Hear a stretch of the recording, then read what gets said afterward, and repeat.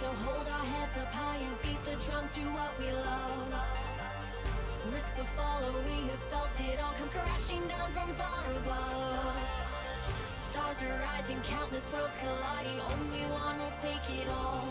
Can we bring to fall the giants? Can we make the final call? We are the ones to ignite the darkened skies, the champions.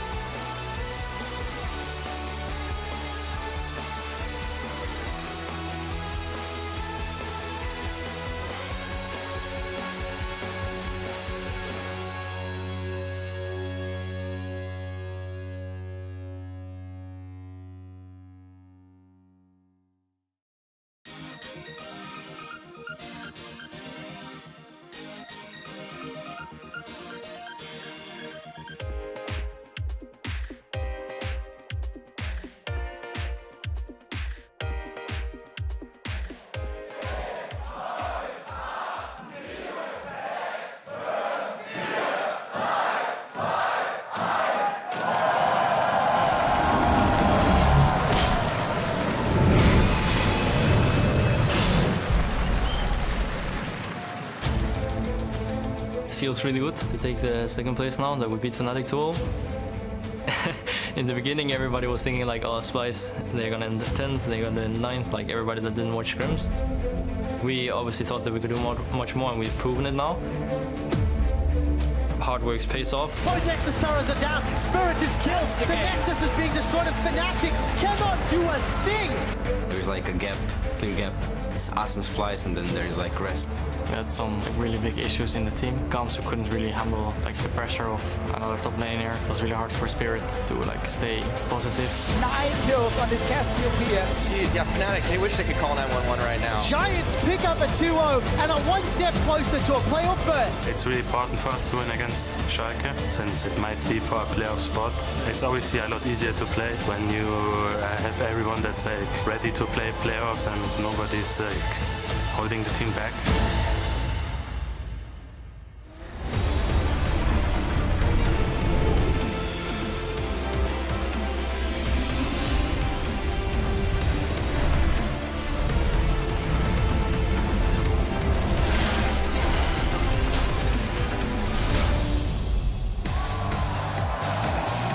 Welcome to Berlin, Germany, where we're coming to you live for the final week for the EULCS summer split. The 2 playoff spots left up for grabs. The teams are fighting to stay in contention and out of relegation. As you can see, everyone is incredibly hyped to see who will make it into the playoffs here in Europe. And there is Fnatic in their last-minute huddle before they take to the stage and, of course, try and vie for that second place in the EULCS. And there are, of course, the reigning kings of Europe, G2 Esports, getting ready to take to the stage as well. Good evening, I'm Eva Supporter, joined on the desk by James Stress O'Leary and Andrew Vedius Day. I was going to say, jump in there? Yeah, I wanted to jump in because people may be confused seeing Willib's shirt there in amongst Fnatic. Yep. Just as a reminder, he has been here in the studio for multiple weeks here with Fnatic. Kikis is still the starting top laner. So there's always that chance. But just in case people are like, wait, why is Willib here?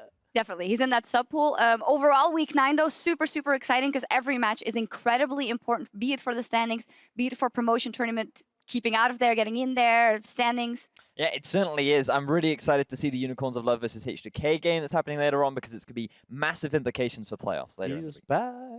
What? Forgiven's back. Yeah, Forgiven is back. Do you want to say some more about that, or? Well, we'll find everything out about it later during the game intro. Long day today before we get there, but certainly a lot of interesting stuff as we head towards playoffs. Yeah, definitely. A lot of exciting stuff. And with only 1 week remaining before playoffs, we are going to look back on some of the biggest moments of the 2016 summer split, starting right now with the top 5 steals from the last 9 weeks. Trying to force the Baron was such a big mistake, but look at Maxwell, he might go for the steal. He might indeed, can pounce over the wall. Smite is available as well. Bubble catches Trashy. Baron down to 800. Oh, It's picked up by Giants. They've got the Baron. Wonders coming in as well. Giants are going low. 4,000 hit points, 2,000 hit points. Baron's going down. Trashy's rooted in place. Baron below 1,800. Trashy forced away. Tunnels forward. Oh, he's got it. He steals it. Picks up a kill on tonight. They want to fight here because Kikis not even in the Baron pit. They're hoping for Origen to run down the river. This is starting to get into dangerously low territory. Gangplank barrels are being popped. There's still one sitting around there, actually. They can get this one. They can finish it. Fnatic, can they get the job? It's stolen by Soaz! Are you kidding me? Look at how fast they're cutting through it. Oh, man. Easy peasy and amazing goes in at the last second. He does get the steal off, and he's going to pay for it with his life, but hashtag work for Origen. Here comes Police. Oh, and a teleport from Cavershard. Still going to try and contest Curtain once again. Couple low health members. Memento sidestep onto Parang now. He's not really going to care too much. Oh, he stole it! Fourth shot! One shot onto the Baron. The steal for Police. And Vitality looking for the turnaround. I love how without fail, the color casters in that situation become a little bit of play-by-play and go, ooh, every single time. It's always great to see a Baron still. We've had a lot of great plays this split. It's been a very exciting one. Yeah, and those 80 carries, man. Yeah, those 80 carries. You've had weirdly more Baron steals, I think, than I remember. I don't know whether people in Europe have just got really bad at smiting or not. Which is really bad overall, apparently. It's great for excitement. Yeah. Great for excitement. As you said, we're always trying to jump in to be the first on the ooh. Oh, very exciting. But ooh, we're going to take a look at the standings because this week is not just the last chance for big plays, also the last chance for teams to get points on the board. Let's take a look at where they stand. stand. G2, of course, the only team that has secured that playoff bye, straight to semifinals for them. And Splyce and Fnatic are fighting for that second spot. Giants already in playoffs, but can climb all the way to third. And then, of course, still 2 spots left in the playoffs. 2 spots left. You mentioned Fnatic and Splyce. Splyce have been on the better end of that race in previous weeks here. 14-2 over the last 16 games. Of course, 16 games pretty much being, you know, half of the split so far. But those 2 still locked up there for that second place spot. And looking at the standings as they are, this is where I expect more or less people to be. But the only thing, I think Giants could slip into that 3rd place spot, and I have a strong inclination that H2K are going to fall into that 6th place spot. Yeah, as mentioned already, they have Forgiven now in there because Frieza can't play due to his injury.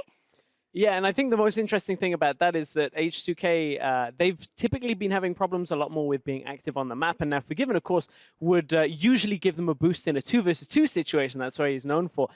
We have to see now with H2K how much time they've had to work on all of that macro strategy as well. Yeah, everything is on the line, and with so much for so many teams to be played for, Pyrotechnics is going to give you a closer look at the matchups you won't want to miss.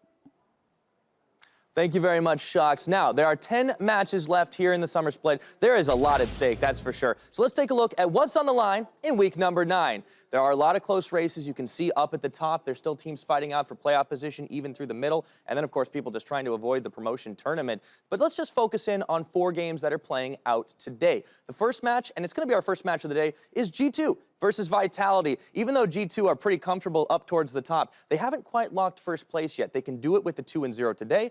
Vitality, on the other hand, they need a 2-0 just to stay alive for playoffs. They cannot afford to drop a single game.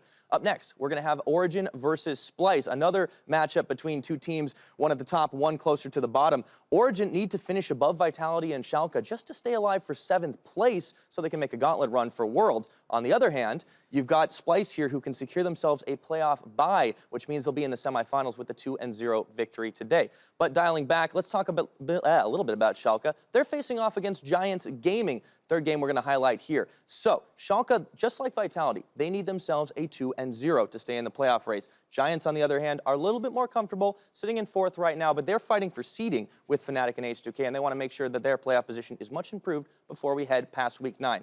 Last game, and it is our last game of the day, we're going to go ahead and have H2K versus Unicorns of Love. Neither of these teams have actually locked playoffs yet. It's looking really close, though. They're only 1 point away from each other, and a 2-0 can honestly mean all the difference between, well, 6 and maybe not. So there is a lot on the line, but let's go ahead and get started with our first matchups of the day. For those of you on EULCS1, we're going to send it back to Shox for a look at G2 versus Vitality, and for everybody else on EULCS2, we're going to head inside the studio for Fnatic versus Roccat. Thank you very much. Quite interestingly, basically everyone needs to win, and in week 8 we saw almost exclusively 2-0s outside of the 1 tie, Fnatic versus OG, I believe it was. So that's the consistency. Teams understand how to play more consistently. This was something that a lot of teams complained about initially. You know, it's not satisfying getting a 1-1, and often we would say, well, maybe you should get better. And funnily enough, they have done a great job of that moving into the later weeks. Well, we'll see. In any case, Pyra, thank you for that breakdown. Now we know what's on stake, or at stake rather, for every one of those teams. And we also want to get your predictions. Tweet at LOL Esports and tell us which team do you think will do the best in the summer playoffs and why, gentlemen. I'm going to take the easy route and say G2. G2! I honestly think that they have the strongest roster right now. They seem to be performing the best. They've grown a lot as a team, and I expect a lot from them come playoffs. So I'm going to answer the question with Splyce. Now, if they've learned to play best of 5s, it's a different beast to best of 2s. I think they're going to do very, very well. They are still my team to watch out for here. I would even predict they should make the finals. Ooh, the current top 2 teams. Wow, what a risk. Hey, if you came into this split saying Splyce, I think everybody would have called you a crazy person. So I'm sure there were people out there, but they've looked so good recently. Yeah, my tire is also appropriate for Splyce playing today. Yeah. In any case, you know what to do. Tweet at LOL Esports with that hashtag EULCS, and we're going to check in with all of your answers during today's post-game lobby. However, now it is time to dive into the action, and our first match of the day, G2 Esports versus Vitality. Pyrotechnics touched on it already. G2 is in first place, 4 points ahead of number 2.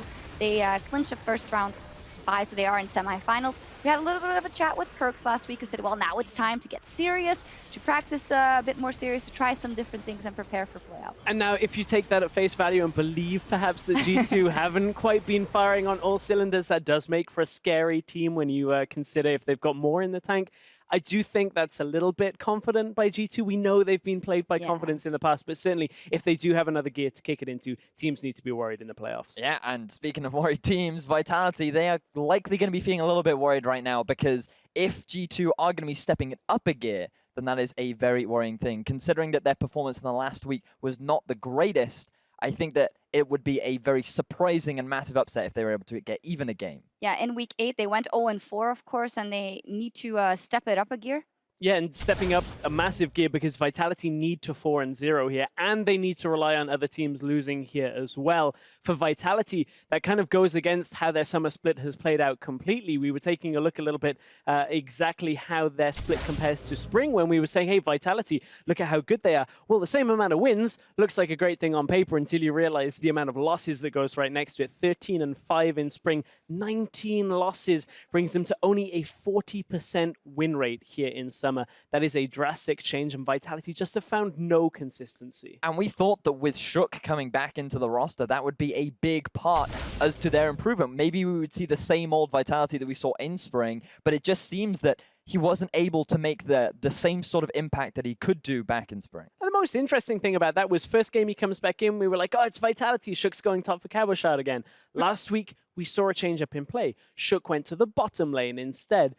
Didn't really work out in the same way at all. Like Vitality, regardless of whether they've been top with their jungler, whether they've been in the bottom lane, just have not been able to find a playstyle that works for them. They're trying a lot of things and none of it seems to be working. Yeah, in general, if we just look at the whole story, Super Team, of course, they came out themselves and said it in spring. We gave them some time and then they faltered in playoffs. Shans was saying here during Coaches Week, we're trying a different strat. You know, we're flying under the radar before playoffs, but now it seems that they might not even make it. Is it time to kind of question Project Vitality or...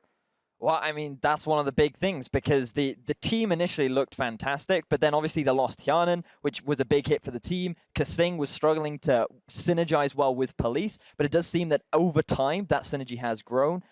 Stress, just mentioned it a second ago, with Shook spending more time in the bottom lane, does demonstrate growth.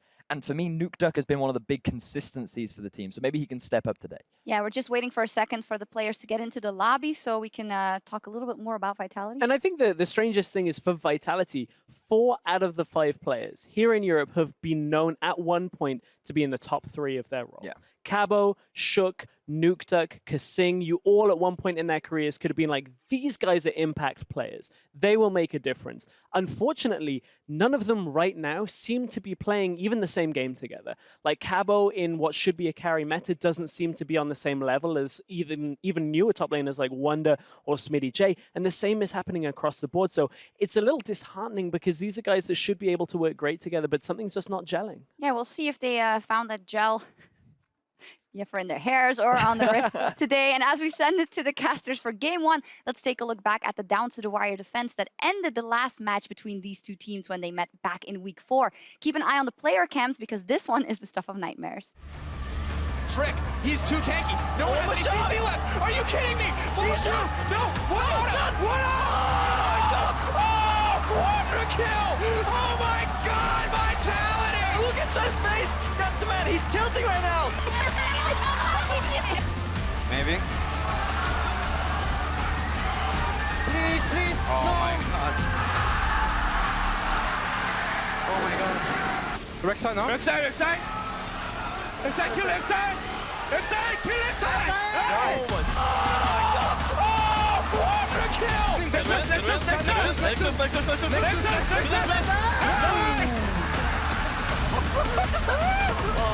My God! What a game! Absolutely ridiculous. That will tilt anyone. That will tilt me as well. Hello everyone, I'm Richard Polscam here in the EULCS arena with Mitch Greppo of Esports to bring you G2 versus Vitality. We'll see if Vitality can pull off another crazy base defense like that and see if they can bring more tilt to someone on the opposite team. Yep, hashtag just tilt him. players are loading into the lobby right now. I even asked them, I was like, guys, if you can, you ready? it's not too much, you know, in week 9 here, just give us another base race, you know, get some excitement. Yeah, script that one out. But before the players get into picks and bans, let's take a closer look at those rosters one more time. On the blue side, the powerhouse of the G2 Esports. Top lane Expect, jungle Trick, mid lane Perks, ADC Sven with support Miffy, and their coach Youngbuck. Yeah, and G2 here, they're looking to clinch the first seed. That's what it's all about for them. They need a 2-0 to distinctively put them ahead of Splyce. You know, a tie wouldn't be enough. Likely, they obviously have another shot at it tomorrow. Yep. But G2 right here, they can solidify first seed, honestly, after a disappointing MSI with some roster swaps. It would actually be fantastic. But before we delve into that a little bit more, we can start looking at the other side too. You know, they're playing against Vitality, a roster that is quite desperate for a win, if only for morale.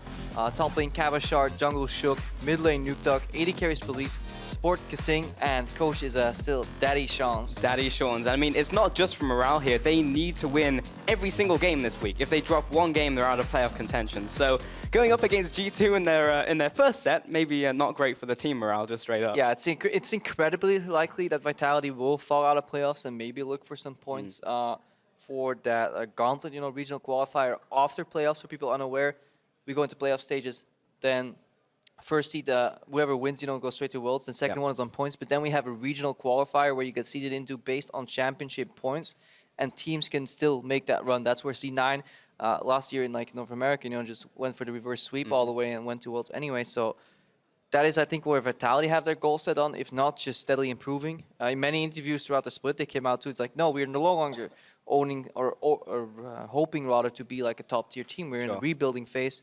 The loss of Hjarnan hit them incredibly hard, and they're looking to kind of stabilize from that, you know, with various junglers coming, like Shook being benched, coming back into the fold, but nothing is quite working for them. No, and I mean, like, they do not want to be in a promotion tournament. Yes, they can maybe aim for 7th, but they've got other people gunning for that position, of course. Origen, for example, also looking for that spot on championship points, trying to get into the gauntlet. And Vitality, like, it would be a massive fall for them to go down all the way into promotions, going up against the likes of Misfit, those challenger teams. So they're in the rebuilding phase, but they don't want to drop that far down. Yeah, it is incredibly close. If you look at Origen, they're sitting on 14 points, and then Schalke and Vitality both on 16. And if memory serves, Vitality actually plays Schalke tomorrow in a really decided match for that 7th place spot. Because after a season of kind of mediocrity, you don't want to be the team that then drops down into the, you know, kind of relegation zone, because that forfeits your championship points as well. Yep. And we're not just stalling here, guys. We are just waiting for the players to get into the lobby. No, because we want to. Oh no. We really care about our regional qualifiers. You know, we don't care. We don't want to watch games. You know, we just like want to talk about the games, not actually be in them. Yeah, of course. Yep. We get the comment all the time. It's just like, these casters, man, they just want to keep on talking. Get to the games. Yeah, we have a small issue with Sven's client, so that's why there was somebody talking to Sven. Yeah, funny how that works. Yeah, he was tilted so hard he tilted his computer, and now he can't get into the game. Unfortunate, but I think he's. That's early, man. Yeah, at least he's got his headset on, so he can't hear me right now. Yeah, he's a big guy, you know. I wouldn't say that to his face. He's pretty tall. True. I'm quite small as well, so probably wouldn't win the fight. Probably. Who would win? It's one of those situations where Sven just goes like this, and you're just like trying to go. No, I would not win that fight. Because we don't have to fight. We can settle in a duel of League of Legends, a nice 1v1. Yeah, that's true. It's a team game, so I'll just draft you in there and then have you find him for me. There we go. Yeah, I would probably lose. I'll take on one of the Koreans. Yeah, we're just waiting for those to get into the lobby. But we've just come back from a nice trip to LA. The whole casting team is a little bit jet lagged, which is going to make for great excitement. Some slip-ups, maybe a couple of curses in there today. I'm excited to see how this plays out. We're still hyped. We're just kind of delirious. So I think you hit the nail on the head. We might be a little sloppy. By the way, picks and bans have started on the other stream. If you guys want to check that out, if you are on the stream. If you're here in the studio, unfortunately, you're trapped with us. So you just have to. If you're in the crowd here, you're stuck with us. But yeah, we can talk a little bit more about GT, honestly, because it's quite an interesting experiment, you know, with the recruitment of Zen and Mythy, like the best bot lane at the time, it seemed, in the West. Arguments can definitely be made that BioDaddy and Doublelift are really working towards that title too over in North America. Impressive series yesterday against the Immortals too. Quite entertaining, quite lacking on the side of macro. Also very interesting, I think, looking at the potential of Worlds is some of the comments that these teams are making. You know, on Twitter, obviously everybody's watching Immortals and TSM play, but like the people from Splyce were very outspoken, for example. It's like, yeah, NA, you know, RM Fiesta, but there was no macro involved. So I'm really looking forward to a potential clash there in the future. Hopefully we can see that where we get to see the beautiful EU macro that they proclaim to have, or if they just get everything smashed in.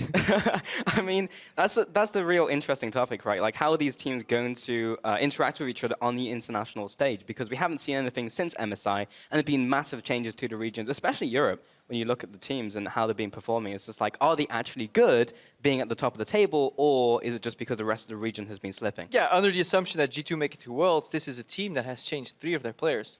So all the memeing will have to kind of be revamped, because this is no longer the vacation squad, you know? 3 of the members went on a vacation, swapping out. They're all still playing the LCS right now. So Kikis, you know, went for greener pastures and then eventually joined Fnatic. Forgiven is back with H2K right now as well. So like all these returning players, you know, that get shuffled around, it's pretty interesting. Hybrid still on Origen. Hopefully they can make it out of the relegation zone, because Origen desperately looking for those championship points. Also, they get into regional qualifier. Everybody wants to get to Worlds, but there's only 3 spots. Yeah, there's still chances for these guys. As Pyro mentioned before in his Telus Racer segment, like these teams, especially the ones at the bottom, looking for at least 7th place if they have champion points to try and survive there. At least try and make it out of promotion tournament, because if you drop down into promotion tournament, you lose your championship points. You were just not getting to Worlds after that. So very important for these guys. The only former player that I don't know, I think Emperor, he played for a while in LPL, but I think he actually was moved to the bench. I need to confirm that one. Okay. Because I was looking and said, like, all the players, obviously not, since Hybrid plays, Kikis plays, but Emperor obviously no longer in the EULCS. Yeah, they did do a notable upgrade, though, with the lane. I think Venomythia has still been performing. They can still draw aggro towards the bot lane. Trick has had to change his style a little bit, I think, or train in terms of versatility. Like, he can still play that style, but the fact that you can now play around a super strong bot lane is a good trait for G2. And yet again, guys, like, we're still fixing something with Sven's client. I know it's annoying for you guys. We're ready to go into game 2. We want to see how G2 match up against Vitality. If we can potentially see them smash, or if it's another close game, you know, because for G2 as well, yeah, you're in first place, you have some leeway, but consistency is what you're looking for right here. You want to really convincingly close out matches like this, because this is your last preparation before the playoffs. Yeah, I mean, that's what we need to see from G2, right? Like, we actually need to see them style on Vitality. Like, they should not be even dropping, like, kills. They shouldn't look sloppy at all against a team like this. So it's really important for them to show that heading into playoffs. I mean, when you heard them in interviews as well, they were saying, like, we still have more in the tank, we have more to do. But yeah, I mean, that's kind of what we need to see from them. Whereas Vitality, like, we're not expecting them to head into playoffs right now, because they have to win all 4 of those games, which is barely unlikely against, especially G2. Looking at the 7th spot, though, Karepo, like, we have a lot of teams fighting for it now. Who are you actually expecting to get into that 7th spot? Because there's a lot of teams down there right now with very similar points. Yeah, so we basically have, like, 3 or 4 contenders for that spot. Like, if Unicorns, if they go on, like, a really bad run, they can drop out, but technically Unicorns and H2K should be locked into playoffs if things go, you know, as planned. So that boils it down to then Schalke playing against Vitality tomorrow. Schalke have a chance to pick up some points today. Origen could surprise, but I just don't see it. I don't see the growth there. So there's a good chance that Schalke kind of ends up in 7th. But maybe Origen, you know, we would expect it back in, you know, with some, like, tight playoff place or pre-playoffs place, you know, because towards the end of the season, usually these teams with veterans kind of ramp up somehow. Like, they put in the extra effort. You know, last week they know one more push. Maybe Origen can make it. For the sake of story, I would like to see Origen still make it out. Yeah. I think that would be interesting. There'd be a lot of fans as well involved with, you know, watching the potential hype run. I don't think Schalke has it in them to do that run, you know, that grind through like a really emotional roller coaster that is the regional qualifier. Origen, maybe, but highly unlikely. I mean, like, it's really the experience that you were talking about. Like, we've seen teams like this, like, not really do well in the regular season, but then get into best-of formats and then really just take it home to teams when they have time to prepare just for a single opponent in a best-of. Yeah, and look at that man right there, Cabo Shard, entirely relaxed here, not phased by the stress at all. That's it. That's the... You basically got to hibernate through these situations as a player. I mean, these guys, they have planned their exact energy intake. You know, energy drinks were consumed galore, and they're losing the timing window, you know? Right. They're peaking right now in terms of caffeine intake, so they're just trying to keep that body as still as possible, save that energy. It's a meticulous grind. Has that happened to you before, Crepo, being on the stage? You're in a unique position, of course, being there. I've been on a stage. So I mean, this is not like, oh, Crepo's talking about his career again, but this is actually relevant. I prompted it, so we were in an 8-hour game once back in the darker times of League of Legends when games were still played online. That's actually where I met a lot of my higher ups right now, because like obviously within Riot, there's people up the food chain. Yeah. And the first time I met them, I was furiously shouting at them and throwing a lot of choice curse words at them. I was like, how did you let this happen, or what the hell went wrong here? But, you know, as always, you have to embrace the failures, improve. LCS format is a lot smoother right now. Yes, indeed. Barring this minor hiccup that we had right now, everything is smooth sailing, and we're finally going to Champs League. Yes, we are, Crepo. Let's get into it. So, Grias, first ban out from G2 immediately. They were hyped to put that ban down, and Vitality going to take all the time that they want to lock in their first ban. We'll see what's going to be. Going to be Nidalee aimed at Trick. Take that one away off the table. If you are unfamiliar with Trick somehow and you're casually tuning in because of the time zone shift, Trick is a really strong kind of farm jungler that can outpace with champions like Nidalee. He was very similar to Spirit in that regard. Spirit is Fnatic's jungler. And yeah, they just usually did a great job of kind of outpacing in terms of farm and then going for the individual duels or just winning to sheer farm advantage and vision. Obviously, that's taken off the board, so we're looking at more utility junglers right now. Rek'Sai and Elise, but even with Elise off the table right now, jungle is actually surprisingly pinched. This may prompt a bit of a pivot for G2. Are they going to pick up Rek'Sai here and have Vitality got an answer ready to that? You know, because usually we only see kind of Elise, Gragas, Rek'Sai, and maybe an Nidalee. Big clamp down on these junglers. Trundle as the next ban as well. Taking that one away from the top and support role. Flex Jax as a final ban against Cabochard, taking that carry away from him. And looking towards the final ban from Vitality. Will they aim again at the jungle? Take Rek'Sai away, and then we're down into B-tier junglers. Yeah. We'll see. Lee Sin is obviously still available, and Shook at that famous perfect game. Snarjin. Both junglers can play Lee Sin too. It's just that it just doesn't fit as well, you know, as some of the utility junglers in the current meta. Gangplank as the final ban from Vitality.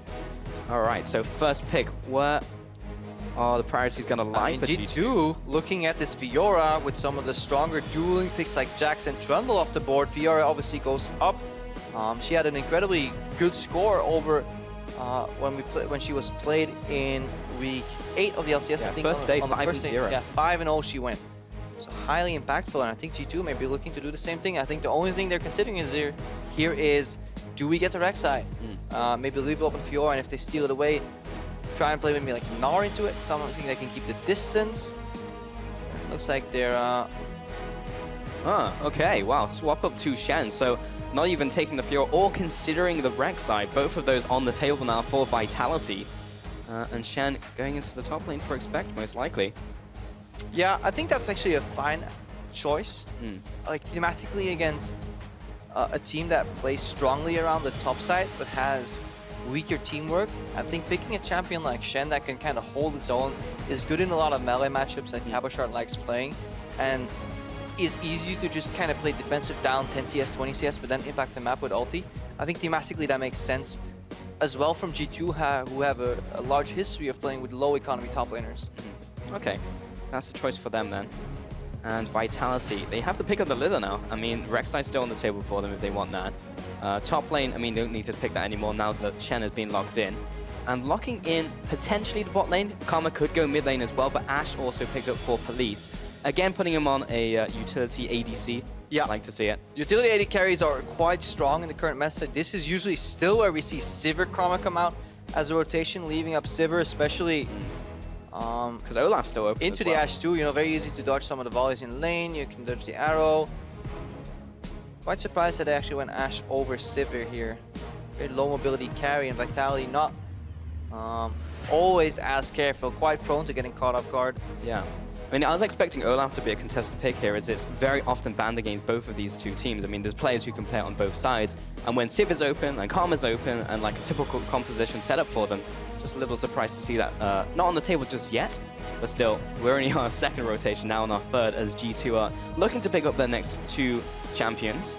Oh, I mean, I actually forgot about Malzahar. Yeah, I mean, I don't know how we forgot about that one, with that being basically blind pick worthy in every situation. Yeah, very often is its first pick on blue side. This is not the super nerfed Malzahar, guys. We're still on 614 here. Quite a strong mage overall, just really aggressive, has control over pushing the lane. Champion music just went out, maybe not on stream, but at least here it did. And the whole reason why maybe that Malzahar was delayed so long is because Nuketo's looking for a counter pick in mid. Didn't want to yield that for the additional presence that a Malzahar has. We saw yesterday in the IMT TSM series that a Zilean actually plays quite well into it. Yeah. And we know for a fact that Nuketo can play that Zilean.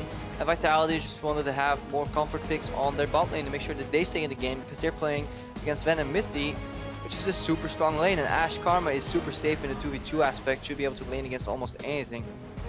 What do you mean it was a music drop? We were just building anticipation for the drop coming into Champions League. It was just part of the song. It was a feature, guys. Don't worry about it. Hecarim also picked up alongside that Malzahar. We're going to go right into the Olaf and the Tam Kench. Crowd's hyped for the music, and we're hyped for the Taric coming out alongside the Sivir coming in for G2. Yeah, this is basically everybody and their mom diving into the enemy team from G2, and then Sven having to kind of survive in the back line. Who's the mom? Is it? Mythi, of course. Oh, okay. I think Taric is mommy. All right, I got it. I mean, they got Daddy as well on the opposite side. They got Daddy Chance there. But yeah, a very strong dive comp here with the Shen Hecarim frontline.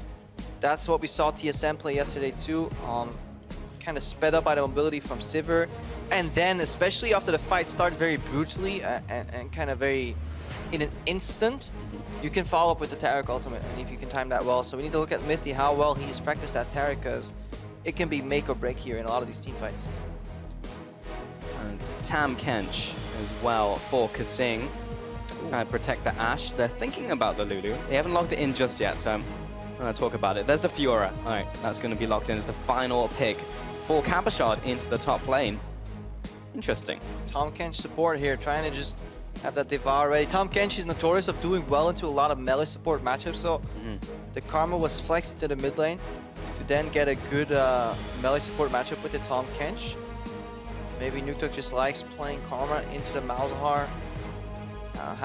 Has access to great push control, wave control.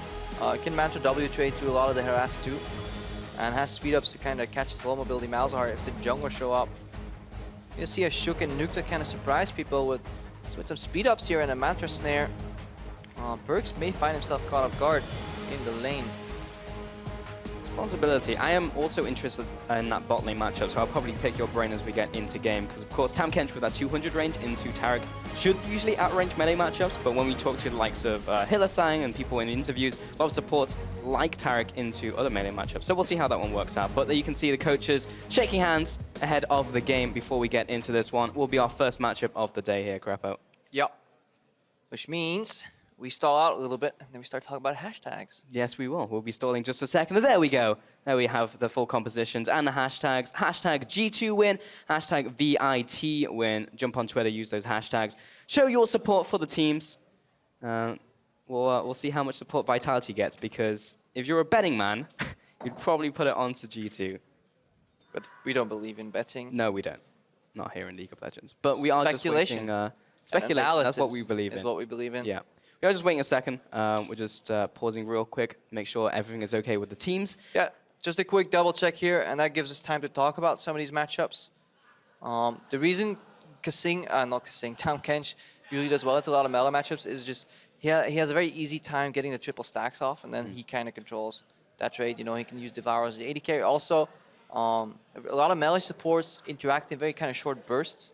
Like, think of a Leona that wants to dive in on the AD carry, 2 spells on a stun. You have a Taric that approaches, maybe wants to stun the AD carry.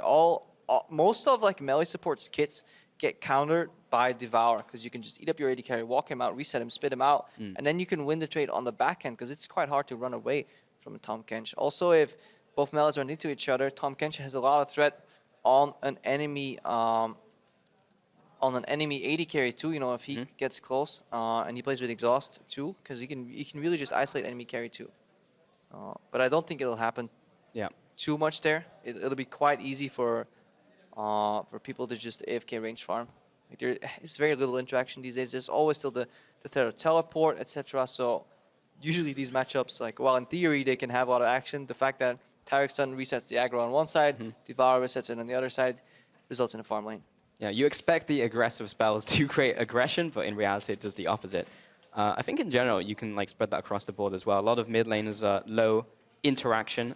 Top lane, ironically, is the lane where you sometimes have more interaction with carries coming back, and even like the likes of Shen, for example, early game, do a lot of damage. Like, you can punish people pretty hard with that pick. So it's actually the lane where it's all swapped up. But again, we're just jumping back into the lobby, guys, so it will be a couple more minutes.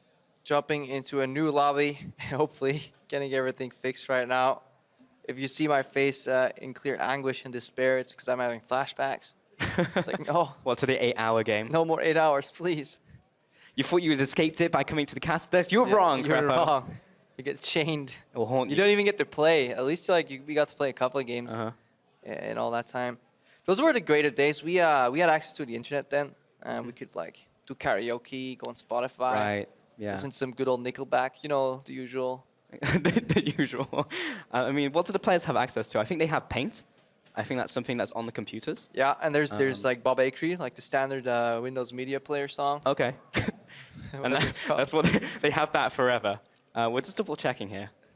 Soft this PC has trying because that would drive a person insane. All you have is Paint. So you get the artistic representation of what the player is thinking currently, and you get that as a visual in Paint, as they are slowly driven insane by Windows Media Player. Yeah, great.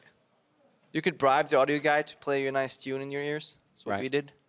We basically talked to the empty voice in our head, called him Bob, assuming he was there on the line. He's like, yo, Bob, play us a song. Play us a tune. The song of your people. What would, if you had the choice of one song, you're in that situation right now with the players, what would you choose? One song to play for like the 10-minute span? Exactly. You would also impact your team. You only get one song, right? Was it Epic Saxophone Guy? Okay. On loop? Yeah, on loop, okay, I can 10 see hours. that. I'll listen to that. That's a good hype song for a match of League of Legends. Yeah. Guys, we just loaded the Champs League. We're redoing the draft right now. Same picks, same bands, obviously, because there's no reason to redo it. Exactly. Hopefully getting into game as soon as you can. There was no contact between the teams, because point of first contact is where like the players will actually see each other, and after that point, then there is a potential for a remake. But because we just loaded into the game and no one saw each other, then we're just going to pick the same picks. They were chained in the base. Yeah, that's right, guys. Yeah, what up? You guys love pauses as much as I do? Yeah. We love some pauses. Now I'm trying to think of really good loop songs, because if you were like stuck in a scenario for like 8 hours, you always, you know, there's videos on YouTube where they go up to like 10 hours. You have 10-hour loops of things. What really works? Epic Sax Guy. Epic Sax Guy is good. You got the girl swinging the leek. Whatever, is it a leek? It is a leek, yeah. It's a vegetable, right? It is. Great. It is a vegetable. That's the one. That's the one. Oh, what else? Caramel Dancing. You know Caramel Dancing? Yes, that's also a solid one. That's a good 10-hour loop. You're not an anime watcher, but there's a Yuki song from the Future Diary anime. Oh, yeah. By Nikki. Yeah, no, great song. Yeah, really good.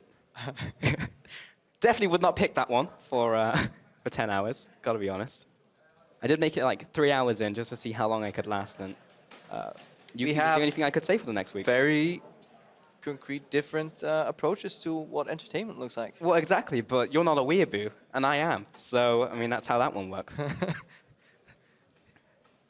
I've always like heard that term in like a condescending manner. I mean, it is. Like, you don't really... Is it actually an insult? I don't even know. It is. I think like if you call someone a weep, like it's definitely an insult. But you can say it about yourself, and that's like, that's okay. That's okay. Yeah. Okay. And like other weeps can call each other weeps. It's like the ginger thing. Only a ginger can call another ginger ginger. Exactly. Yeah. It's a great song, by the way. Definitely check it out. If you're not familiar, Tim Minchin.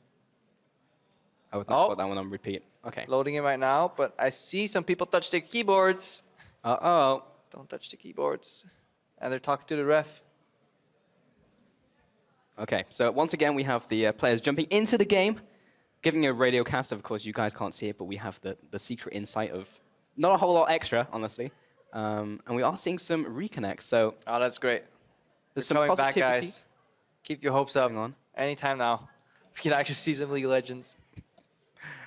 What's the point where you see people visibly tilt? I mean, like, we've seen Sven before, but over time, we get to see it in slow motion now, because that was very... Oh, this is not going to tilt these players. Let's not forget, these players play in European solo queue. That is kind of the equivalent of when Goku travels to Namek. You start in like 10 gravity, and as you go up and over time, it becomes like 100 times gravity. This is still like a couple of remakes. Pause on the stage. There's some air conditioning in the studio. bunch of fans here. It's still early in the day. This is like maximum like 10 times gravity, you know? So they still have a I see. quite a bit of tilting tilt capacity left.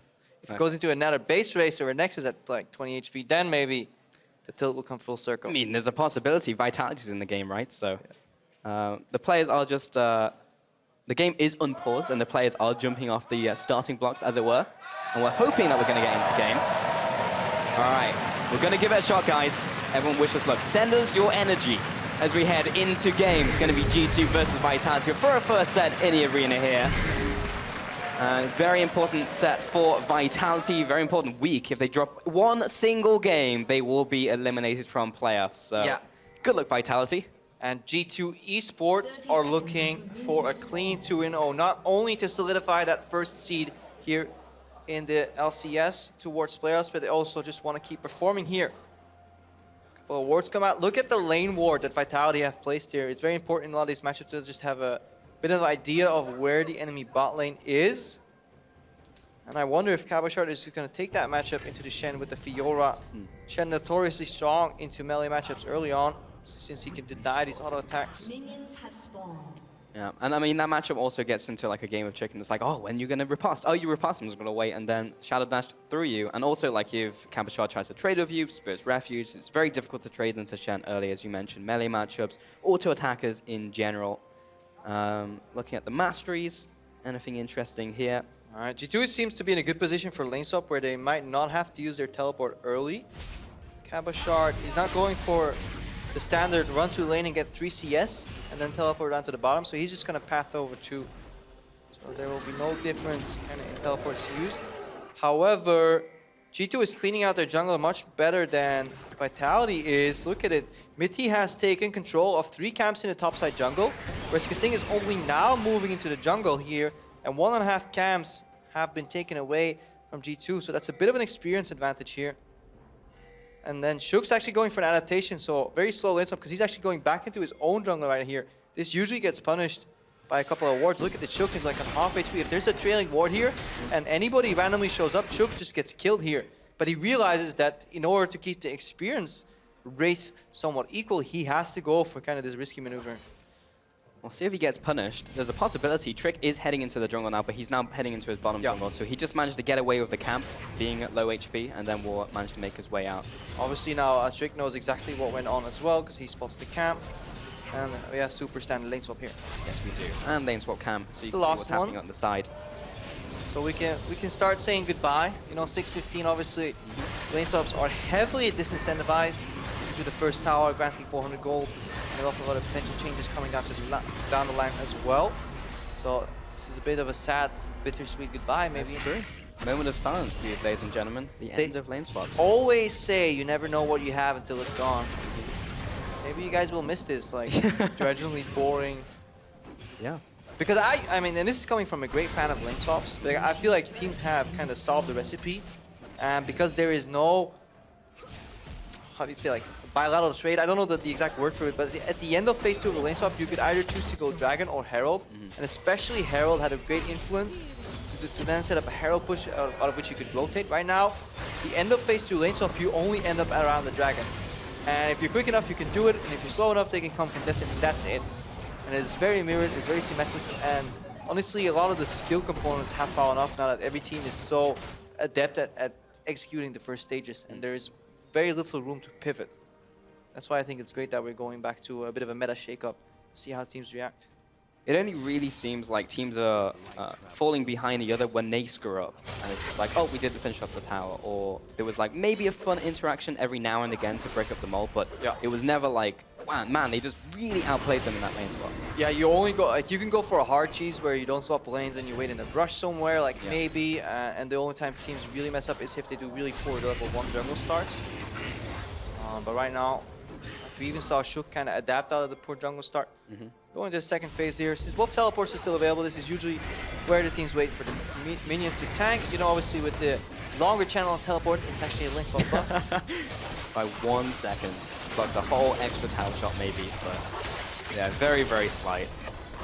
But in general, massive nerf to TP. We've actually seen a lot in recent games where like were saying, man, that was actually a really late TP, but it was exactly when they would have TP'd earlier, but a full 1 second in a team fight is a huge difference. It matters between life and death in most cases. Yeah, definitely. Also really hard for a lot of supports to kind of, because they're the one guarding the teleports, you know, have to launch a skill shot, you know, at the incoming top laner, but you always miscount it because the animation didn't get changed. It loops on an extra second and it throws me off every single time. I haven't predicted a single teleport with any skill shots ever since the change. That's maybe just because I'm bad. I've seen it a bunch as well in professional play. Like, you get this built into you in terms of muscle memory, and that happens all the time.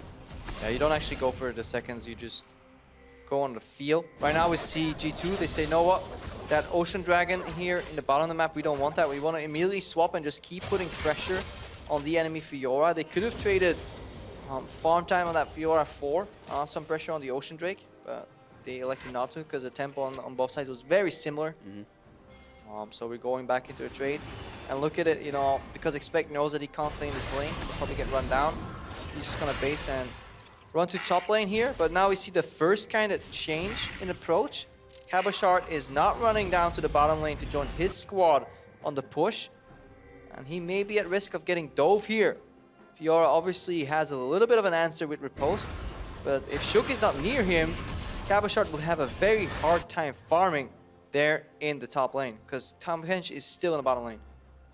Shook's going to make his way up to the top lane, but there's a bunch of people camped out in this brush. He's going to take the long route, I think, so he may be safe if he places the ward over the side, but it's actually Cabochard who's under attack. He does manage to make it out of the lunge, and Shook heads into the top lane as well for the tower defense. Big minion wave, and Expect is also heading up. Yeah, but Vitality can soak some experience here. This is where G2 need to pull the trigger, otherwise Time Kench is coming in with Devour, so this is a net win here for Vitality because they pushed in one wave on one side of the map, and they're soaking and holding just ever so slightly on the other side of the map right now. Now both waves are bouncing back respectively. And now Sven will get to go to the bot lane, clear that one out. Meanwhile, Shook just chases G2 out of his jungle, and that'll be the end of that one. Vitality with a slight advantage in terms of farm to start this one off, but nothing to write home about just yet. Yeah, Vitality. Wow, interesting. Surprisingly large fan vote here for Vitality as opposed to G2. But they actually needed to make that play because they can't keep dividing the map and swapping and swapping and swapping, because that will actually starve Cabochard on that Fiora. And while Shen is utility, low econ, a tank, you know, they're slightly less impacted by farm loss. But otherwise, Cabochard would still be sitting on like 10, 15 CS right now, and the swaps keep going on, and the additional gold he gets from the tower would not offset the losses he had. So we're desperate for a hold there, and G2 kind of failed to pull the trigger immediately. They gave a lot of time for Sing and Police to show up in that lane. So I assumed that the mid lane matchup was actually pretty favored for Malzahar, just generally being a ridiculously strong pick right now. But he's significantly behind in farm, even as the minions equalize. Yeah, Karma can just challenge the push. And Malzahar's push kind of snowballs. Like if Malefic Vision can keep jumping from one dead creep to another, obviously it's very easy for him to get sustain and mana. But if he has to use too many spells here, one to kind of counter trade whenever Karma walks up to him, he can't always make it bounce as easily, he's going to lose some CS. Like Karma always has really good threat in 1v1 trades because Mantra W and Mantra Q are just so efficient trading tools. The problem is, Karma doesn't scale very well, especially when she goes in a Themes build on 2 items. If she doesn't get a minor lead, or you get a really good Mantra E off to speed up your entire team, you seem so useless. What's your opinion actually on the more utility build mid lane? Because when I talk to Vedius, and he's very passionate that mid lane Karmas who go for this build just don't do any damage, and very often we see these champions also fall behind and then go for the build and just become a secondary support. Karma's role is not damage, however, though. She's a utility mid laner that centers around like spiking on the 2 items, and then your team has to make something happen. If you then don't do anything, yeah, obviously you'll be useless. That's like playing Renekton and going for a late game team fight, and everyone's like, it's Renekton. Yeah, not very strong champ, by the way. But yeah, that's not, of course, the solution. Like, you need to play towards your power spikes, and this Karma, once she gets 1 or 2 items, needs to group with her team, get an AoE speed up, facilitate Shook going in, hopefully let Police connect an arrow. But it's going to be rough against this G2 lineup that also has a really strong spike in the mid game.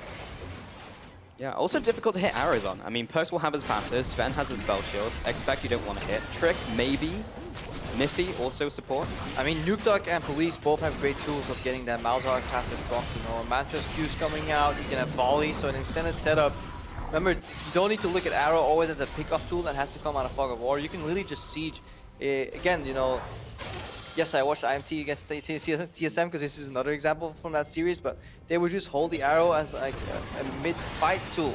They would get some CC and use the zone from arrow to kind of tell people like you can't walk into this fight, and if you do, you get CC layered here, so you can have an axe connect, maybe wait for a riposte, or a stun from Tankench into an arrow follow-up, you know, immediately one shot. So zone from arrow does a lot of good in teamfights too, if you can start them without it. Do you have a lot of those tools? First Dragon will go over to Vitality there, and that will be the Cloud Dragon. This is a new Cloud Dragon as well. So 25 movement speed. I think I said Ocean earlier, so it's Cloud Dragon. Maybe, I didn't even notice. So I'm sure someone out there noticed, but I did not. So. I just want to apologize because I lied to the viewers. Ah, yes. Oh, I mean, like, you didn't... Is it a lie if you just mispresent the truth? Yeah. Yeah, you're lying. Okay. I was trying to get you an out of jail free card there, but didn't take it. I respect that. Obviously, buff Cloudrick here. If you can stack up a few of them, they can actually become quite influential. More so if you're on the escape, and it can mean the difference between kind of getting hunted down over time or just narrowly being out of range for the next skill shot.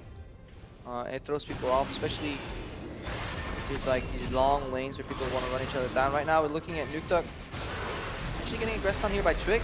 Oh, Ghost comes out, and the flash as well from Perks. The AoE wombo combo onto Nukeduck is enough damage to take him out for first blood. Perks picks that one up. I mean, Trick was coming at a full vision right there, and Nukeduck just not ready for that play. At no moment did he flash here. Despite Trick ulting in a very, very sloppy death there, very, very telegraphed. In fact, that yes, Hecarim and Malzahar, how are they going to kill you? Of course, you know, double CC you down. Very surprised that Nukeduck ended up falling there. And now this karma pick is behind, even on the one item spike. And Perks also activated the Ghost Burst as well. It's just like, I wonder what he's doing. Is he going to go back to his tower? No, he's running at you to kill you. So Nukeduck still with both of his summoners, just dropped in the mid lane. Bot lane, however, Cabochard holding us 1-on-2. Will be able to defend the push, but very fast push, of course, coming out from Sivir. Most likely going to clear this wave and back away, especially with two members heading down to the bot lane as well. But we get to see that all over again. Pretty simple. Yeah, let's see. Like, Trick approaches Nukeduck. It's actually surprisingly little he could have done. I think he could have flashed out towards his tower and he would have dodged the Malzahar silence. I think he would have likely lived. He just really didn't want to waste his flash and die at the same time. There's a surprising large amount of damage and, more importantly, displacement. The fact that Perks locks you down and Hecarim comes in and the combined displacement of the Fear into the knockback from E actually moves you an entire flash distance down into the lane. Sure. And negating a potential flash out here. Shook getting stunned up. He might have to ult out here. Yeah. Well, Sven's not quite in range to actually get the full chase down, so he's okay for now. Doesn't have to pop the ult or the Ghost, so he's in a pretty good situation. But still, if you flash first in the mid lane, then Trick actually can't get behind you if he's already activated Onslaught of Shadows, and then maybe you get feared away from Perks and Trick instead of being feared into them. Yeah, and we're having a very slow game here because the map is opened up immediately by this lane swap, which means there's very little rotations possible, you know, to pick off the kind of remains of tier 1 towers. Since they're all dead, one objective has been taken off the map here, and teams, well, two technically, Rift Herald taken down too, so there's not much reason for these teams to fight, barring any ganks. And for Vitality, the thing they're struggling with a little bit is side lane control, because Sivir is much better at kind of solo clearing out side lane safely than an Ashe is. So they will generally be on the back foot. Expect now has good control over that top wave. Bot wave is pushed in here by G2 Esports as well. So Enemy the better roaming squad. So it does look like that Vitality always has to react here. Expect getting aggressed on, has to taunt flash out. Whoa. Coming in. Ragnarok as well, plus the Ghost and a flash coming out from Cabochard. They're going to chase Expect down. He can't get away from this one. Another kill, this time over to Vitality. Yeah, that's a great job. Aggressing on the long lane again here. Taking down that side lane. They can't aggress onto Mithy and Sven because they can simply run out. They have invulnerability. But Expect was kind of overextending without limited vision, and you just see that the flash is not enough against the Ghost, Olaf, and then the Fiora that can just chase you down, hunt you down. You're so far kind of behind enemy lines and you don't have the backup here. I really like the pick off on Vitality. A lot of resources burned for it, but those will be back up in time. Look at all those boilings going to town on the red buff. Going to take that one away. Actually goes over to Trick. And he'll head up into the top lane as well. G2 put the top lane up there now. And Trick will also take everything that Vitality own on the top side. But we can see that once more. Expect sees it. Immediately pulls the trigger on to trying to get out of there. But Vitality just use all their resources. Yeah, he to just run it wants down. to push like one more wave. And his ward just isn't deep enough to try his warded. So he's technically just overextended, honestly. It's a little presumptuous to assume that you can push out this wave. More importantly, because you need to deduce, right? Whenever you're playing League of Legends, you need to look at the minimap and not see like, can I get ganked here? But just how probable is it that I will get ganked? And the way you figure that out is instead of looking at your probability, you kind of subtract the other probabilities from one. Like, so you look at how likely is that bot lane gets ganked? Well, these guys are miles apart from each other. There's great vision. Not really. How likely is it that mid lane gets ganked? You know, maybe 10% as well. No, they're very far apart. It's a wave clear matchup, wards on both sides, like we've not spotted the jungler on one side. Great. So there's only like a 10% chance that mid lane gets ganked, 10% chance that bot lane gets ganked. You know what? There's now an 80% chance that I'm getting ganked in the top lane. That's where you need to piece out. So that's what a lot of people fail to do. They try and estimate by looking at their own position as opposed to just using the information that's available on other lanes. Right.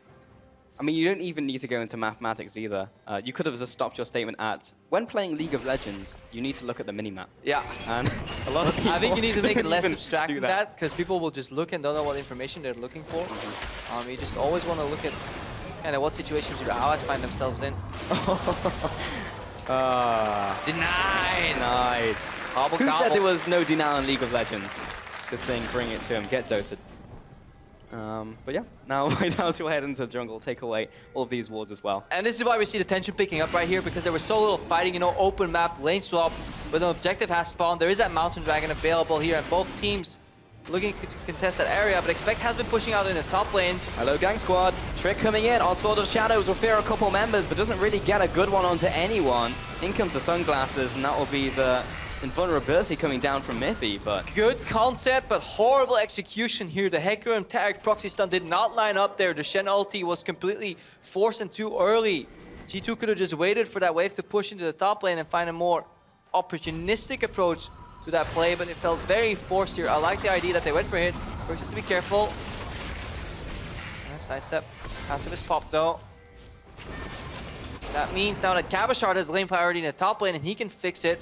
While Vitality is looking to get their side lanes under control, but Shook's going in. The Kench is coming there too with Global. She's it, Sven. He's going to run to Miffy, but there's no ultimate from him. Sven's going to go down. Now Miffy has to try and get out of there. Nuketo's going to give up the chase. Nice little pick up from Vitality.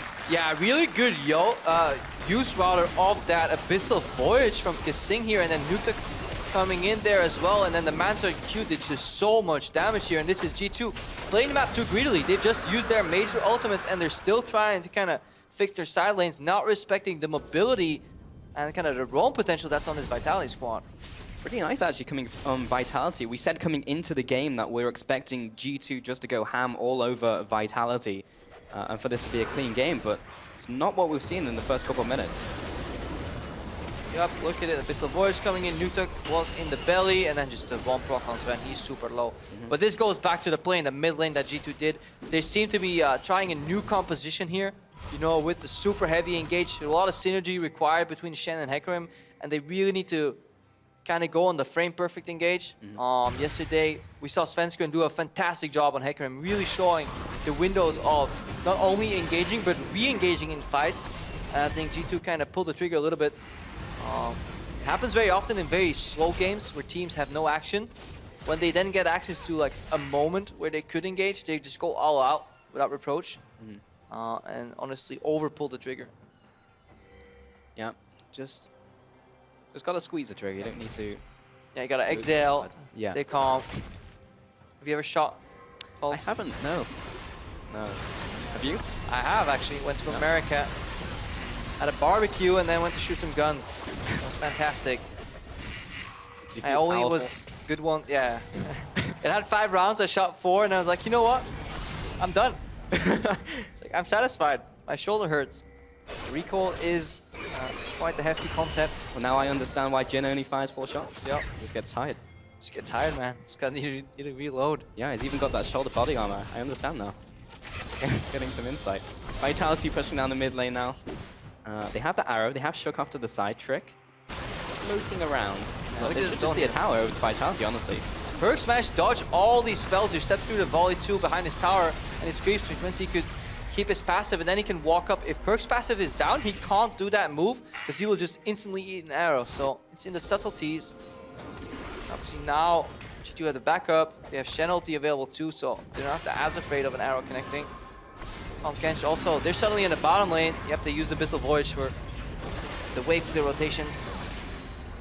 Okay, now the counter push in from G2. I was wrong. Vitality did not take that tower at all. Nuke Duck looking for the defense. Here comes the arrow onto Trick as well. Shook coming in, Kasing off to the side. Retreating ultimate out from Trick. Cabochard looking to flank as well, but he's a little too late to the party. Yeah, good peel here. G2 was seemingly looking for another hard engage because that's why they were so aggressively positioned. But then they started doubting. They weren't quite sure. Then the arrow hits and they have to use all their offensive tools kind of defensively. And now Vitality can set up with some poke here. Volley and Q spam from Karma. Let's not forget any combination here from Perkz going in, you know, flash Q, ER with follow-up means immediate one-shot on most targets. See, that's why Kasing drafted this Tahm Kench as well, you know, once they have to devour against this Malzahar. Indeed. Now Sven heading back into the mid lane here. Super slow game because, again, open map here. Teams are tentative. The engage is very pronounced, very obvious. Teams are respecting it on both sides. And the only action revolves around objectives. OG Vitality have taken 2. Additional movement speed and slightly better objective control in the future with that Mountain Dragon. Yeah, and both teams will back off after that as well. They bet a lot of their engage tools and pretty much everything that they can when these engages happen, and then we'll just see them wait for those cooldowns and look for it again potentially.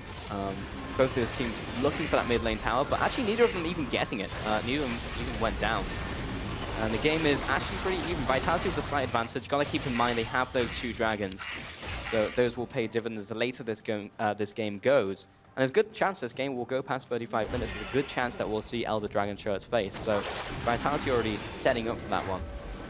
Yeah, it's once we get like 5 minutes later into this game, Baron baits are a significant threat. And then if G2 ever have Fog of War advantage, they can really hunt people down. You'll send in the Hecarim Shen combination with Taric in the middle of that fight. They made a good stick.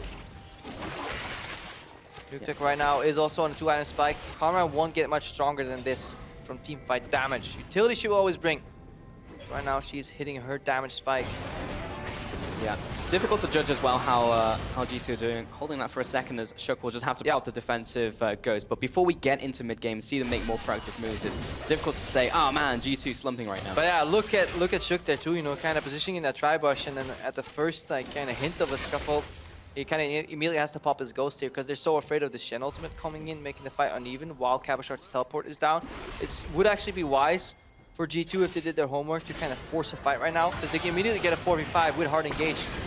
Oh, Trick is what they're looking for. It. Riposta's used by Cabochard, cancels the CC, but Expector's coming down as well to stand united. Cabochard, nice juke out of the way of that lunge there, and Police is there to back him up as well. He'll make it out alive. Yeah, Cabochard wearing the right shoes today. Stepping out of that taunt, really important here. Now again, G2 have used all their gunpowder. I need to reload again. They've tried this hard engage a couple of times right now. One time in the mid lane, got caught in the bot lane. Now they're trying to pick off Cabochard, who did not have teleport himself available. But it needs to be combined into a greater start. I feel like these Shen Hecarim kind of engages. Hang on, Perkz. Just be a little bit careful. It's cornered by Kasing. Arrow goes wide. I mean, Perkz basically just ran in a straight line. This game's a bit of a... Did a Gary the Snell impression and just made his way out. Yep. A bit of a fiesta right now, if I'm being honest, this game. These Shen Hecarim engages, though, they need to play into a larger goal. They need to be a catalyst of a team fight, as opposed to be a failed pickoff. And I think that's what blocking G2 here. They don't have a follow-up. Like, if they can combine it with a Sivir, you know, with a Taric running in, then they can start a fight. But they'll just start the fight off with a damage advantage and have their frontline positioned well. But yeah, they're failing in the execution. Vitality's holding on strong. Very slow game here. Completely different in terms of pacing than what a lot of teams were expecting. Yeah, I mean, both teams are looking to try and get these pickoffs, but just not quite finding it. They are using their resources, but either misfiring and just not hitting the mark, like Perks literally just walked in a straight line and made his way out. But now we have this dragon alive, the Mountain Dragon, so both teams are looking to contest it. This could be the first point in the game where we do see both of these two teams go in. Tricker's looking for the ultimate, lands onto Kasing and Nuke Dog. TP coming down. 4.5 seconds is a long time, but they've found Kasing already. Expect comes down, and Vitality already trying to disengage. Perks looking for the zone here, and G2 will most likely secure this dragon, while Vitality look for the push down mid lane. I mean, these teams are doing nothing except fighting around objectives, and then Vitality still gets surprised here. Tyrek ultimate went down. Cabochard's pretty low here. He's starting to bleed out, but he doesn't make his way away from Expect, who's trying to chase him down. So the 1 kill and the dragon, this time over to G2, and the disengage as well from G2 as they now push down mid lane. It was slight mispositioning on the side of Kasing though, because he is the one that has to defend against the Malzahar, but he doesn't have his own mini Kasing to save him, you know. Nobody saves supports. We're on our own. So he was slightly erroneously overextended. Devour's fantastic, but you can't eat yourself. No, what the big downfall of Tam Kench. There's no one to carry you. But yeah, so after all of that, game is even more even, if you can even say that. You can imagine. Yeah, because G2 have picked up that dragon, and now we get into another stalemate where both teams burn some resources. They were both fighting over an objective. Mid tower again is siege. Neither mid towers die. And both teams back away as they wait for their cooldowns and wait for something else to fight over. And that's where we insert artificial excitement into the game, because it's not delivering itself. Pushing minions! Yeah. Start talking about all the things that even get us moderately excitement, like wards. No, that's a dark road, Crapo. You don't want to go, I mean, you don't want to go down the road. Ironic, because they actually are supposed to give vision, but on broadcast, people get too hyped. Step away from the wards. Step away. Crowd will be nasty things. Okay, good. Great crowd. I like it. Yeah. I respect that. Okay, taking away the crab as well. What are we looking in terms of item builds? I feel like nowadays we don't look at item builds as much as we used to, because there's not a lot of variation, honestly. Yeah, very little variation. At the start of the kind of the mage update, we saw a lot of shifts over, you know, with Rise becoming a lot better of an item, you know, really stat efficient. We were a bit surprised when people started picking it up, but right now most core builds are just, yeah, the standard for a lot of these champions here. There's a pivot in support builds though that we're seeing. Rubicide someone's back, you know, 20% down, hang on. Hello, Shook. Goodbye, Shook. In G2's territory. Fighting over Pink Ward, I like it. Turf war. Oh, he's coming back. He's back. He's out. He's back again. He's out. One hit at a time. Shook will take down this ward. Yeah, but they regen, so... Oh, well. Sven, nice spell shield. Good timing. He'll back away, and looking for the counter-engage. Trick is coming in here with Expect on top of him, but a simple flash over the wall and Kasing just peters out. I mean, that means these teams are a little lost in the game, right? To do something as preposterous as trying to aim an arrow at the Sivir with spell shield and hoping he snoozed enough to not block it. When looking at a player like Sven, I think that is honestly almost disrespecting on the side of Vitality. Then the immediate re-engage from G2 just gets flashed here, so both teams kind of failing in their approach. I mean, the mind game doesn't work like that. You don't slow down the game to the point where it's like, maybe they're asleep now, and then you fire out the ultimate. It's just like, no. These players are still amped up on the coffee they drank before the game. 30 minutes in, 4 kills in total. Both teams trying these engages. Oh, G2 placing down a ward. Yeah, place down a ward here. They get access to Baron area after the push here. They go for, it's kind of the start bait. I think they were very much so aware that they would get stopped, but in the odd chance that Vitality wasn't checking immediately, remember, their jungler does not have flash here. So against an Olaf, you can start optimistic Barons, because it's very easy for you to predict whether he could actually come in smite range or not.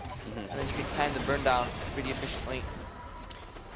Is this what you were expecting from G2 though, Crapo? We were saying coming into the game. I think they're definitely practicing a new composition. Okay. They seem very much so disjointed. Their engages are super forced.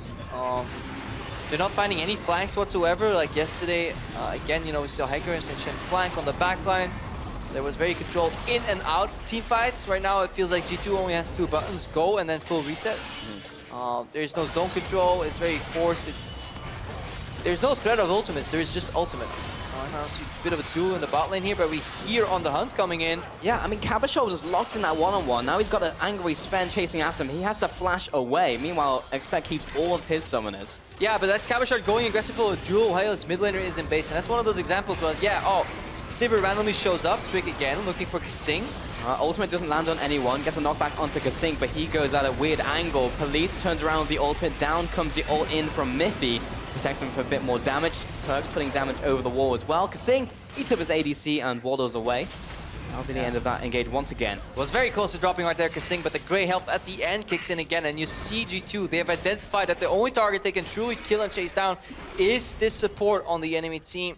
Need to find him down. They're going again for another Baron start here. Remember, Shook, no flash, has to manually walk over to the other side. And we are at 30 minutes of the game, so these Barons go down rather quickly. Oh, here comes a TP. Abyssal Voyage is coming out as well, but the entirety of Vitality are completely split up. G2 going into this bottleneck, being chased down by Shook now. Trick is under attack. He's trying to get away. Meanwhile, Expect will re-engage. Kasing eats up Olaf. He'll back away. Perks is now under attack, but he's got Shen on top of him. He'll come into the fight. No one goes down. What a wonky approach to that fight. I wonder why Vitality did simply not commit to chasing down Perks, who was in that brush.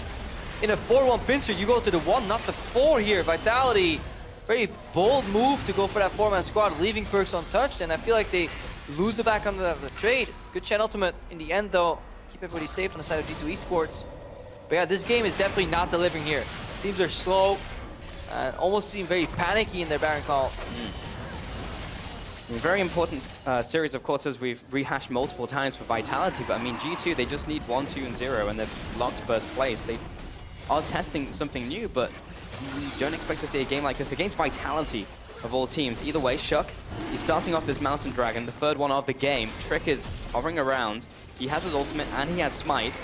As it drops low, here comes the TP as well. Out from Expect, he's coming down looking for a taunt. Trick's already in the middle of the team. He misses the taunt flash, and Trick jumps over the wall to get to safety. Police goes down. Expect finds the first kill. Kasing soon to follow. Shook and Nukta trying to get away. Meanwhile, Trick under attack from Cabashot. He'll find him and take him out in the 1-on-1 duel. Meanwhile, Perks jumps over the wall. Now he's between Shook and Cabashot with the lockdown from the ultimate. He finds that one, looks for the second. Dual kill in for Miffy. 4-1 trade. G2 come out ahead. And now the hard engage was not only just part of a pick-off, but it was a catalyst to a greater team fight where G2 simply zerg and waltz over Vitality. Vitality didn't have the ability to get out of that fight. They got run over, squashed. Mithy picks up a very manly double kill here. And now G2 is finally in control of the game. They can pick up another dragon here, and now the next Baron will be oh so quick, you know, with a Malzahar, 3-0-2, couple item spikes here, 2 Mountain Dragons. Vitality need to be afraid of the next Baron. Gonna see that one once more. Vitality started off the dragon, but yeah, do you see this was just a fish in a barrel for them? Look at how they clump up here. So it's very easy right now. Trick goes in, Shen goes with him, and then double proxy stun from Mithy here. Cabashot gets stunned, and Police, like, low mobility Ashe there. If it was a Sivir maybe with a spell shield and mobility, he would survive a lot better there. If Vitality want to posture in situations like that, they need to send in Shook himself and accompany him with an arrow. Because if everybody's running backwards, you're just going to get run over because there's too much mobility on the side of Sivir with Tarek proxy on Hecarim. Like, you're not quick enough like that. The karma mobility is lost because it doesn't matter if you're quick when everybody else is quicker. And now G2 pull ahead with this extra dragon and that massively won team fight and the extra tower they managed to pick off it. They're ahead in gold, they're ahead in resources, they're ahead in terms of vision. And they're starting off the Baron with Vitality right around the corner, but they see Cabashot in the bot lane with no TP. He's going to have to walk up. Yeah, and Vitality, this would be 4 versus 5 if they want it. Baron dropping low, Shook looking for the steal. It's going to be secured by Trick, and Shook, he's got nowhere to run now. At least he's got Kasing to find him, but the snare down in from Perks finds both of them, and that will be 2 kills over to G2, looking to run down Nuke Duck, who's running to the wrong side of the map. He's charged into the team from Hecarim. 3 kills to G2 and the Baron. And that spells likely the end of the game here. You know, the setup was there for G2. They had full control of that fight. They would force at least 2 members into the Baron pit that had a very hard time escaping both Kasing and Shook, and even then it was a 50-50. G2, they win the Smite race and the ensuing fight, and they're now in complete control of this game. And they're going to pick up quite some towers here, resulting in quite a hefty Baron power play.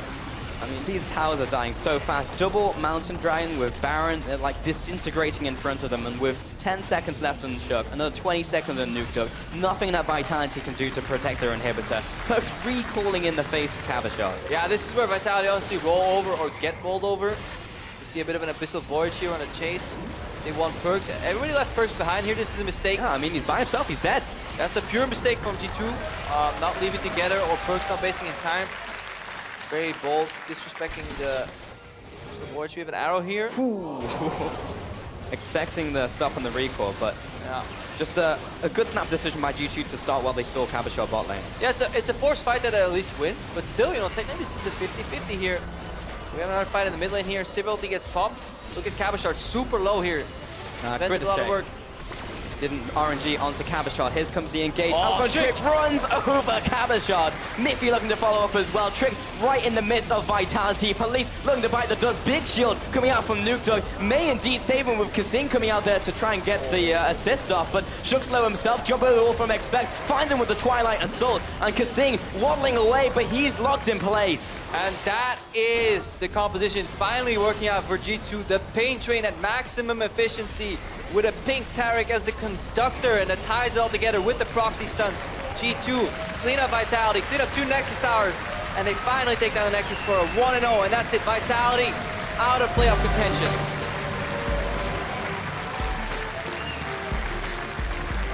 Yeah, honestly crushing. After the last 15 minutes, it was just G2 winning a fight, taking the advantage, going from objective to objective, knowing they were stronger, winning over and over again.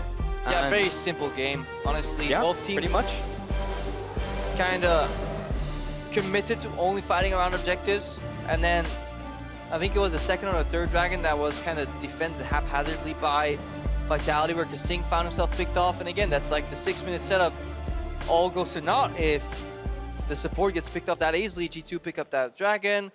There were a couple of good fights. We felt like we were watching G2 learn about their composition throughout the game. For me, this felt more like a scrim.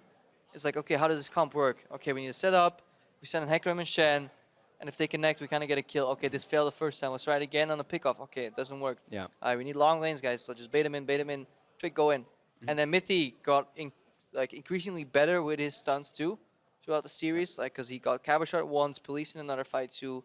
Maybe like his teammates were getting used to positioning for the Taric stunts, but G2 was very much a learning in the game. But in the end, we saw the whole Pain Train, you know, like the Hecarim in, gets invulnerable, stun from Taric, follow it with Shen, taunt over the wall, stun from Taric onto Shen, like the whole train aspect of this composition kind of came to fruition. We got to see what happens when it works, basically. And I mean, no matter what happened through the first like 20 minutes, they were just farming. And that means that like a Sivir going to be soaking up those woes like a sponge. You've got jungle of Hecarim not being shut down. It's not a game where Hecarim goes first item Triforce, dies twice, jumps in, constantly dies. Like this is a Hecarim who's been farming for the 20 minutes and then just doesn't die and does a lot of damage. That is one of Trick's strengths as a player, though. He always knows when to prioritize farm, or at least stay kind of farm relevant. A lot of players, when they feel like they kind of get stuck in a rough part of the game, they kind of go in panic gank mode. They feel like they have to make the play right now. Trick is not one of those players. He usually plays around farm himself and then goes for a later play. Very few mistakes in the end from G2. But either way, let's head over to the analyst desk for a closer look at how that game went down. Well, how it went down was very slowly in the beginning until G2 put the pedal to the metal. So my first question for you guys is, what could Vitality have done better in the early game to maybe stop that from happening when we know that this G2 comp is waiting to come online? I think early game Vitality, there was still, you know, situations we had a little bit of a lane swap. We were talking about lane assignments, perhaps, with the Karma. You were specifically saying that you felt like you could maybe go to the side lane with the Karma a little bit more. Yeah, they often sent police down to the side lanes to try and manage a lot of the waves. We saw this coming out from Origen as well. The differences between Vitality and Origins, they had a Karma with a teleport. The Karma also went Death Cap as a second item, so you can even be that damage-dealing threat up against Perkz, which it took them a little while to do, but they had a number of engage options. They had the Ashe to start fights, they had the Tahm Kench to set up for a flank. They had a lot of options available, but they were just so hesitant to pull the trigger. Yeah, and that's a big question. And for me, being so hesitant when you know that you need a 4-0 to make it to playoffs. Now, in the end, they are eliminated rather from playoffs with that one loss. I don't know. It just feels really odd to me to kind of throw that away in the first minutes of the game. Yeah, it was a really weird kind of picks and bans and then beginning of the game because both of these junglers are somewhat feast and famine. Olaf and Hecarim's kind of reliant on the map doing well and yourself doing well. Shook farmed up for the entire start of the game. Ended 70 CS before he even ran top. So for Vitality, I look at this and I think, well, Fiora should be good in the late game once she gets ahead. You know, you've got the Ashe, you've got the Karma. The only problem is trying to engage on this composition for G2 is a little tricky. You've got a Malzahar, a Sivir. These champions avoid the Ashe arrow very, very well. Yeah, the thing is about Vitality's composition is it is very much 1-3-1. You're relying on this Fiora to get to a point where the Shen can no longer deal with the pressure, whereas G2 is saying, hey, we need our items, and then we're going to force a fight. And that's really where the game started to swing in their favor. Yeah, good point. Vitality was just banking on their strategy, but they hadn't counted on the fact that G2, once they engaged, would go all the way, and that's what our next replay is showing. Vitality attempting the dragon, but G2 saying, no, this is our window, and we're going to go for it. Yeah, and G2 at this point, you look at their composition, like as soon as this turret gets close with the Hecarim, so many stuns, so much crowd control comes out as well. Beautiful play. And survivability, yeah, Trick gets himself away. Okay, then the invulnerability ends up locking on him a little bit further, but G2 still, they've already won the fight at this point. Nukeduck and Shook don't quite have enough with Cabo. Perkz, you could argue, trying to get in the mix a little too heavily, but the rest of his team's there, getting back into things, and there was just not enough follow-up from Vitality at that kind of point. And the thing is, this gave G2 so much more momentum. They felt so much more confident in being able to force fights, so they forced a play around Baron. It was very risky allowing Shook to walk up that close to the Baron, but Trick felt confident enough in his smite to be able to secure that one away from Vitality. So off the back of that, they very quickly are able to collapse down onto the Vitality members. They get themselves a couple of extra kills, and with the Baron and a massive teamfight comp and a big lead, they were able to just close out. Yeah, a little bit of a stat for you there. At 30 minutes between these two teams, it was a 38 gold lead for G2, so nothing. And then at 35, they had a 7K gold lead. So just, yeah, showing you how they went. That's a Baron power play. That's a Baron power play, and from them also a mental click saying, hey, this dragon, we're going to stop it, we're going to win the fight, we're going to take the dragon, we're going to end the game and end your playoff chances. This was something that the casters were talking about, where it felt like that G2 were experimenting with a new composition. They were still figuring it out. And then after that first fight where they realized, oh, so this is what we do, then they were just like, okay, guys, we can now keep doing this. And they just repeated execution over and over and over again. And it was very impressive to see. Once they understood what they needed to do with the comp, they just turned it on and continued to execute. So for Vitality now, for Vitality fans at least, like, the important thing is, where do they go from here? What is necessary for them to remain in contention, at least for the spring split? Because, you know, they are teetering on the balance now with a number of teams. They need to pick up more points than Schalke. They play Schalke tomorrow. So Vitality, kind of the pressure's almost off in this series as long as Schalke don't get any points from today. It's a very difficult situation to be in because their destiny is no longer in their hands. They need to beat Schalke tomorrow, hope Schalke lose everything today, and if they can get a point from this series, it'll be enough. So. Yeah, we'll see what happens. We still have to decide our player of the game. We have already decided it. It was Mithy on the fabulous Tarek in this one, and kind of as said by Crepo, the conductor in the pain train that was G2 Esports and their composition. He landed some very impressive stuns, and something that Crepo did mention on cast was how, as the game progressed, he just got better and better at landing them, and the number of uses that you can have with the Tarakel are surprising, and eventually got to a point where he was synergizing his ultimate on top of the Hecarim engage as well, which basically means that you have this massive pain train that you can do absolutely nothing about. So it was really impressive to see how he used that Tarek in this game. We were going back and forth on player of the game, who we thought it was going to be. The other option was going to be Trick, because the other half of that, right, is when you have the two-person stun, somebody's got to take it in. So I think very well deserved. Mithy, obviously, with that Tarek. We don't see too much. One of the first times we're seeing Pool Party Tarek as well hit the rift. But, you know, another good performance from G2. We're going to get very, very bored of saying that, I feel. Fantastic performance by them, indeed. Usually, this is also where we give you a little look into the other stream, but they only just started. So if you want to catch the beginning of Fnatic versus Rockout on EULCS2, that's going on right now. They had a little bit of a delay, but they are rocking now. However, right here with G2 taking game 1, we will see if Vitality can salvage a draw when we come back from this short break. And as we go, we'll look back at a base save from back in week 7 that has a permanent spot on Kawashard's highlight reel and shows why late game jacks should never be underestimated in team fights. Police is alive. Police is doing damage. The Sivir is ripping through the team Vitality. The turn and burn. The triple coming in. The quadra. You got turret. Ricochet. Oh my god. Oh my god. I got Nida. I will get Nida. I port on them. They're slowed here. Look at Sivir. Yes. Can you run, Victor? You should have someone survivor. I'm sorry. Go mid and go, get it, get it, get it, go. We can end for sure. Don't worry guys, win this. Go. Yes! Vitality! How did you win this game?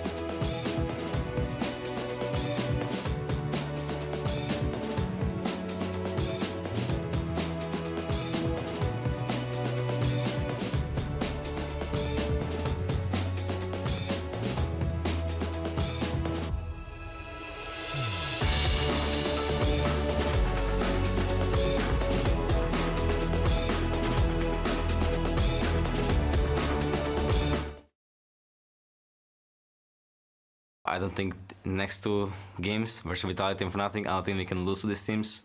The worst thing that can happen is a tie, so if we tie, this means that it's one loss, so we can actually learn something from the loss, so it's not that bad. And we are still probably gonna be first seed, so ties are okay, but loss won't happen. A win-win situation. Welcome back to the European LCS Arena for Game 2 between Vitality and G2 Esports. We're still here. Hello. How's it going? Do you say that with a sense of disappointment? No, not at all. We've actually figured out the whole theory. Teams are just taking it slow because we just want our American fans to wake up and join us and experience the fun. So we're just taking it slow here on the European LCS as we prepare for this next game.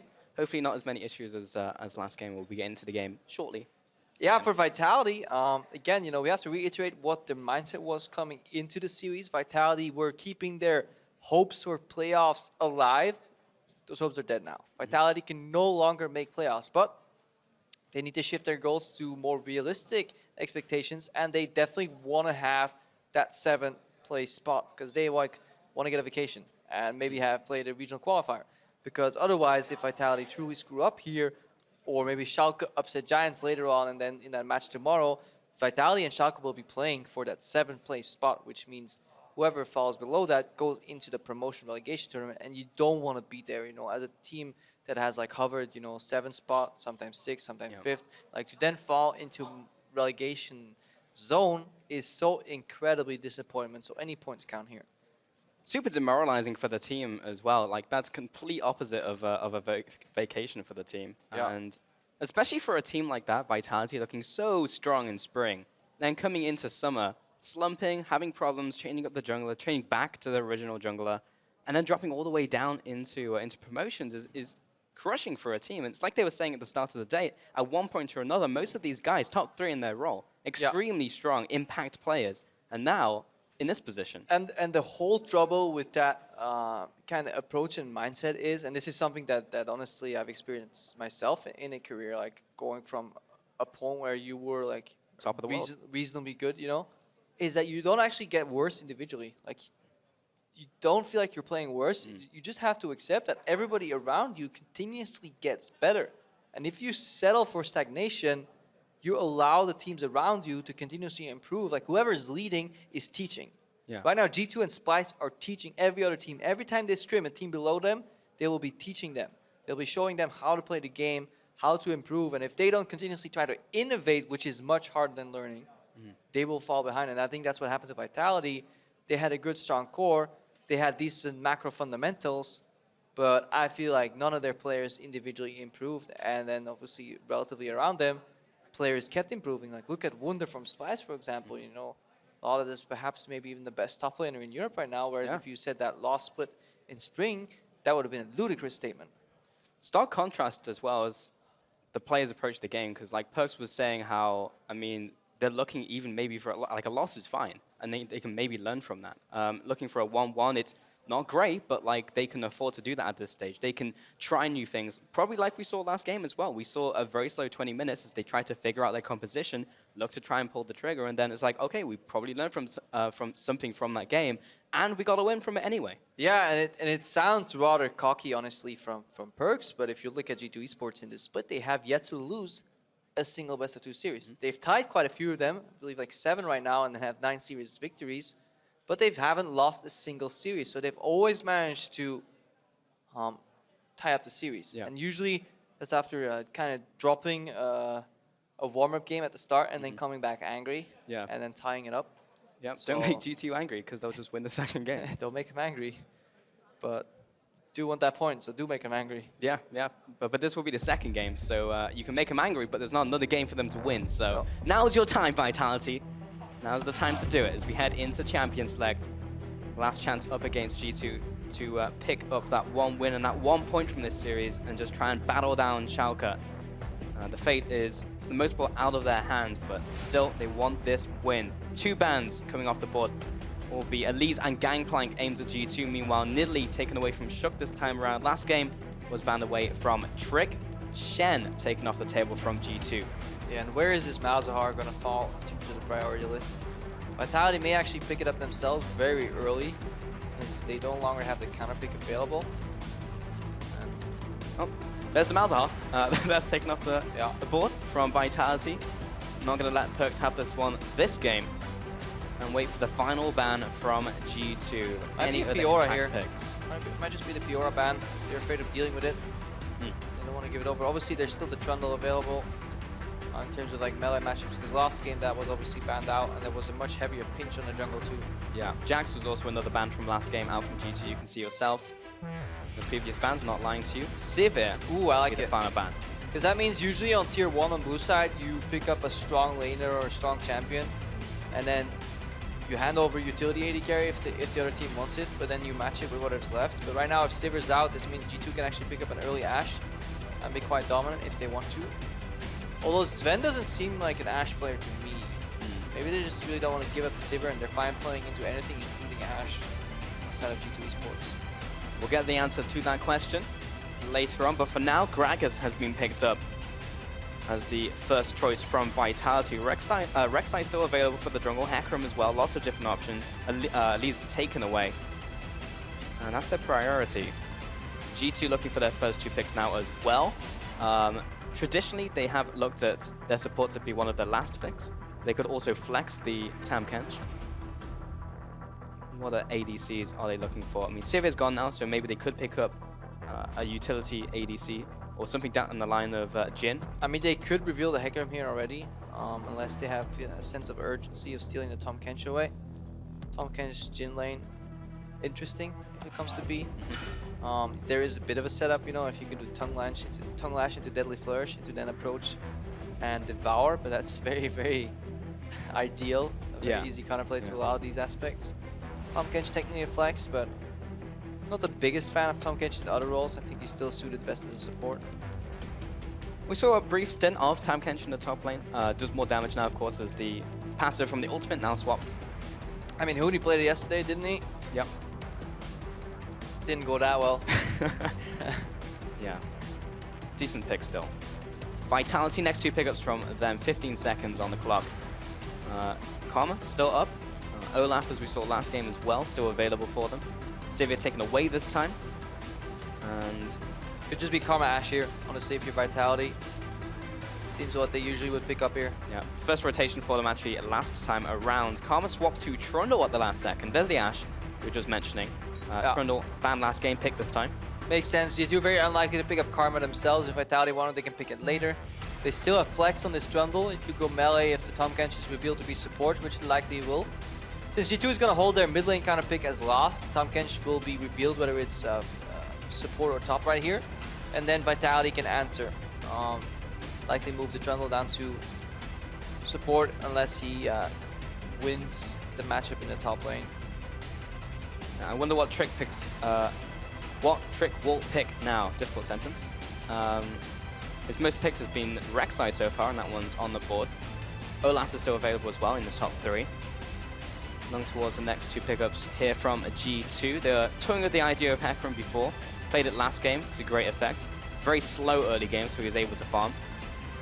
And that may be the choice here. Get more practice on that pick against the team of Vitality. That's indeed what they'll do here. And the Karma actually picked up, so it will be taken away by G2. And that gives way less information than Vitality were hoping for, because right now we're looking at a double flex here. Karma could technically still be support.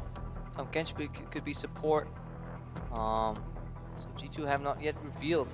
The last pick will decide all these roles, and now Vitality needs to hand over a lot of information. Yeah. It's very rare that we see a double flex that not gets decided until last rotation, because they have like mutual position there. Then in the end, they'll pick another support flex. We'll play musical picks. Looking for the final rotation from Vitality. They are looking for a mid laner, for sure. They have the ADC, they have a top laner, and jungle as well. So, looking for I mean, jungle could also go support. Yeah, true. Good pillars are really annoying for Jhin to deal with. Twisted Fate lock-in here for Nuke Duck, and the Fiora as well. Another carry into the top lane for Cabashot. So, let's see more TPs coming out the mid lane early, trying to impact these lanes. Good 1-3-1 composition here. Really strong core. Trundle, Ashe, Gragas can hold its own decently. Doesn't have the most amazing wave clear, but Volley plus Barrel takes care of most of the wave. And then you can have either TF on the side lane or just roaming to make picks. Fiora another one. Not the strongest in team fights. You know, Fiora loses potentially in team fights. Yes, she can team fight. Whenever you make the statement, there's always that one guy, but hey, Fiora's a great team fighter. Yeah, if she can join very late, isolate a target, but she's not the one that shines. You know, she's a duelist in natures, and those generally belong on side lanes. Exactly. G2. Don't pick the Fiora just to go for the engage. You don't pick the Jax as well to go for team fights necessarily. G2 will be hampered just a tad if they play a 1-3-1, because their top laner will have teleport, but need to see what mid laner they pick up in the end. If it's a Karma, if it's a Vladimir. Vladimir's okay on side lanes, but usually runs Ghost Flash, which means no teleport here. So if Vitality can keep the map open, divide and conquer, they could make picks here. They have to be wary of this Abyssal Voyage from the Tahm Kench, moving in between lanes.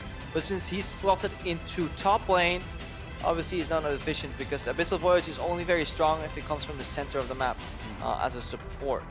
So G2 need to be careful against just the lane assignments and more the global aspect of this composition of Vitality. You know, one built-in teleport, one Destiny, and then arrows flying out too. But they do have the strength in numbers.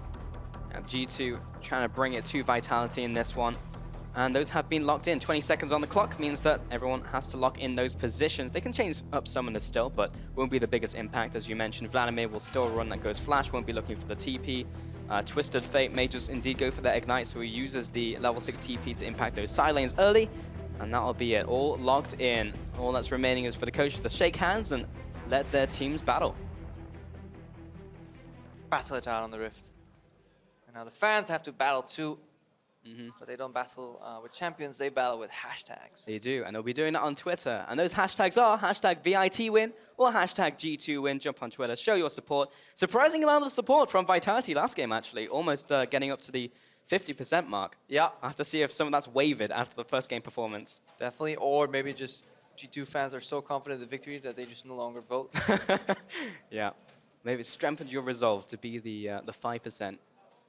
We'll see. Once again, we are just having the players jump out real quick and make sure everything is okay. Again, you can see just on stage, Sven getting something checked out. They're checking something out here. Looking at the compositions and some of the failures of last game. For people that may be just tuning in, last game was very centered around objectives.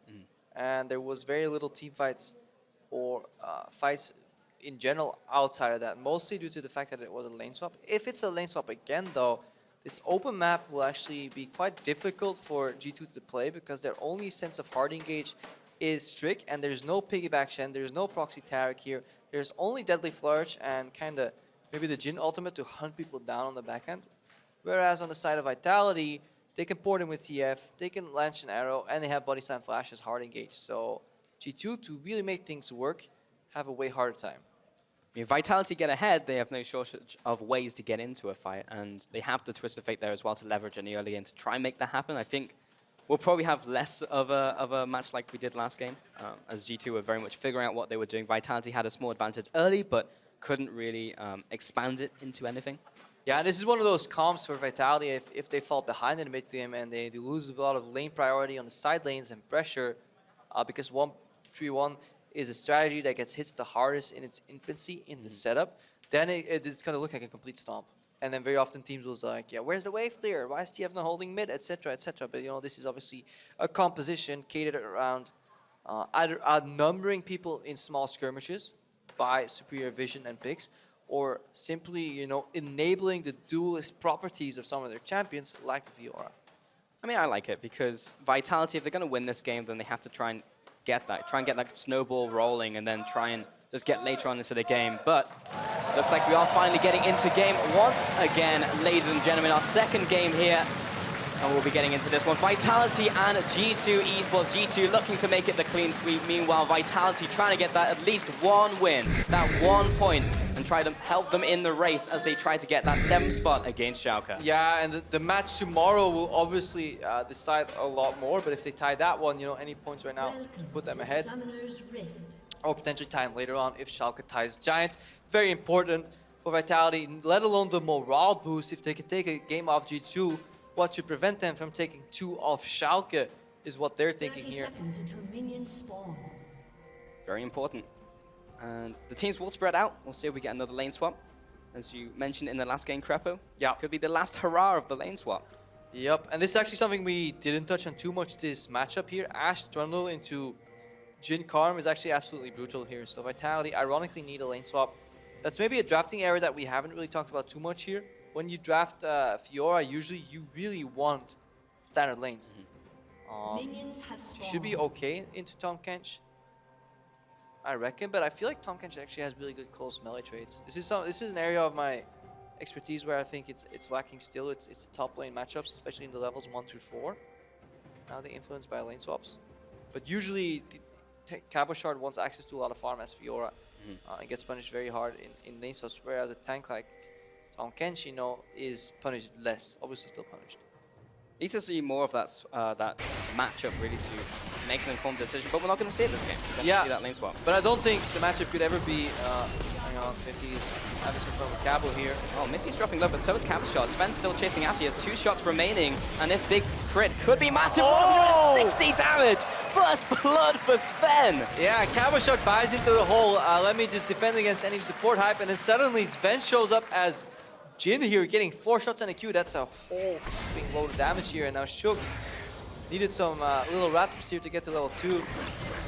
Great timing on the exhaust Mithy here, not giving it away and just defending this jungle. And that's how you see a fantastic start here for G2 because it slows everything down on the side of Vitality. Cavershot can at least teleport to top lane, but Expect is not using his here, so that's why Cavershot is walking, because he doesn't want to get out teleported in phase 2 of the lane swap. But that means G2 is speeding up there, like, because they timed on 3rd wave, and I think Vitality pushed on 2nd. So look at the creeps that are left on Vitality's top left side of your screen here. There's way less creeps hitting the tower as opposed to the G2 side. So better lane swap execution on the G2. Let's see if that results in higher tempo overall. And they obviously start with a really big advantage here with that first spot. Yeah, a full kill over to Sven, all that first blood gold. And in that case, when you have 2 low health targets, you're just praying that there's not enough damage to execute you. But 160 damage crit at level 1 is actually absurd. Ooh, they fell behind super hard in terms of tower damage here. Oh, wow. Look, bottom wave. So G2, they made an adaptation on the fly. They said, you know what? We're not going to finish this in time, and even if we do, the tempo hit that we take is not worth the gold. So we're just going to send our top laner back immediately to base to immediately challenge enemy top laner in this lane.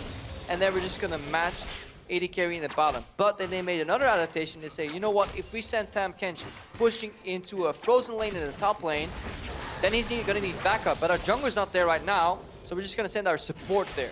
So there's a couple of layers of thinking. You know, first, okay, tempo mismatch. How do we solve that? You know, if we go standard here, speaking from G2's perspective, what's going to happen is Cavershot is going to get super far ahead in CS. So G2 prioritized challenging that, so they sent Tam Kench there. But Tam Kench could technically get 2v1 by Cavershot and Shook. That's why they sent Mithy there. So I think I like this adaptation from G2. They lost a lot of setup early by sending Ven into the jungle, but they didn't get punished for it because they adapted accordingly. So Miffy plays down some wards, now by himself. Was that because they didn't see the opposing jungle, or they had traction of him, so it's fine, and then they just leave expecting the one-on-one? Mithy still needs to play League of Legends. He can't sit in that brush forever. So he needs to make an educated guess of when he can leave his top laner there alone without dying. Maybe they spot Shook somewhere in the bottom side. Also, Mithy needs to be back in time when this wave hits the tower here to defend Sven. So he's done an exceptionally good job of pacing, because Sven didn't get dove in the bottom lane. Tam Kench didn't get 2v1 in the top lane. Mithy didn't die traveling anywhere. G2 have executed this back end of the lane swap quite well. I mean, timing on that was pretty much perfect. Yeah, he literally got to bot lane as Shook was there for the potential gank onto Sven. So and it's so hard to dive. Speaking from experience, like these timings, because everybody knows the timings in the mold, like, you know, in the standard lane swap. And right now we can watch Trick as well. You know, he's completely outpacing Shook. He has no regard for his own health here. Shook maybe was revealed somewhere. Trick is playing a super greedy jungle style too. So everything is working for G2 here. Yeah, I mean, not only a smart adaptation, but really good execution of it at the same time from G2. So nice start for them. They still didn't get the tower, of course, but having the extra gold on Sven is fine, and he's got the call. Yeah, extra gold on some of their members. They're down in gold globally because of the tower gold. They must have an experience edge, though, to make up for that. But it just shows you how important the right wave timing and getting the tower down is in terms of gold too. Despite making the right adaptations, like they're still actually behind in resources. I mean, these are the rare adaptations that you see in lane swaps nowadays that are actually genuinely interesting to see and unravel. Oh, that was fascinating to watch, to see how they got out of that bind. They predicted just the CS advance for Cavershot. Now they're going in close here. Just coming in, flash after by Expect. Riposte comes up and out. Was actually in time. Did he block the tower? He stunned. He stunned Tam Kench because his riposte proc because of the knockback from Trick. So basically, he aimed it at Tam Kench, Trick's CC triggered it, and then obviously got a stun onto Expect. But that was really badly played by Trick, in my opinion. Trick should have just walked up and baited a little bit before pressing that E. At least just wait it out, because I mean, you already had the stacks there from Tam Kench. You can just run him down, pick him up, bring him away from the tower. So yeah, actually really nicely played by Cavershot. Used the TP, but he didn't even have to flash there. Expect flash after him to try and get the engage off. So Really big win there for Cabashard. Yeah, very large win. The fact that it was not equal flash trade. Cabashard played that exceptionally well at 9 now. Oh, where's the Destiny going? Top lane, Nukeduck finds him. There's the flash out from Cabashard. Expect will be going to great health shortly. Will be enough to save him though. Turns around looking for the stun. Nukeduck under the tower. That will finish him off. Rift Pass comes up as well. I think he could have ran. I'm pretty sure it expected to ran here, but maybe it was waiting for Strick here. Strick here on the back end of the play. Well, Cabashard stuck around. He's still surviving for now. He's trying to get away, but the Rampage will finish him off. In fact, there's an auto attack from Trick. But what a sloppy red card from Nukeduck. We gotta go back to the start of that play here. That allowed so much distance on Expect, which means 3 extra tower shots. And now, right now, we have a teleport coming in. Finding the bottom lane, 2 action everywhere. Oh, Sven, he's dropping lows. Kasing should be able to pick up the kill, but Police isn't in range. Shook now has to turn Sentinel back onto him, but he will survive. Oh, will finish him up behind the tower. Miffy, meanwhile, under attack from Ash. He's good to go. Nukeduck dropping low on the opposite side of the map. He will go down. Yeah, Nukeduck's base got cancelled by Expect, and then they hunt him down here. He had to use his flash and both his ignite as well. Then Sven almost with the super crucial heal timing, baiting everybody, including us, but then the barrel from Shook gets him right on the edge. I didn't think that was enough damage. Well, it was clearly. Well, yes, now after the fact, I can't say that. Barrel roll was maxed from Shook, so. Man, okay, let's take a look at that one again in the bottom lane. So there is a mistake here. Sven and Mithy are overextending. They have the pink ward. Shook threatens. Oh, Sven. So good, by the way. They exhausted the police. Everything is nice here because Shook's damage was all used. And then fade away barrel. Just the tip of the barrel. But yeah, Sven and Mithy overextending, but they played their way out of that fight pretty well. But yeah, the whole reason you're overextending is not again because what you're seeing on your side of the map. If your jungler is making a play on the top side, you have to be passive on the bot side until the enemy jungler joins that play on the top side. Because if he's not going there, you gotta go into his mind. What is his jungler thinking? Oh, enemy jungler's top. Guess what I can do? I'm just gonna go bottom and make a play if I'm not already around. So you gotta be super passive here. And usually that's a mistake that Sven and Mithy don't make. I don't think they can try and like kind of outplay their way out of the situation. But I think they were just horribly overextended because even with the perfect outplays, they were still kind of calm. Yeah, oh for sure. Fantastic sidestep coming in from Sven to start it off despite going down. But no, good win there from Vitality. Did also lose Nukeduck on the top side. And good mind game from Shook too. He goes for the body slam, not body slam flash, just knowing that Sven's going to flash it anyways. Again, they're in the bot lane. Trick's here actually just rides right into the arrow, and Shook will just easily pop the ultimate explosive cast into the kill for Cabashard. Shook's really turning up. And again, you know, look at top lane. It's Expect with no teleport catching a wave, and they don't kind of account for Cabashard, and he's joining the fight. Guess what? You're fighting 4v3 here on this tower push because your top lane is freezing. You know, this is G2 failing to extrapolate information that's available to them, find themselves in a number disadvantage, and find themselves punished. Good play by Vitality. And Vitality from that will be able to go for the Dragon. First one of the game will be Ocean. Easy one for them. And you just got Kasing zoning away with the pillars as well. What has even happened to G2? What causes a slip up like that? Is it just them playing badly? they're not counting the dots on the minimap, you know? There's 2 dots top, which means, you know, another dot can approach you in the bottom lane, etc. You know, you just always need to be aware of where your opponents are, what their likely play is, and you can't be as, you know, don't have enough hubris to assume that you can defend 3v4 versus Arrow. Remember, this Vitality lineup has a lot of engagement tools, global available on the Twisted Fate, so you need to start playing with respect towards these pickoffs. Right now, for Vitality's sake, they need to start making more pickoffs with this TF, because Vladimir heavily outscales. The first roam cost this lane matchup about a 20 CS deficit already, and Nukeduck died on the back end of the play too because he drew a red card. Remember, we have to go all the way back to that gank on Expect. That was a gold card. Expect doesn't get into the tower. Trick doesn't find a kill there. Nukeduck base is quicker, and there's no return kill on the side of G2. So Vitality have made a couple of oopsies. And we see a bit of a laning adaptation here too. Sven is tired of getting hunted down, so he's just going to go mid. Look for Deadly Flourish picks.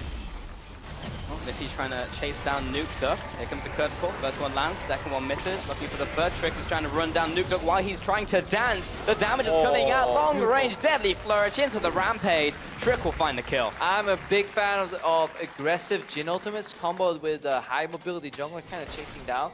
You saw Mithy right there. He just made sure that at least there was some slows or a tag onto Nukeduck in case Sven wanted to go for Deadly Flourish. Then Sven went for the ultimate right now. Oh, Arrow Arrow down mid lane. Shook comes in. Explosive cask into the barrel, into the damage from Police. That was into sexy. The riposte. Just the tip.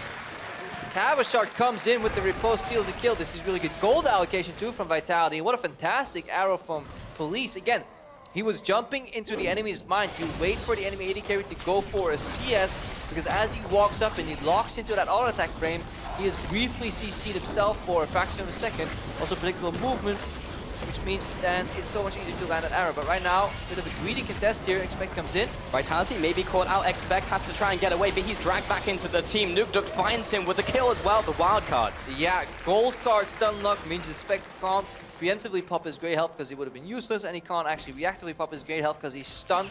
Good timing on the gold card. Vitality get a pick here. I think it was too bold from G2 to contest. The Rift Herald falls. But right now, G2 need to be careful about this gold advantage that Vitality is building up. A couple more picks, and they can start clearly controlling the map. 5 to 4 now in kills. Gold advantage to Vitality, exactly where they want to be.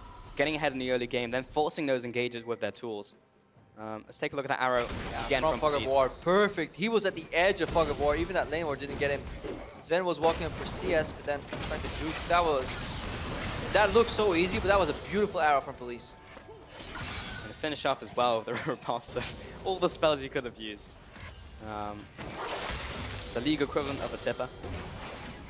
Advantage, yeah, to Vitality in a really good place. Not falling behind in the early game. Yeah, but G2 is opting into this 1v1 a lot earlier than Vitality is, protecting Sven, or trying to at least in the safety of his turret. But they still have Nukeduck mid, which means he can't really roam to silence because he's always... People lack lane priority. TF's not going to be pushing out, and for TF to make global plays, he has to be pushing out, so... Bit surprised that he's not being put on the side lane here. They might try to combo here with Arrow again. Look for Police shooting on Fog of War into a gold card from Nukeduck. Nukeduck trying to dance around long-range poking in from his Sven. They're Top pinging lane. It's going to come out Scary for Cabashard. Here comes the Hemo Plague. Perks will chase down the Tides of Blood. He's got the Crimson Rush coming up. Will be riposted by Cabashard. Does he have more in the tank? Will jump away with the lunge and flash.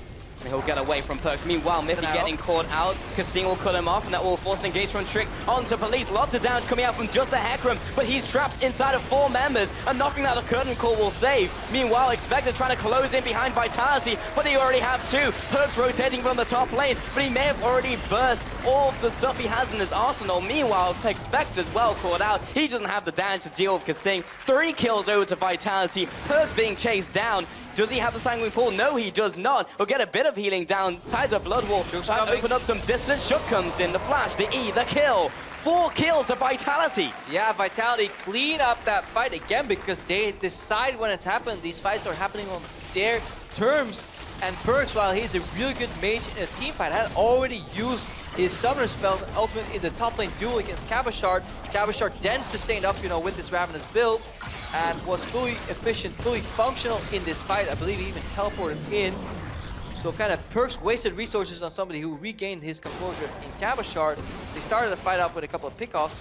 And while it looked like a team fight, it actually was a sequence of a lot of picks. Look, Police playing in Fog of War again. Now he gets spotted, but he still lands his arrow. This is, like, this guy, it's fantastic, this arrow. Like, we can't say this enough here. If he has to flash out, then the exhaust plus Trundle ultimate on Trick makes him useless. There's good body blocking on the shot. This looks like a team fight, but it's actually a series of extended skirmishes, 3v1 on one guy, 3v1 on the other guy, then turn on to Perks here. G2 can't synchronize their efforts, and they get picked up one by one, playing into Vitality's strengths. And then Perks just gets chased down as well. He's already used the Sanguine Pool, and he used those resources top lane, as you mentioned, and he just gets chased down and dies. And Shook just wants to surprise his Bloody Sun Flash, does not want a random pool to come out. Let Perks escape here. Vitality in control here. Need to make another pick with Destiny though. That's the one thing they haven't really been doing too well. Put Nukeduck on the side lane. But Police hiding in Fog of War and landing, picture-perfect arrows has been the catalyst of both of these fights. He's been responsible for 6 kills so far. Incredibly impressive. We'll talk more about him in a second. Trick looking for the steal, doesn't get it off. Shrug will secure it. Nukeduck caught inside the pit. He's going to go down to Perks. Vitality damage control from here on out. And that's the back end of it. If it's a full-blown team fight, that happens. You get run over. So Vitality definitely wants to divide and conquer. And Obviously, Police has been in 7 kills in total in a 1-on-6, but I meant his arrows have directly resulted in the fights that have gotten him about 6 kills. Yeah, exactly. And he received a lot of criticism as a player coming into the split. Rightfully so. Yeah, I mean, he wasn't performing. There was a lot of new ADCs that weren't performing, weren't doing well. Meta changed. Support ADCs became the new hotness. And all of these ADCs, pretty much, like, you can count them across the board, like Veritas, Police, all looking really, really good on these Korean picks. utility 80 carry squads. Yeah. Definitely suiting them, but those arrows have been pixel perfect every single time. Yeah, right now, this is a situation where Nuktuk wishes he was 11 so he could feel less guilty about using Destiny, but when jungler and mid lane are committed on bot lane, this has to be Vitality looking for a play on top lane here. Nuktuk's approaching, but they're not quite sure. Quite hesitant, honestly. He's opening up on Expect. He'll eat him up, throw him into the tower. Still has Grey health available. Needs to be careful. I mean, where's the Destiny Pulse? Like, this was a play on the bottom lane with Sven basing in the mid lane. Expect has to go down to an entire health bar plus Grey health bar, and there wasn't a single Destiny used. Very surprised here. You see Vitality not fully commit to that play. Nuktuk was in range, and he had level 11, so he didn't even need to feel guilty. Yeah. He just chose not to go for it. All right, now Vitality controlling top side here, forcing face check, but they'll likely just be brush check. Again, they're baiting in the brush where then they can't punish here. These are some of these slow plays. Yes, you know, it's good to realize you can't punish, but don't be in the brush in the first place. Like, yes, we're nitpicking here, but Vitality with a composition as fragile as they're running, they need to keep the map open, make sure they fix their side lanes, and then look for picks. Doing it again here, Police lurking somewhere. Recall gets out in time. Cabochon makes his way back to base. Perks off in the side lane, but he also uses Ghost Flare. Yeah, remember, just have that TP. They're really looking for stragglers in these solo lanes. So we saw Perks do it twice now.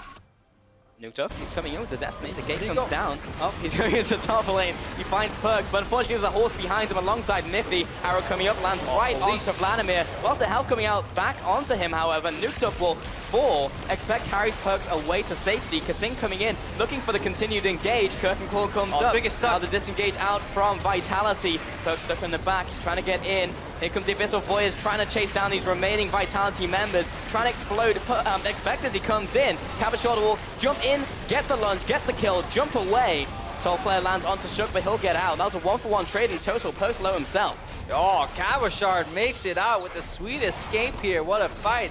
Major deciding factor was that pillar that pinned Trick into the wall. He couldn't move for so long, but that was a horrible engage by Vitality. Sometimes you just gotta call it out here. You don't make this play on a Vladimir when your split pusher is looking for lane priority in bot. And you especially don't make this play if your TP is second. Look at Cabochon.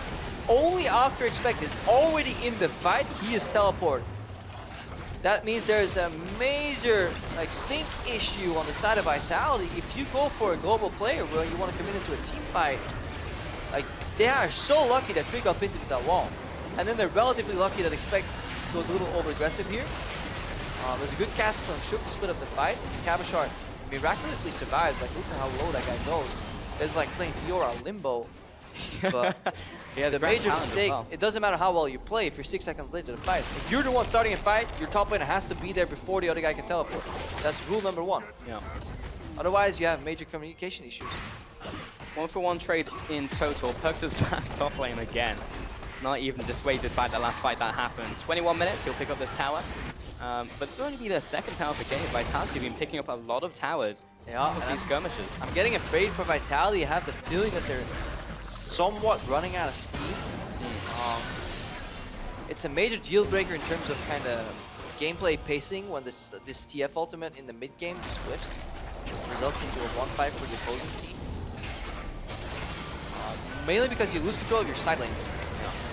For the engage here from G2, Expect comes in, Tanky Tam Kench, Perks off to the side as well. Trick comes in for the re-engage onto Kasing. He's locked in place. Expect very, very low. Did not go into Grey Health, more pay for it. 1-for-1 trade, support for top laner. Did he not pop it? I feel like he didn't, just regen out of it. I don't know. I will double check, Rappo. He went deep into that fight. I don't think the specifics matter, but the fact is he Abyssal Voyage is in to try and kind of artificially CC people, because G2 don't have CC. The only CC they have is people hitting Expect. Yeah. But they end up trading a channel support for top lane. Tom Kench. Yeah, Tam Kench was happily waddling along and then got hit by a stray wildcard and killed over and died. Did not pop Grey Health. No Grey Health was used that day, so the screen turned gray instead. Oh man. A sad League of Legends poem by Crapo. I'm experienced in that one. Uh-huh. Gray screen? Gray screen bug? I would tune into that though. Spreads, you know, like grayscale. Great. Once you get touched once, man, it spreads out. Guys, I think I've turned colorblind. Oh no, wait. No. I'm just bad. Just bad. Harsh. All right. I respect it. Okay. Ocean Dragon spawning. That's a thing. Vitality already with 2 in this game, so adding another one to their collection of dragons. Yeah. Like pseudo out of combat regeneration could be good here, but there is not a wealth of poke. G2 have a, again, you know, a pretty shotgun approach for team fights, so this sustain isn't going to help them too much. Yeah, they can dodge some karma Q damage, but Mithy right now is already, or should already be switched over to max. He ended up putting 4 points into that Q. What is the point where you stop putting points in Q? Usually 3 ranks. Okay. Up to level 5 is usually where you go, because at level 7, like, additional bonus, it's too far off, you know. Right. The fact that your ultimate rank up comes in between, usually means you stop. Yeah, with most switch over skill ups, it goes 3 points. Like, you used to have Threshers putting 3 points into Flay and then go into Hook, you know. Obviously right now we'll have complete variation to that. But yeah, you take your lane dominant spell up until level 3 and then you switch for utility right after. Of course. Interesting. I don't think any other role does that. I think it's just support, right? I think mid lane, some mid lane champs have done it. But I can't quite put my eyes on it. I've seen it before on some champs, but yeah it's quite rare. Very common. Very rare, sorry. Actual opposite. 11 and 7 in this game. I definitely agree with you when you said a couple minutes ago. I feel like Vitality's running out of steam. Because as the map opens up, hang on, there's an Abyssal Voyage going top here with the Hex. Where did he go? He went top lane, nuked up. Cabashard is TPing in, and Vladimir doesn't have TP himself here, so this could be an opening for Vitality. Gate, going in mid lane. Yeah, that's what they're talking about. That's a really good opening for Nuke Duck. Real nice from Vitality. See if they can capitalize. Flash and the pillar from Kasing. Trying to keep Expect in place. He's trying to get away, but not sure if he's going to be so lucky. Nuke Duck coming in from around the side. Define Trick as well. Great help up, but he may pay for it for his life as well. Goodbye Trick, goodbye Expect. 2 kills to G2. And that is exactly how you punish a team that is playing 1-3-1 but does not have a teleport on the side lane. If they aggress on the top lane and Vladimir cannot join, you immediately match your teleport if you're Cabashard. And then you use your global, your arrow, your destiny to hunt them down. And look at it, Vladimir has done absolutely nothing in this entire exchange. It's been 5v4 on the map with a wealth of CHC on Vitality, and they look at the opening that G2 has donated them, and they seize the opportunity, and right now, they find themselves 7,000 gold ahead with the Baron buff. This is absolutely massive. And the Baron as well to boot. Like, Vitality in a really good position now, and that all came from that pick-off on Sven. Yeah, look at it. This is a horrible call from G2. Like, because look, Sven is looking to join the fight on the top lane. He finds himself isolated, but he's playing against a TF and an arrow right now. There's so much that can kill him here.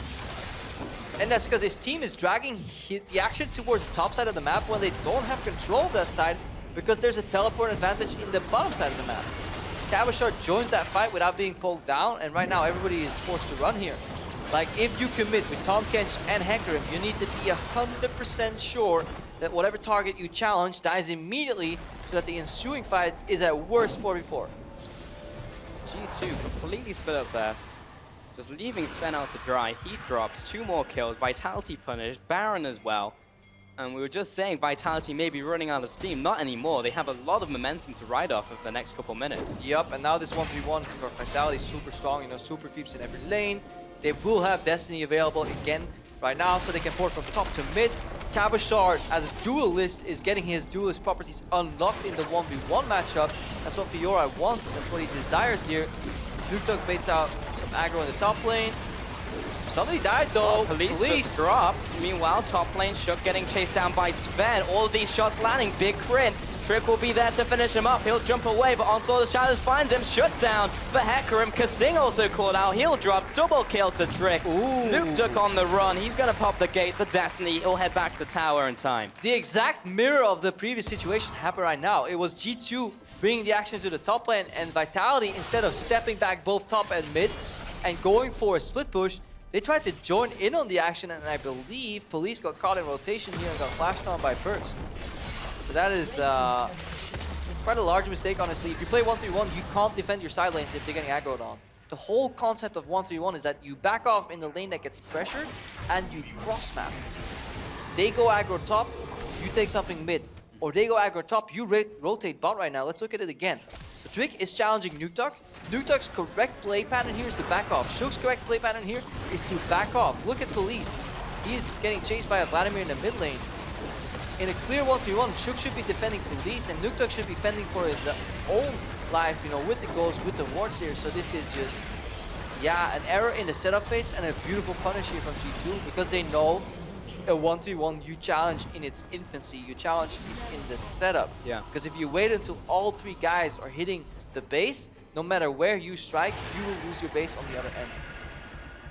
Very impressive, pulling the trigger, stopping and stymieing the push from Vitality. Like every single time I think I know how the game's going, it's instantly swapped up by one of the teams. It's really cool to see. But at the very least, Vitality are putting up a fight against G2, a team we usually see have such clean games. Top lane now, don't like I've seen this one before, but this time Cabochard chooses to back away. Yeah, now he's drawing aggro here, but look, now this time the right approach from Vitality, the cross map comes out. Look how they're challenging bot lane in it, because there was top lane aggro here. Much better. And again, because G2 realized this, they have to back off, and then guess what? Cabochard step forward. Again, it's like an accordion split push kind of, you know, one way in, one way out, both in. Really want to surprise your opponent. And the fundamentals, of course, is vision. The sooner you can see the rotation come, the better. Expect come in. Who's he carrying? Nobody. False alarm. Cabochard not getting called out by him. And Expect will just use that one. Carry on farming the top lane. Nukeduck is getting a range to assist these lanes just in case. Dragon spawning right about now. This will be the third Ocean Dragon. Not the best dragon in this situation, unfortunately. Had these all been like Mountain Dragons or Infernal Dragons, would have put them in better standing. Definitely objective control very much centered towards Vitality here. 4 Drakes.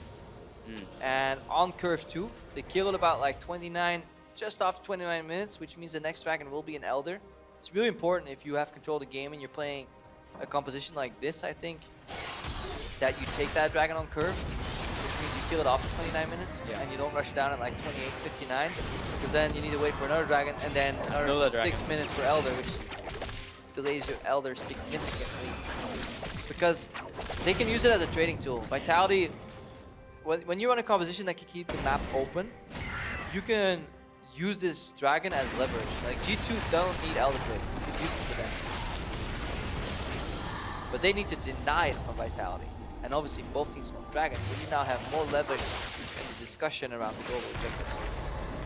Also forced G2 out to fight Vitality as well for this next dragon. Baron is also spawning soon as well, so lots of things that G2 needs to try and contest over. Remember, it's only a 5,000 gold lead right now, where it was 10 or 7 earlier, and Police is getting flanked on. Looking for the preemptive engage. So much damage coming in from the initial E out from Trick. Police is going to flash away, and Kasing is body blocking for the ultimate. Perks is going to find him. Tied to blood for the kill. Trick goes down in exchange. A 1-for-1. Nuke to go over the wall. Perks gets all of his health back. Cabochard jumping onto Sven. Shook will find him as well, but Expect will save him over the wall. Spits Sven out to safety. He survives temporarily. They lost Trick and Miffy on the back end. 2 kills for 1 so far. Vitality looking for the chase down, won't quite find it. Look for Destiny on Nukeduck. If he finds Sven, it is a one-shot. Surprised that he didn't use here. Abyssal Voyage cancelled. Find Perks here. Shock following after, gets to slow down, but not a trait that he really wants right now. Crimson Rush will regen around 700 HP. Vitality pushing down the mid lane, looking for this tower. Should be able to find it before the defense comes out from G2. I am wrong.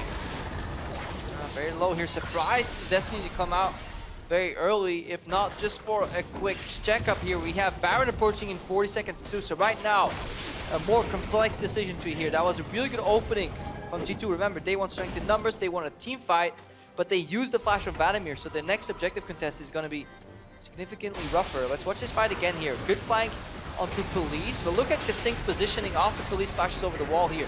He's really looking for blocks on these shots. Then Perks comes in, but they don't get Nuke took down, and that's very important here. Because Cabochard on the back end of the fight does so much work onto his vent. And then the fight turns into the favor because Mitty is stuck over this wall here. Yeah, definitely thought Sven was dead to rights though.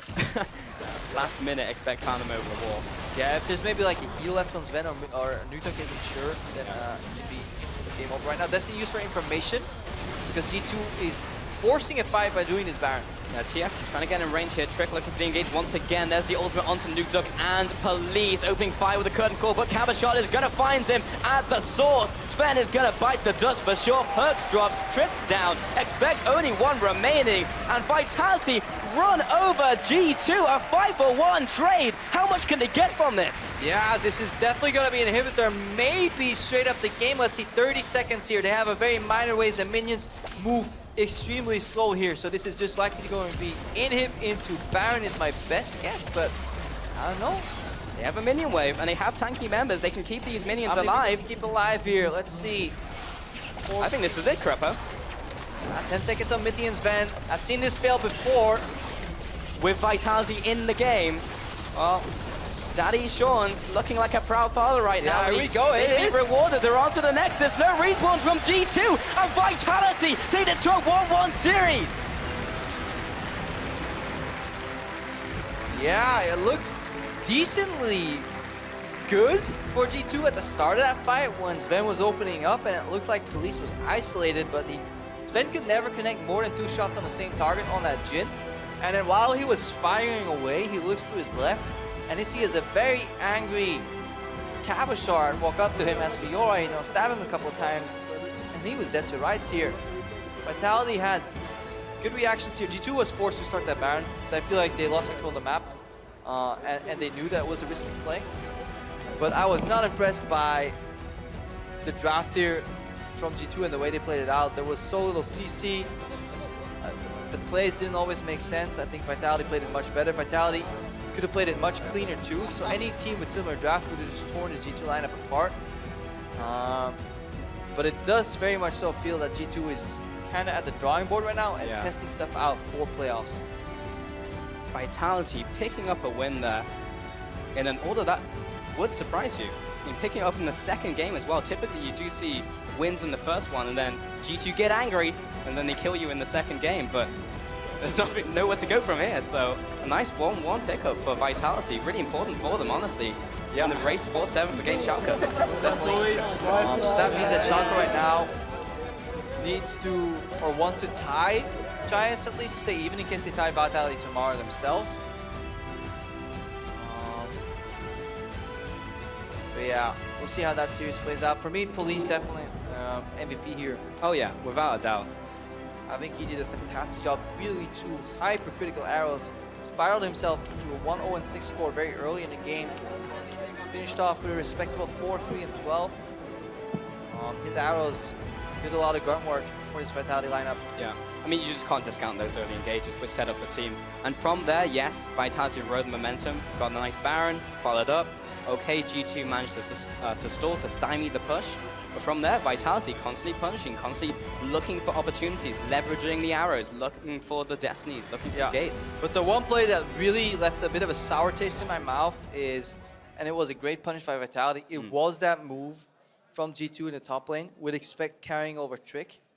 Wow, Cabochard had TP in the bot lane and Perks did not. Like that is such a rookie play. Like a team of the caliber of G2 Esports cannot make that mistake. Like it goes fundamentally against like the basics of like lane distributions and like split pushing. You don't make a play when the other guy can TP in and win it for you, especially if there's a global on the back end of it where they can chase you down. And Nuke, I believe, still had flash like when that exchange started. That's how he escaped. That for me kind of ruined a great game because I like it when teams are respecting each other's globals and there's destinies and there's arrows, and then but when the losing team then just makes such a grave mistake. The game could have been more. Yeah. But other than that, I'm really happy to see Vitality actually work as a team and use these arrows, use these destinies to start punishing G2. Yeah, maybe a little breakdown in fundamentals for G2, but overall, pretty fun series to watch. But for a closer look at that series, Quickshot is standing by with Vitality's Kasing and Shook. Thank you very much, gentlemen. Good cast on the day. A bittersweet series, I feel. Let's talk about game 2 before we step back and look at the bigger picture. Shook, fantastic performance. What went right in game 2 that allowed you guys to pick up the win? I think we just played like we do in scrims. Like in scrims, we're actually really good these days. And if you just do what we do in scrims and like don't make major mistakes, we still make a lot of mistakes, of course. We just do well, and like we can beat the top teams. We just have to do it. Yeah, it definitely seemed to be the case. Game 1 was also very close. What went wrong in game 1 that cost Vitality in the end? I think in game 1, we were quite even actually in terms of how we were pressuring on the map. But then we kind of misstepped, or I misstepped around Dragon, and then after they got a free Dragon and they had the tempo after. So I believe that game was kind of my bad. Like else we would have probably scaled more and maybe would have won later with Fiora. But yeah, it was just my bad in game 1. Kissing, you're usually a very happy guy when we do interviews. Obviously, I mentioned, mixed results. With losing game 1, Vitality cannot make playoffs. Means, not going to the postseason. What does that mean for you, knowing that now at best you're playing for 7th? Well, vacation. But no, it's on a serious note. Of course, I'm not really too happy that we can't really make top 6 at all. So it just sucks that we went 0-4 last week and we try out this week because, of course, no one likes to go relegations. So yeah, I think as long as we keep our game up, like second game, not the first game, then it should be fine for tomorrow against Schalke. Shook, you've obviously joined the team halfway through the season, coming out into the last week, knowing you can't make playoffs. Do you feel that Vitality could have done better over the last few weeks, and why is it you're in this position? I think we had quite some throws. Like we were at early game, mid game, and we lost all those games we should have won. If we had won those games, we would probably make playoffs. And I think in playoffs we would have done really well actually. And yeah, just try to get 7th now. Yeah, try to get 7th. One last question before we head up. Kissing, looking forward now, you've got at least 1 additional point over Schalke, who's your closest rival in this race. How closely has the team looked at what the remaining matches will lead to when it comes to the postseason? Well, to be honest, it's just, for us, we don't really focus on what the remaining scenarios are. It's more that we just have to win what's ahead of us, rather than focus on all the little possible factors and stuff. So, provided we can win tomorrow's game against Schalke, and I'm pretty sure everyone will be happy that we're not going to get relegated, then I think it'll be fine. I think a little bit of a blessing in disguise that it is against a team that you're in the running for 7th with. Anyways, guys, congratulations on the game 2 win, taking down G2. We're going to head over to the analyst desk to round out the series. Thank you very much, Trevor. Not thinking too much ahead about the possible scenarios. We are going to do that, though. Vitality is locked out of playoffs, fighting for 7th place. And Stress, you looked into the possibilities for G2 and Splyce in terms of 1st place. Yeah, so what this does now to 1st place is it makes it a little more difficult for G2. G2 on the head-to-head over Splyce, which means if G2 can pick up even 1 point tomorrow, they will lock 1st place.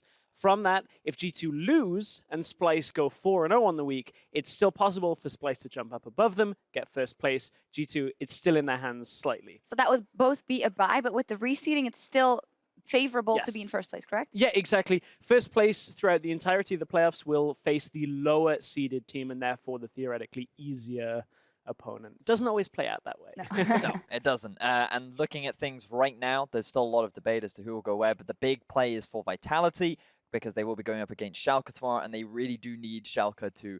Their ideal situation would be for Schalke to lose today. Yeah. But Vitality managed to pull 1 game out in this one. A lot of kills and just a whole kind of different mentality from them stepping into onto the Rift. Yes, they had a lot of globals. They had the Twisted Fate, they had the Ash Arrow, and they were constantly using it to find opportunities just like this one. They land the Ash Arrow down onto the Karma. This forces G2 to try and respond, and you can see that they're quite segmented in their ability to engage. The Ghost is unavailable on the Vladimir. He gets to the party far too late. Vitality have already grouped up, using the Teleport on the Fiora, the Destiny on the Twisted Fate, and the fact that Vitality could constantly use all of these globals to find picks, quickly collapse when it came to fighting, and just constantly build on pick after pick after pick, enabled them to eventually get a Baron, which resulted in them closing out the game. And it was just very impressive in how Vitality shifted from a very passive game 1 into a very trigger-happy, let's start a fight game 2. And player of the game for us is Police, the AD carry for Vitality, who has been actually playing pretty well in the last couple of weeks for them. For Vitality, maybe a little too late, but a good performance by him. Yeah, good performance. You saw some of the Ash Arrows landing there. As you said, he's kind of sat under the radar. I honestly feel like they brought in Raya. I was trying to remember what he changed his name to. They brought him in, and for that couple of weeks, we were like, okay, well, is that police completely out? Then he comes back in, and honestly, has still had these performances where you question exactly where he is. I don't think he's in that upper tier of AD carries in Europe by any means. Certainly a good game. And Vitality, though, will need a solid AD carry if they do end up in relegation, because you look against teams like Misfits, there are some pretty beasty AD carries down there. I mean, even if you look at Tabs, he's no AD carry that you can afford to underestimate. So. Yep, definitely. We'll see what happens there. It's funny because we always ever talk about Misfits. There's a reason for that. Yeah, that's true. People are going to see him next week, promotion tournaments next week, guys. So you will get to see them in action. Okay, over in the studio, however, Fnatic took game 1 over Raka. They are currently in game 2. Everything is still squared out, but Whirlip is in the top lane. Spoiler alert, no Jax. He's playing Gangplank, I believe. Yeah, so we'll see what happens there. They're just in the beginning of the game, so head over to EULCS1 if you want to check out how Whirlip is doing over there. Next up, Origen managed to take a surprising game from Fnatic last week. We'll see if they can recreate some of that magic when they take on the might of Splyce after the break. Today I will carry alone. I'm feeling fresh. Really? Yeah, I sleep 7 hours. It's good. No, we sleep 3 hours. We lost. Carry please. We lost. Nah, I actually feel fresh. I think I got this, guys. Don't worry. Kasing should be able to pick up the kill, but Police isn't in range. Shook now has to turn sensitive back onto him, but he will survive. We'll finish him up behind the tower. Can we go and come back? Can we go and come back here? I got him. No Vlad. Kill them. One Vlad. We are on target, okay, guys? We can finish him. Opening fire with a curtain call, but Cabashot is gonna find him at the source. Sven is gonna bite the dust for sure. Perks drops, Trits down. Expect only one remaining. And Vitality run over G2. A 5-for-1 trade. And Vitality take it to a 1-1 series.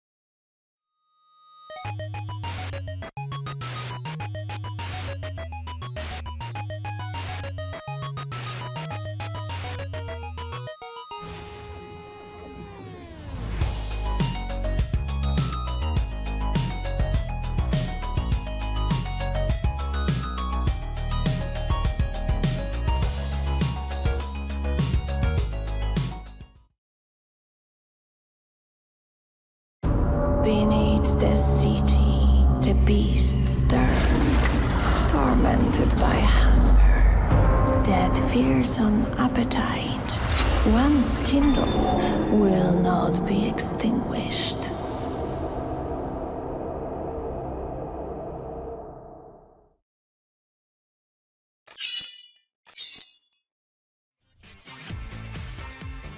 Can't wait to get to Krakow, but we're not there yet. We don't even know which teams we're going to see there yet. Welcome back to the European LCS, where just a few matches remain in the summer split. The playoffs are just weeks away, so hit up lolesports.com for more information on how to join us for the finals and the third place match in Krakow, Poland, where we'll send the first of 3 European squads to Worlds. We have OG versus Splyce coming up next, and Splyce obviously and OG are in the race, but Splyce is a bit higher in the standings at this point. They went 14-2 in their last 16 games. Fantastic, fantastic second half of the split for them. They're finding themselves to fight for that top 2 spot versus Fnatic, or possibly lock number 1. Well, 2-0 in this series would do it if they can lock that first round bye. Of course, they are 4 points clear currently of Fnatic coming into today, so we'll see how the points end up at the end of the series. But for Splyce, they've been looking very good, and not only just on the Rift as well. I like how Splyce have been looking mentally as well. I like the style they're playing. I like a lot of what they've been doing. 1-3-1 has been very crisp for them, and honestly, I think my favorite thing is they've been a lot more reserved. Not always looking for the over-aggressive plays. We've seen a couple, but I feel like Splyce are one of the most refined teams we have here in Europe. Well, speaking of refinement, Origen seem to be lacking ever so slightly in that department, given that now they are playing mainly for that 7th place spot.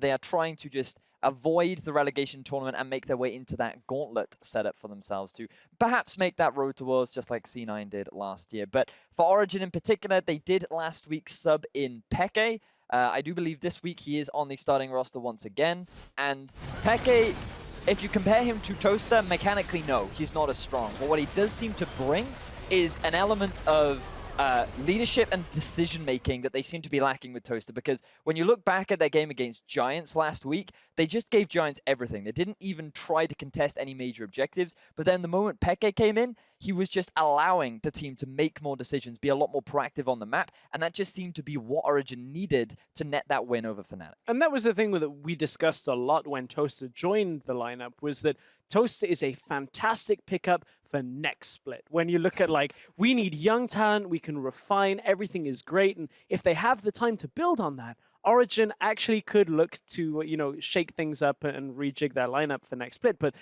when it comes to right now, as you, I mean, yeah. I mean, why? I mean, to be honest, if you want to get to Worlds, why would you then go with someone that you're apparently not 100% sure of to make it in those important matches? Because you can't tell me that they don't want to get to Worlds, right? Well, I'm not saying they don't want to get to Worlds, but what I think it is you're trying to find any solution to multiple problems, right? This isn't just Origen don't have an AD carry they can rely on in all situations. That is not the only problem Origen have right now. The rest of their lineup, don't seem to be able to have that same direction without Xpeke, and they need to find both of those at the same time if they want to go to Worlds. What you have to remember is that when we've seen a lot of Origen's success in the past, it has very much been amazing SOAS, amazing SOAS. Oh, these guys are doing so well. Look at SOAS in the top lane. And that means that when you have this new AD carry on an LCS stage playing against the best players in Europe, Toaster could feel a bit of the pressure. He's not used to playing with hybrid. Perhaps he needs a little bit more support. He needs to get used to what it's like playing in this sort of environment. And when you just look at what results in OG's success, Toaster doesn't have that same kind of support, but Peke doesn't need it because he knows what it's like to get very few resources and still have an impact on the game. And so in terms of how the meta currently works and how the team seems to operate, it just right now seems that they have more success with Peke. And We are waiting just a second to get the players into the lobby. Just wanted to. Yeah, and it gives me a nice moment to talk about a coincidentally apt circumstance that we find ourselves in today, because you look at Splyce in last split, they were that kind of player, don't have the experience on stage, don't quite have, you know, a lot of the macro play elements where somebody is a strong leader. Now this split, they've had the extra time to adapt. They've really settled themselves in. And that's where a lot of their strengths have come that they did not have last split. With the introduction of Mickey, that was also a big change that just suddenly changed the entire lineup. So that's really to echo the sentiment that how we've seen this significant swap where Splyce have taken Origen's spot and are now looking to compete to be the best in Europe, whereas Origen are now sitting in that 8th, 9th place spot. It isn't all doom and gloom for Origen fans. There is a very slight slither of hope. You talked about Cloud9 doing it last year. almost identical situation for Origen. If they can pull out a 2-0 and continue to get points, there is still a possibility to go through the gauntlet, not for playoffs for Origen, through the gauntlet to Worlds. It's a long shot, but it's still there. So as an analyst of the European region, would you like to see Origen at Worlds? No. No. And Not that's not a personal thing against Origen. I admire what they did in Spring Split, getting up into the finals. I admire what they did last split, but this team is not ready for a World Championships. Just look at the caliber right now. Top 3 Korean teams look terrifying. ROX and SKT looking as terrifying as ever. LPL as well. EDG so far undefeated, I believe, in the LPL league. TSM and Immortals. Too. there are so many good teams around the world right now, and I think that Splyce and G2 would represent Europe well. I still have a lot of faith in them, but if we sent Origen as a 3rd team, I feel like that they would just be 3 points for whoever went. Well, it's in their hands now. We'll see what happens. Fnatic is one thing, but Splyce is another. To see if Origen can get to work guarding their gauntlet hopes, let's hand it over to our casters. Thank you very much, Sharks. And we're back bringing you our second series of the day here in the arena between Splyce and Origen. I think that was a really interesting topic that they were talking about in terms of the international stage. And Vinny really said it there. Like, you look at the strongest teams in every region, and maybe Origen are 3 points, as it is right now. I don't know. Look at the strongest team in our region. Like, Origen will just get murdered by, like, this whole, like, novella and, like, fairy story of Origen making it back to Worlds. Like, it's very likely not going to happen. And if it is, it means a major downfall for Europe as a region, because this team in its current shape does not deserve to be there. Because if they did, they wouldn't be in 8th place right now. Maybe they can go full Cloud9, reverse sweep the dream, become a decent team. Oh, get I to lied. Worlds. 9th place, actually. 9th place. even harder. And as the analysts were saying as well on the desk, like, they're really looking to try and get into that 7th place. Either way, we are going to take a look at those lineups now. So starting on the blue side today, Origen have got their work cut out for them, as we've already mentioned. Top lane, Soaz, jungle amazing, mid lane Power of Evil, ADC Xpeke is back, support hybrid, and their coach Aranea. Yeah, and they're obviously going against a team that want to look like the best team in Europe right now, and they could actually, and that's Splyce. In the top lane, they still have Wunder, jungle is Trashy, mid lane is Senkux, AD carry Kabe, support is Mickey, and then of course Yamada Cannon, as always, will be their coach and camera prop, because he loves the camera. Just consistently better, honestly, across the split. And a lot of quiet players, in my opinion. Like, they don't just jump on social media. They're not just like, look at how amazing I am right now. But over time, yesterday though, better. Yesterday, Splyce was watching INT Immortals, and especially Wunder was coming out and saying, like, where's the macro? It's like, this is an RM Clown Fiesta. Like, these guys don't understand how to distribute their lane. So what I'm expecting today from Splyce is picture perfect, crisp, on point lane assignment, because otherwise I might ask myself, you know, hop on Twitter and like, yo, Wunder, where's the macro? Let's go with the young retweet there. Yep. We'll see. Okay, apart from that, let's get into the champion select. Picks and bans. First ban will be Fiora from OG, taking away Wunder's carry there. Karma going to be taken away from OG here as well. Yeah, Splyce, they, especially after G2's performance today, a 2-0 here would keep them in the running to potentially take G2's first seed spot. It's unlikely, but it's still possible.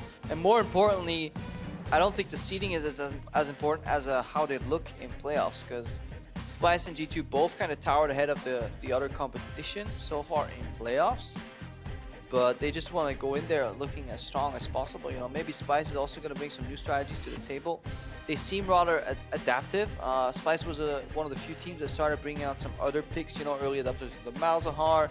I think they're not afraid to play any other champions. Like, their support has a wide champion pool too. So we need to see if they've prepped anything new this week. The rest of the bans are coming in here. Malzahar taken off the board. Very another strong example, blind pick. Another example of what Splyce was bringing out rather early here. The fact that Kassadin is banned by Origen is a good indication there. And Kassadin taken off the board along with Syndra. Do you not want to get randomly hit with a Syndra pick from Power of Evil in the mid lane? Or just make sure you can't even take that one at all to the table. OG, first pick. I mean, usually they did Sivir for a while, didn't work. Then they went for Ashe on Xpeke, but then that's not necessarily a first pick worthy champion. There's Braum available, but Mickey won't lock it. Both support share Bard, but it's not really a first pick, so you're looking at like what, maybe Comfort jungler here, maybe an early Karma. Karma's banned actually, so no early Karma. Yeah. Comfort jungler is something you could see, or maybe just a Sivir. Possibly. Waiting all the way down, 10 seconds remaining here for OG. Definitely giving a lot of thought to this first pick, as you mentioned, Bard. Typically a very banned champion against both of these teams, actually. And yeah, it looks like it will be preferential jungler. Nope, last minute swap up to Trundle. Okay, going to be flexed to either hybrid or Sellers on this one. Yeah, Trundle. Flex pick here, but slightly leaning towards the top side. Wunder thinking of just reacting with a Gangplank. Champion he's played quite a few times. That was very vocal about too. And then Trashy is the pick of the litter. There's Elise, Gragas, all available. But he's looking at the Hecarim instead. I liked it in the last series where G2 had a whole lot of time to farm, but I feel like Hecarim is such a volatile pick that can really go either way. Like, it's such a good pick when it gets ahead. You just run over people, and we've seen the damage that it can do, but... Yeah, I really like it with Shen, actually. Yeah. You get dropped early, it's rest in peace dreams. It's going to be the swap up to Rek'Sai in the jungle for Trashy, and Shen as well for Wunder. Really heavy frontline here built for Splyce, that they can then fill in with more damage on the back end. They will need to find some heavy damage dealers. They can still pivot to a global style, you know, with a lot of split pushes here. Rek'Sai is one of the junglers that can catch side lanes and join the split push as well. Shen is kind of hyper mobile on the map with both teleport and Send United, but Splyce will need to fill up the damage. Don't do it, Power. Oh, not again. Oh man, that series last week was nutty. I remember I was sat with Sifa. We went home early as we were getting prepared for the flight, watching EULCS, watching Power people bring out Gogmore. Saw the Rumble jungle as well from Fnatic. That series was mental. Will be locked. Oh, it's locked as well. Barrow of Evil. There's the AP Gogmore. Oh. Crepo, thoughts? AP Kog'Maw into Shen Rek'Sai with a counter pick available.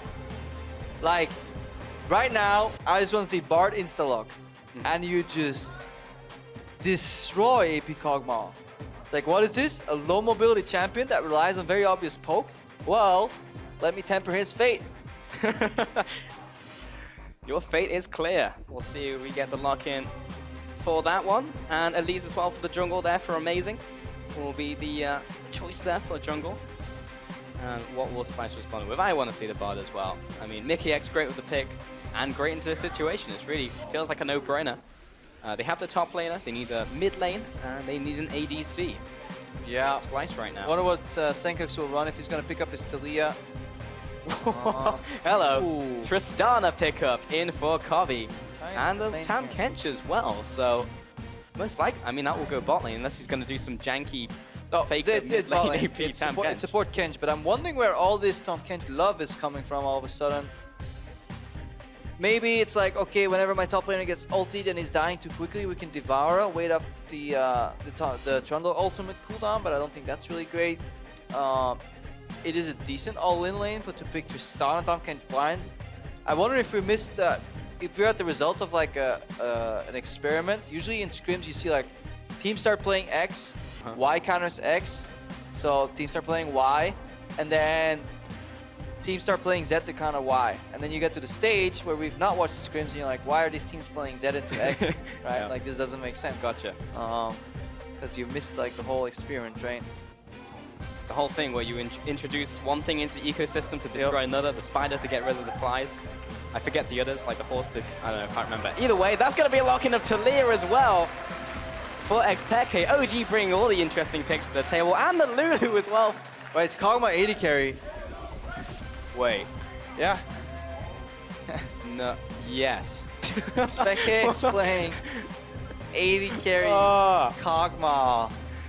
Never With did I Lulu. think I'd see the day of the flex Cogmore, Crepo, but here we are. Well, the new W gives attack speed for that % damage on the Kog'Maw, and then Pixie works very well on fast attack. Like, Pixie works really well with the double Biocane Barrage. The problem is, you just get dunked really easy. Yep, that's a true statement. Yeah, I'm just like, my pick. jet-lag brain is running through this comp to see like what the laning power is, like what the true goal is, why. Yeah. I mean, let's not forget, XPEK's main weakness in this season has been what? Getting caught out. Getting caught out. Let's put him on Kog'Maw. Put him on Kog'Maw, boys. There's only one way he's gonna learn. Oh, the LeBlanc comes out from Senkux too. Okay, we saw this the other week from Perks as well when he had enough of playing what he says boring champions mid lane. Here comes the LeBlanc. That's to destroy Peke's dreams. Has to be very hard in mid though, into the Taliyah matchup, because Taliyah can just AFK shove this LeBlanc, poke her out, and I think you just pop your knock-up on clone location, and then you go aggro in the trade, and then if Amazing shows up, like, there's so hard for Senkux to get out of there. So this is a crucial matchup where push is very important early, and jungle presence too. This matchup bot though, they need a swap. I think Splyce definitely wants to end up in lane swap here, because otherwise they'll have very rough standard lanes. Blue Kog'Maw can destroy 2v2 unless they get all-in, but let's just assume that they're good enough to avoid all-in. Also, Exhaust really good against an all-inning Tristana because their damage is so telegraphed. And then really strong early trades usually from jungle too. But Chen should be able to catch that, but still, Splyce won a lane swap. There's so much going on to this game before we even started. There's the handshake. Aranea, Yamato shaking hands before we get into this game. And for some reason, if you've only just joined us, we had a Taliyah lock-in, Kog'Maw, all sorts of crazy picks. Not even sure how this one's going to pan out, but we're about to find out Crepo. There you can see the full rosters of the players and also their picks as well as we get into game and we prepare as we head onto the loading screen. But as we do so, jump on Twitter, use the hashtags OGWin and hashtag SPYWin. Show your support on Twitter for these two teams.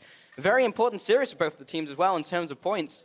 OG need this series. They need to try and get into that 7th place spot. Splyce need that 2-0. They'll get them their first round 1 bye in playoffs. Splyce have drafted Ignite on Mickey, which usually indicates that they are fine with taking standard lanes. Because Exhaust is a super strong spell against the Kog'Maw, because it hits him really hard in the attack speed and in the damage reduction. So an Ignite Tahm Kench here is almost hyper aggressive. That's where you actually just want to Q flash auto in. I actually don't know if you can tongue lash flash, but you want to flash Q at the least. Flash Q auto in and then look for the kind of devour threat on the Kog'Maw and all in. Remember, Tristana right now, you know, with resets on the explosive, Trigger can get double jumps in. So there is heavy all-in potential, but still, it is very bold to play melee with ranged into a double ranged matchup, especially if your AD carry is kind of forced to auto-push at times. Tristana has a very hard time manipulating waves, and one way to play around range disadvantage in the bot lane is to manipulate your waves properly, but it's impossible to do that with Tristana, or significantly harder, because explosions, you know, around creeps will auto-push. Yeah. Well, as you can hear from the crowd, we're about to get into game. Once again, we were just waiting for the players to just fix a couple issues, but we're now into this one. Our second series of the day is going to be Origen versus Splyce. Really important series for the teams, really important points to net as we head into playoffs here. Crepo and OG will be heading off the starting blocks. Power V will heading into the jungle as well. We will indeed see if we do get those standard lanes. I certainly want to see what happens here because there's so much to talk about. We're talking about not much diversity in builds, but it's been a while since we've seen AD Kog'Maw, so we could see something completely different come out. Definitely so. The track of that one goes. Let's look at the wards here. They usually reveal what teams' plans are. Very few engages these days. Incredibly quick Gromp though, if they commit for it. And it does look like Kobe and Mickey want the lane, but if they do Gromp and then path into lane, and they find themselves challenged. Right now, so the counter to this play is for Peke and Hybrid to wait in lane in the second brush and then just almost like super punish them if they walk in. It's going to be hard since there will be a Devour available on Mickey. So maybe that's why Peke and Hybrid are just going to look to stop Gromp instead. They're waiting in the bush. There's a ward right there, so as soon as they step out... Yeah, but they're going to walk up at like 137 to stop the Gromp and then walk back to the lane. That's usually it, because you want to, if you have like a Karma lane, you can punish them walking back into the lane. Also, they want to scout for potential lane swap right now. You know, at a good cross check here from Hybrid here around the wall. This is the best solution because it's a super quick Gromp on Tristana Tahm Kench lane, and you can't punish if they walk back into the lane. It does yield the push just a little bit, but it's a fine start for this 6-pack lineup. Yeah, and that's what you want to do. Power trades, you know, with a W. Laning patterns into any Kog'Maw lane throughout history has been the same. Whenever W is up, he walks up and wants to trade. You back off. Whenever his W is down, that's when you can counter trade and put some pressure on the minions. It's all around. It's all pacing around that W. Hurricane Barrage hurts a lot. Yeah. Actually, here. Yeah, there you can see once again. Yes, it reduces damage, but when you have a support like Lulu, who places that on hit effect, even more damage. We used to see Cogmore being paired with Tam Kench a lot, actually, to try and cover that weakness. He's got cooldown on W, you eat him up, spit him back out when he's got the cooldown again, and he carries on firing. All right. Again, as we talked about, very push-centric matchup here in mid lane. Taliyah gets the early push in and aggressively invades onto Wolves. And that ward, while it seemingly seemed like just one ward, gives so much information here. And again, another super strong trade here by FLICKR. Kobe's trying to put the damage back onto Peck. He's got explosive charge, big explosion. Yeah, FLICKR traded too long on the back end of that. You should be happy.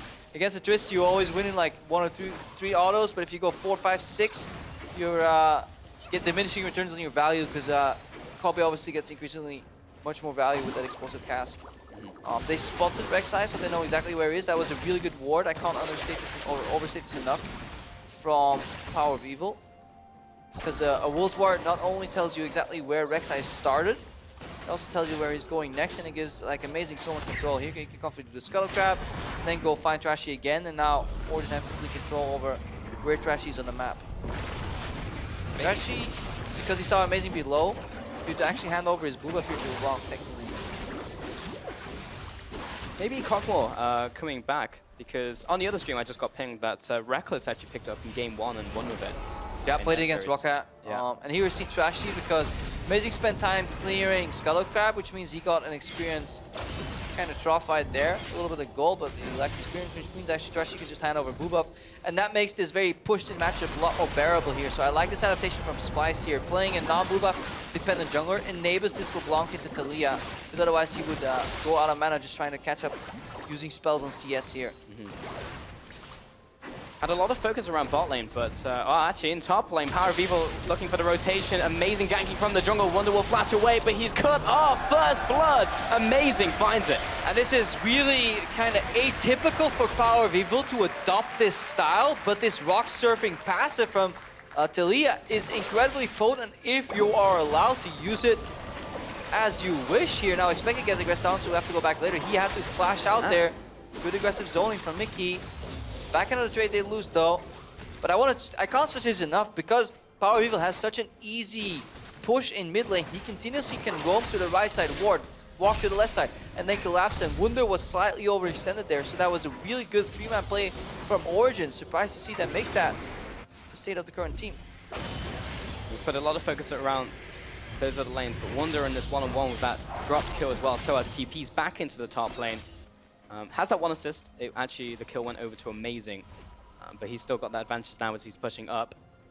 And also looking at that mid lane as well, Power of Evil rotating to the top lane, as you mentioned, rock surfing passive, and just a nice collapse. Yeah, that's still a mistake from Wunder though. His wave was in a really bad spot and he was trying to fix it, but at that point you just gotta back off and you gotta wait for your jungler. Even if it was just Amazing, Wunder could have technically died there if he just got outplayed. Yeah. And now the wave got pushed in and bounced again, so Soaz is putting these waves in very beneficial spots for himself. Resetting very slightly, Trashy heading into this jungle. Trying to steal away 14 gold actually, not too bad, not too shabby. Faces down the ward as well for information, so Splyce currently know where OG's jungler Yeah, is. and Splyce bot lane played this a lot better. Look at how they're walking back to lane on even CS already, and FLICKR still has the base here, and they're gonna catch the majority of that wave under Tower 2 since it's a cannon running in here. So despite having some decent early trades here, Kobe is actually going to have a CS lead. He based on a BF timing too, which is incredibly beneficial for Tristana in all-in lanes, because you really want to nail that all-in and 5 auto attacks and then burst the Kog'Maw down. So a really good start for this Splyce bot lane despite having a rough range disadvantageous matchup.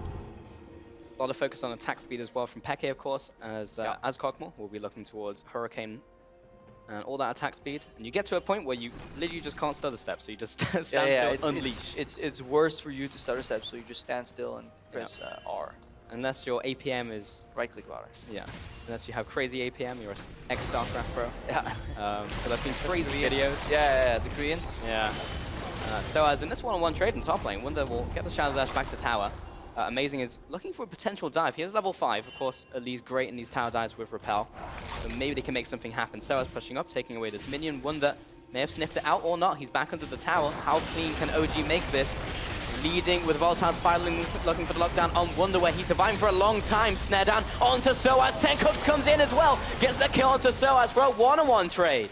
Yeah, one-on-one trade there. They started out early, but obviously they couldn't follow up in that zone from Shen here. Expecting no flash, remember. He's dead. Flash from Mickey, and the Devour, and the kill from Cubby. Nice setup. Surprised to see Expect overextend for that play. Origen now getting his boomer from Amazing. Yeah, same mistake here that we've seen before. Expecting getting caught out. Ooh, and now they're going to lose their tower too. So this is map momentum for Splyce. That was a really good reaction in the top lane with that teleport from LeBlanc. Brief pause here.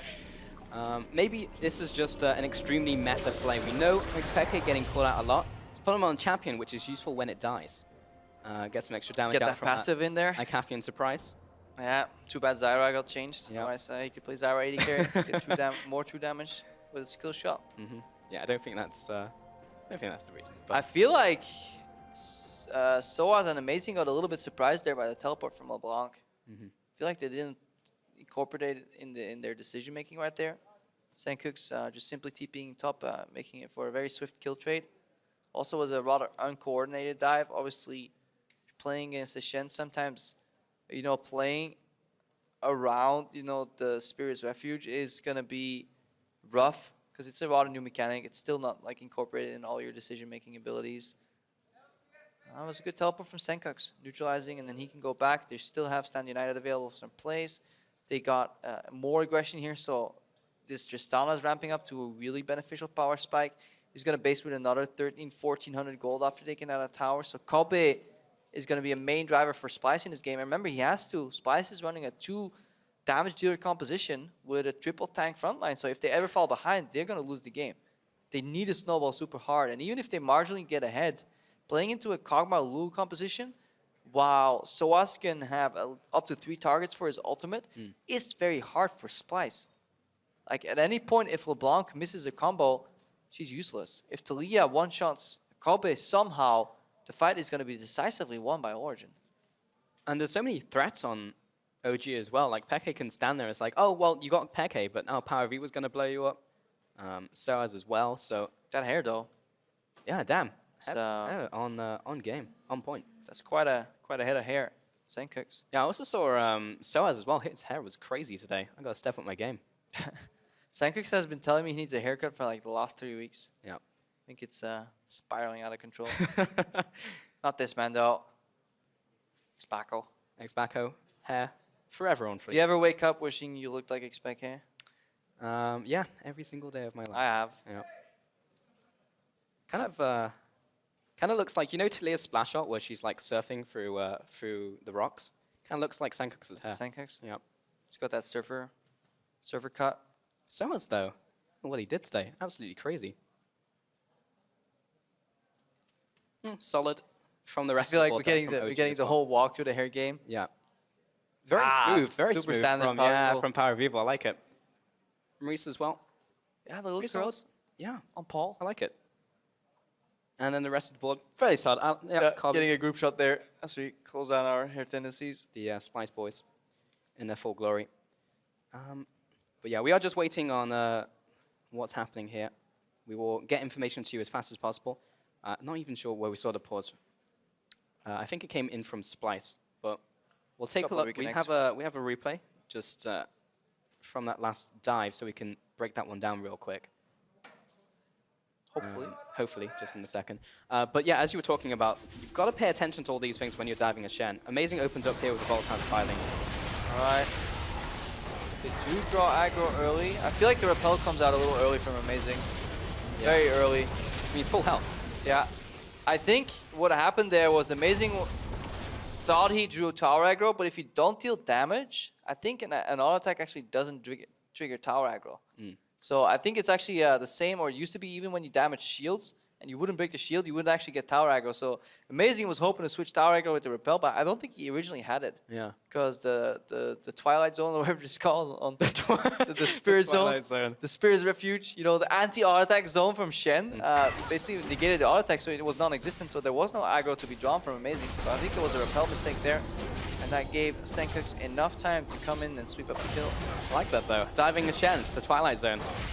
We see that a lot, actually. People underestimate Shen. It's just like once you can get over the Spirit's Refuge and the Taunt as well, because Taunt punishes real hard. If you didn't kill Sven, or Shen rather, during that time, then he's going to taunt you and you're going to die. And that's exactly what we saw there with Soaz getting punished by Senkooks coming in as well. So definitely something to keep in mind. Parabeaver also lagging behind the play. Splyce taking the macro approach here instead of keeping the matchup one and win it harder. They're swapping up the side. Look at it. This is Tristana. A lot of Tristana-focused teams, you know, when she was really big enough for America last year, would do this all the time, you know. Get a favorable trade with a jungle interaction, take down bot lane tower, and then snowball by taking top lane tower right off her and just siege through these turrets. She is Demolisher by nature, and expected behind on a trade. Kog'Maw horrible at towers, you know, because obviously that percent damage doesn't apply, you know, so the increased attack speed is quite useless here. Again, Rift Herald being started, it's going to be handed over to some of these Tonks that can split push. Splyce accelerating the map here. This will go over, most likely. Oh, Wonder arrived just in time to pick it up. Perfect. Bot lane will eventually go down to Peke and Hybrid, only just finishing this one off. So Splyce getting that extra objective on top of that tower. Yeah, and Splyce basing right now and is going to walk back into the lane, push out, and then isolate the next objective. Because Expect is out of mana, which means Kabe can actually freely walk up, essentially 1v2 if he wants to. Mickey can peel off and use his Sightstone for some river vision if he wants to. And Splyce were hoping to maybe control Dragon here. Origen are moving in early. It's a little bold here with an automatic Kog'Maw though, but Rek'Sai is not close enough. Reset very slightly. There we go. First Dragon of the game to Origen will be on their side. 6 minutes until the next one will be Cloud Dragon as well. Yeah. If this wasn't a Cloud though, I think Splyce would have based before doing Herald, but they were fine yielding and trading Herald onto Shen, which is great for Cloud Drake, because that means he can deal with Soaz a lot easier. You know, extra damage reduction in trades against Trundle is just so useful to have. Containment system staying in effect. And I think the next play for Splyce is going to be the push on the bottom from the Tahm Kench Tristana, and then either light up the enemy red jungle if they feel safe and they see Amazing somewhere on the left side, or they're going to put Kabe and Mickey mid and have LeBlanc split push in the bot lane. Splyce is running a 1-3-1 composition with double teleport, so LeBlanc is going to move to the side lanes later on. Let's see if that is the play. Kabe still pushing down the bottom lane, and won't be any rotation from OG. They have the jungler on top side, so the push will continue. Trashy also covering in the jungle. Yeah, 2-man jungle support moving in first with the kind of the leading pressure from the mid laner. Guess what? AD carry pushes up bot. He's going to go mid. Look at the zone pressure on Power of Evil Doll. He's Talia with an immense amount of wave clear, but he is so scared to approach that wave. The zone coming in from the side from Kabe. The wave clear Q from Talia is now used as poke onto Kabe, which means half the tower's health disappears. He's carrying out the wave from mid lane. Wunder aggressing onto Soaz, has to pop the defensive tower. Because this is coming. Abyssal Forge comes out, and now Kabe can jump in. Coming off to the side, knocking him against the wall, in from the ultimate and the taunt. Nowhere for Soaz to go. Nice kill for Splyce. Yeah, and Kabe trying to hide his ultimate animation in between auto attacks, because usually the play right there for Tristana is obviously to move ahead of Trundle and then knock him back into the lane, but that is so telegraphed that Soaz will flash out and reset. Saw a cheeky cocoon there to maybe catch Senkooks to combat the wave clear. Like, there's a lot of little decision making. So that was a very well-timed ultimate from Kabe, because the flash from Soaz could have saved him, but he never saw it coming. He thought Kabe was going to walk further into lane to knock him back. Once Shield Smith went down, there was no reason for Soaz to flash there. But this highlights the comments that they were making on social media too about like macro, right? Splyce, they were complaining about INT or more sort of how they were very lackadaisical in their macro approach. Kabe was in the bot lane like a minute ago. So it's push bot, control red side jungle, move mid, push in wave, siege half tower, move up, Abyssal Voyage top. Like, this is a beautiful map move, and they technically still have teleport on the Shen to go bot lane. They have Shen that can port to LeBlanc in case she gets caught. They have Rek'Sai with a network of tunnels to move all over the map, so they have the global, so they need to make use of it, and they are, and that is how Splyce is getting an advantage. In general, I'm just very impressed with how Splyce have developed as a team. Like, last split, it was about getting those fundamentals, and now, like, not only do they have the fundamentals on lockdown, they are pushing the boundaries, pushing further, looking stronger and stronger, and making plays like this, which you would look back at Spring Splyce and be like, that was nothing you would ever see from them ever. Zenko's dancing all over the place. Wunder, ultimate on top of him. Soaz locked down, stunned, taunted, nowhere to go. Another kill. Soaz 0-3. Yeah, and Soaz starting to scratch his head here. He's like, what, guys, what am I supposed to do? Because there is no cross map. Soaz is pushing up top, but he knows if he gets caught, his team is not in a position to take anything. FLICKR can't get anything in bot lane. There's not enough pressure in mid here. It's Origen, that was essentially Soaz overextending. Zenko still missed both chains. Some really nice jukes, but it wasn't enough. So this is some of the faults that Origen are making, and now they can't make any plays anywhere else on the map because their top laners in the base, and they continuously fall prey to these rotations. And it's so hard to play the map from behind against a team like Splyce because it's unrelenting pressure, a lot of globals, a lot of mobility. If you make one mistake, they will just chain it into pressure over and over and over again, and it's so hard to fight your way out of that one. And you were saying this game might be hard for Splyce if they fall behind. That's not the not how this game is panning out so far. 2K advances plus that one tower, constantly making these plays, keeping up the pressure as you just mentioned. Unravel Earth, but he's poking. Out of. Ariel's poking instead of just focusing on wave clear. Spec is joining as well. He has the Wit's End finish right now, so very early spike build as well that doesn't scale that well. Like Wit's End Cogball is like, he just hit his spike.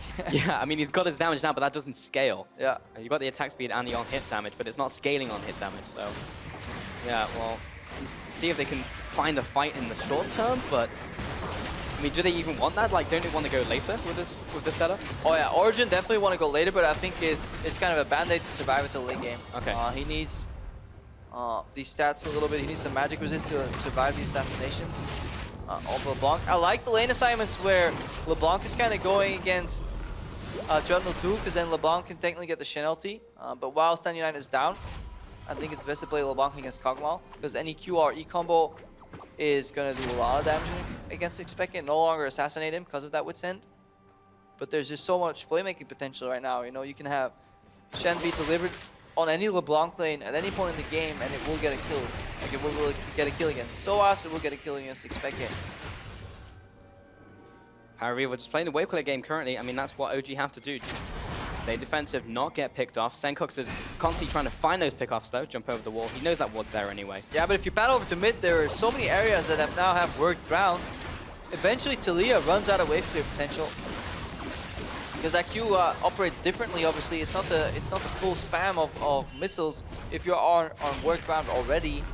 So there is benefit to continuously pushing in a Talia. Eventually, you will hit a breaking point where she can't clear the waves as easily anymore. OG just cycling through here. Trashy being aggressive, placing down these wards, constantly getting this vision as the Infernal Dragon is now live, so trying to get control over this area.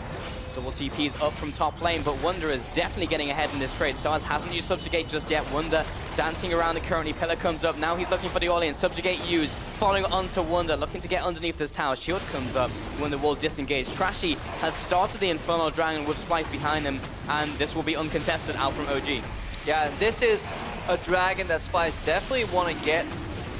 Infernal, much more important than the cloud that they neglected earlier.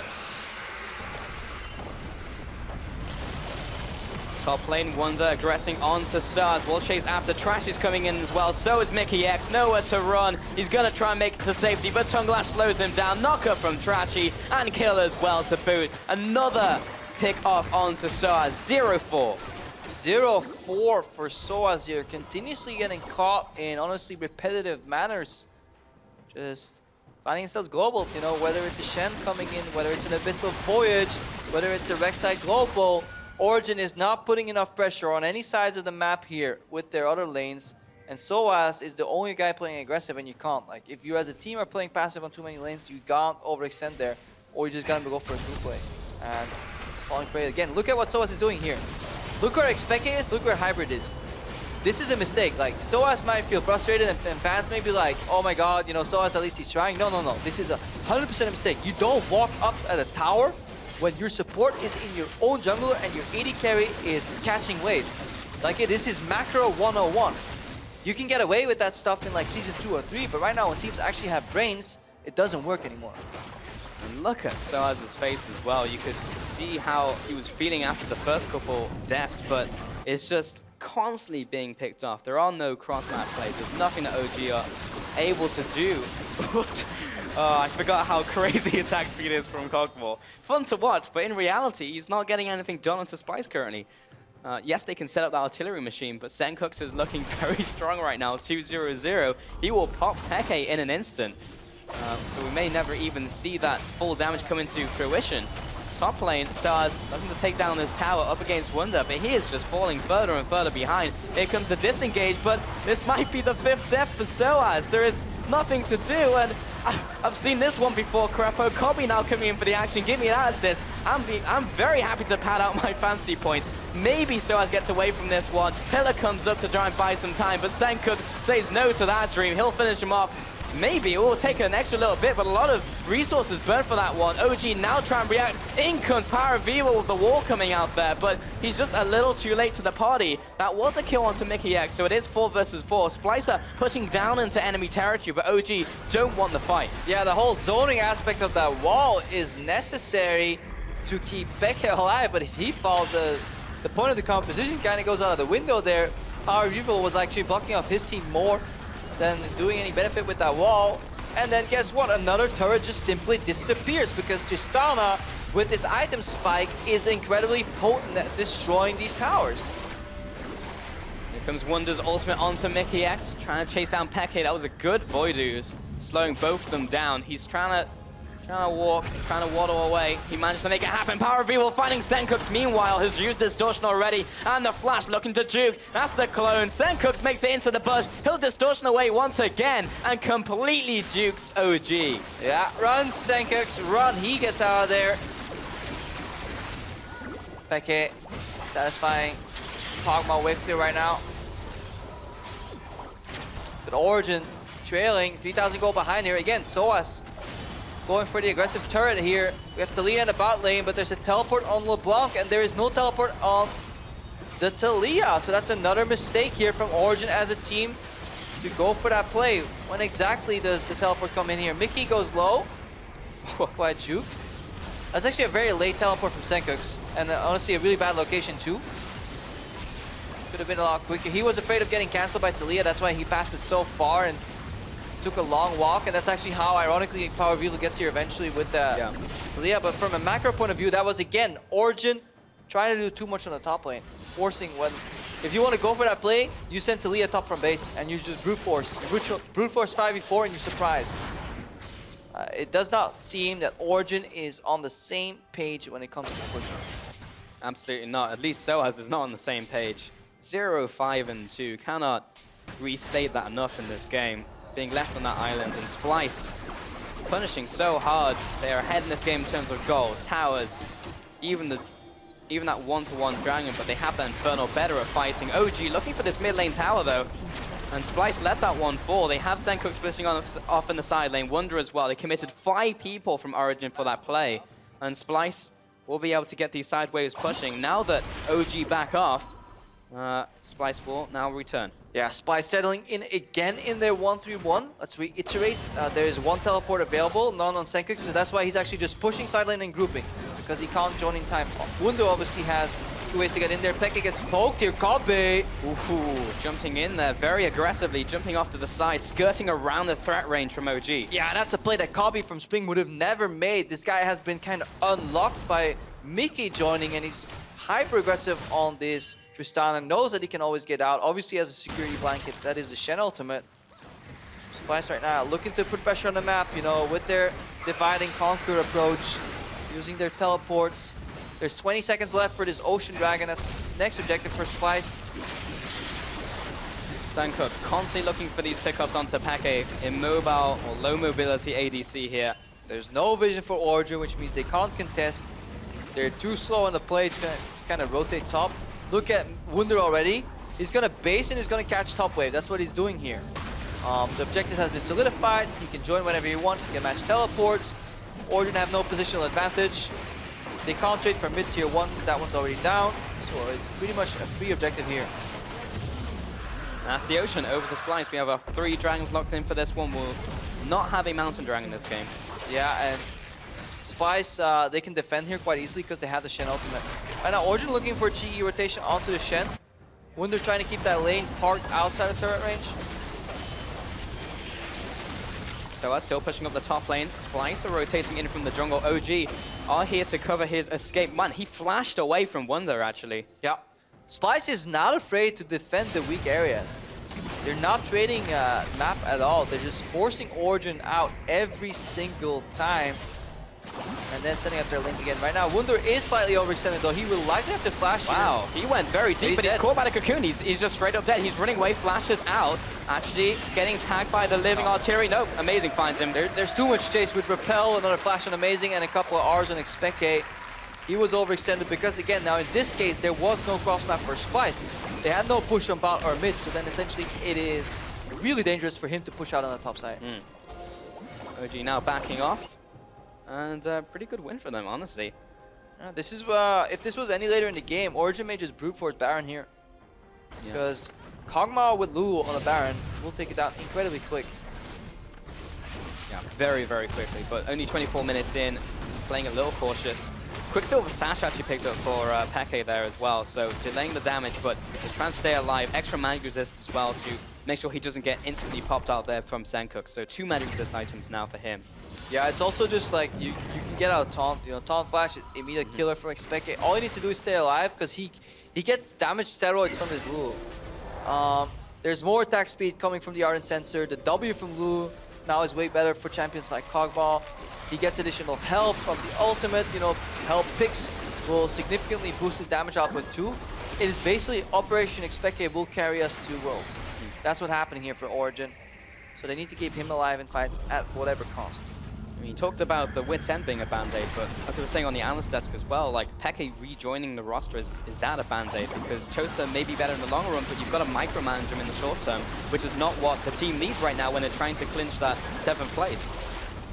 And it's getting harder for Splyce right now to find these picks. The gold gap has not widened at all.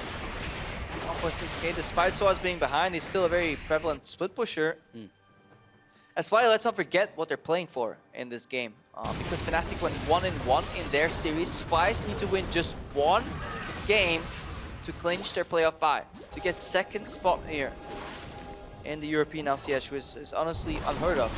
Super big surprise, but recently, Splyce in their last 16 matches, the analyst has pointed it out, are 14-2. That is absolutely bonkers insane. A super impressive score. Senkuk's got the ultimate on top of him, trying to chase down Soaz. He's so close to his base, but not sure if he's going to get there. Chase down with the leash, pinned in place, kill for Wunder, Twilight Assault. And Amazing coming down as well, just trying to get through the base into his base gate.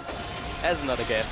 And Splyce will head onto this tower. Child Dash doesn't quite connect. Repel comes up and will jump onto Wunder, but he's trying to get away. Shut down in for Senkuk's. Spider gets deleted. Meanwhile, Power Reveal trying to push Wunder outside of the base. Meanwhile, FLICKR fighting Mickey X has to flash away from the artillery cannon, but Splyce just opened up the base. They've breached OG's top lane inhibitor tower. Now they're onto the inhibitor itself, and OG are completely split. FLICKR looking to be chased down. Senkuk just found him, knocked up in the air. He's dead. Hybrid, no more supporting coming out from him. 2 more kills. FLICKR fails QSS. That's horrible. Great play by Splyce here, but Origen, they're falling apart at the seams. Soaz gets picked off in another unique fashion. Guess what? Nope, it was the same thing again. 6 deaths in a row. I have to give mad props to Splyce the way they position around that play. Usually when you see like a LeBlanc Chen play like that, they get a kill and then they both find themselves overextended and die. But look at the, don't look at the play right now, but look at what the Splyce team is doing. Like they're aggressively moving into the Baron area, and then the Rek'Sai, Tristana, Tom Gensh are gonna join from the left side eventually this entire play that's going on, you know, so they're not defending mid. They know that they just need to keep the Lulu Kog'Maw at bay and that the fight's even number. And like Power Reveal, he's like in the middle of nowhere. Like, this is my main gripe and issue with Origen. Their top lane is under siege, Soaz is getting picked off, and their mid laner is at red buff.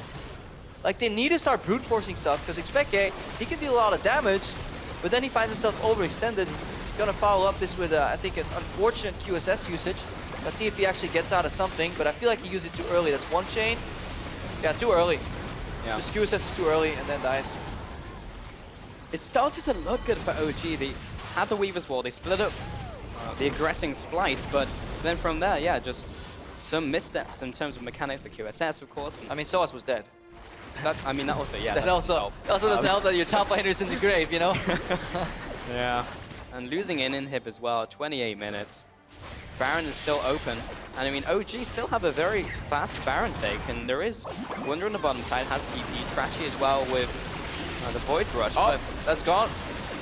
yeah, I mean, it's just dead. Like, there's a ward on there from Splyce, but it's dropping so fast. Actually, Origen Barrage failed, which means they run out of damage. It's not gone. Zencook's Wunder and Mickey looking for the punish. Power of Evil joins the fight, but he's put Soaz on the opposite side of the wall. But also Wunder, they find him. Mickey X trying to get away. He's being chased down into grey health, not enough to keep him alive. Dual kill for Peke. And Origen Barrage was back. We talked about this before. You need to play around the cadence of that W from Kog'Maw. Every time he has it, you have to be afraid. When it's down, he's a sitting duck, and you can go in here. Peke holding it right now. Hybrid slow. Reset for Coming. Kog'Maw. The side Power of Evil dropping low. He'll be falling. 2 fast kills over to Splyce. OG looking to follow after Sencooks. Now he jumps in. Shutdown for Peke. They find another shutdown onto Peke now. Amazing. This is such a scrappy fight. Soaz, flash. That's a kill. A triple kill for Trashy. Amazing gets out alive. Both junglers, the last men standing. Yeah. Jungler, mano a mano. But Amazing has to run because his base is dying. What a fight there. Brute Force Baron starts. I like them when from behind because I think they're the only way you can force fights. But you need to save your W if you're expecting it. You can't afford to use it on the Baron unless it's a closing 3 of 4,000 HP because it decides the fights. Look at it. W is out here. Expected has to run. But the second Wunder gets shut up, W comes up again and Wunder just drops in an instant. But then the back end of the fight, W's down again and the damage kind of starts slowing down. And keep your eyes on Kobe. He's eventually going to join this fight. I want to see if Expected uses W. It's really hard to see in this extended replay. Yeah, there it is. I think he uses W right there. And the second it goes down, you know, this exposure from Kobe kills Power Evil too. Like Hybrid, yeah, he just killed his mid laner there. That's rather unfortunate. Kobe does so much damage in this fight. Yeah, nice cocoon from Amazing there, basically just soloing down Kobe behind Trashy. And then Trashy with the triple kill, mopping up these kills at the tank untouched. Queen's Wrath finishes off a couple. And after all that, there was a 4-for-4 trade. Baron doesn't go down. I think we just had Dragon off the back end of that, so that was going into Splyce. Yeah, another Infernal. Which will help them in these team fights. But props to OG, that was a really nice start on that Baron and opening it up. And then, okay, it started to slip. Oh, 6,200 damage from Peke. Yeah, if you reach the Baron, you gotta be happy with Splyce. You can't chase the Kog'Maw. You just need to Zerg him. Yeah. You need to kill him super quickly because you can't allow him to get resets on or second W's in fights. Yeah, I mean, that's it, really, in a nutshell, playing against Kog'Maw. You finish him off in the initial start of the fight, otherwise he just rips your entire team apart, and that's Kog'Maw. But Bork available now too, you know, a more % damage here. Oh, Hybrid. Caught out by Sencooks. Trashy slowed down by the Voidus. Chunked down to half. Power of Evil. Weaver's Wall. Power, you okay? Double kill for Sencooks. Literally just delivered himself on a ice wall platter. Altruistic approach here from Power of Evil. If you can't make it to playoffs, might as well solve world hunger. Oh, crapo. Man, Splyce will take those 2 kills. Inhibitor mid tower, Inhibitor itself. OG cannot afford to lose more. Peke goes down. Arcafian Surprise not going to be able to hold. Soaz dead as well. And after such a stellar defense, and OG looking like they could come back into this game, make multiple crucial errors. And Splyce are looking to finish 2 inhibitors down. Amazing, the only one left alive along with Hybrid to try and survive. Senkos jumps in. Styles on Hybrid for the kill. And that will be the inhibitor. The inhibitors, the Nexus turrets, everything. Power of Evil back alive trying to defend, but it's not going to happen. And Splyce, they clinch their playoff bye.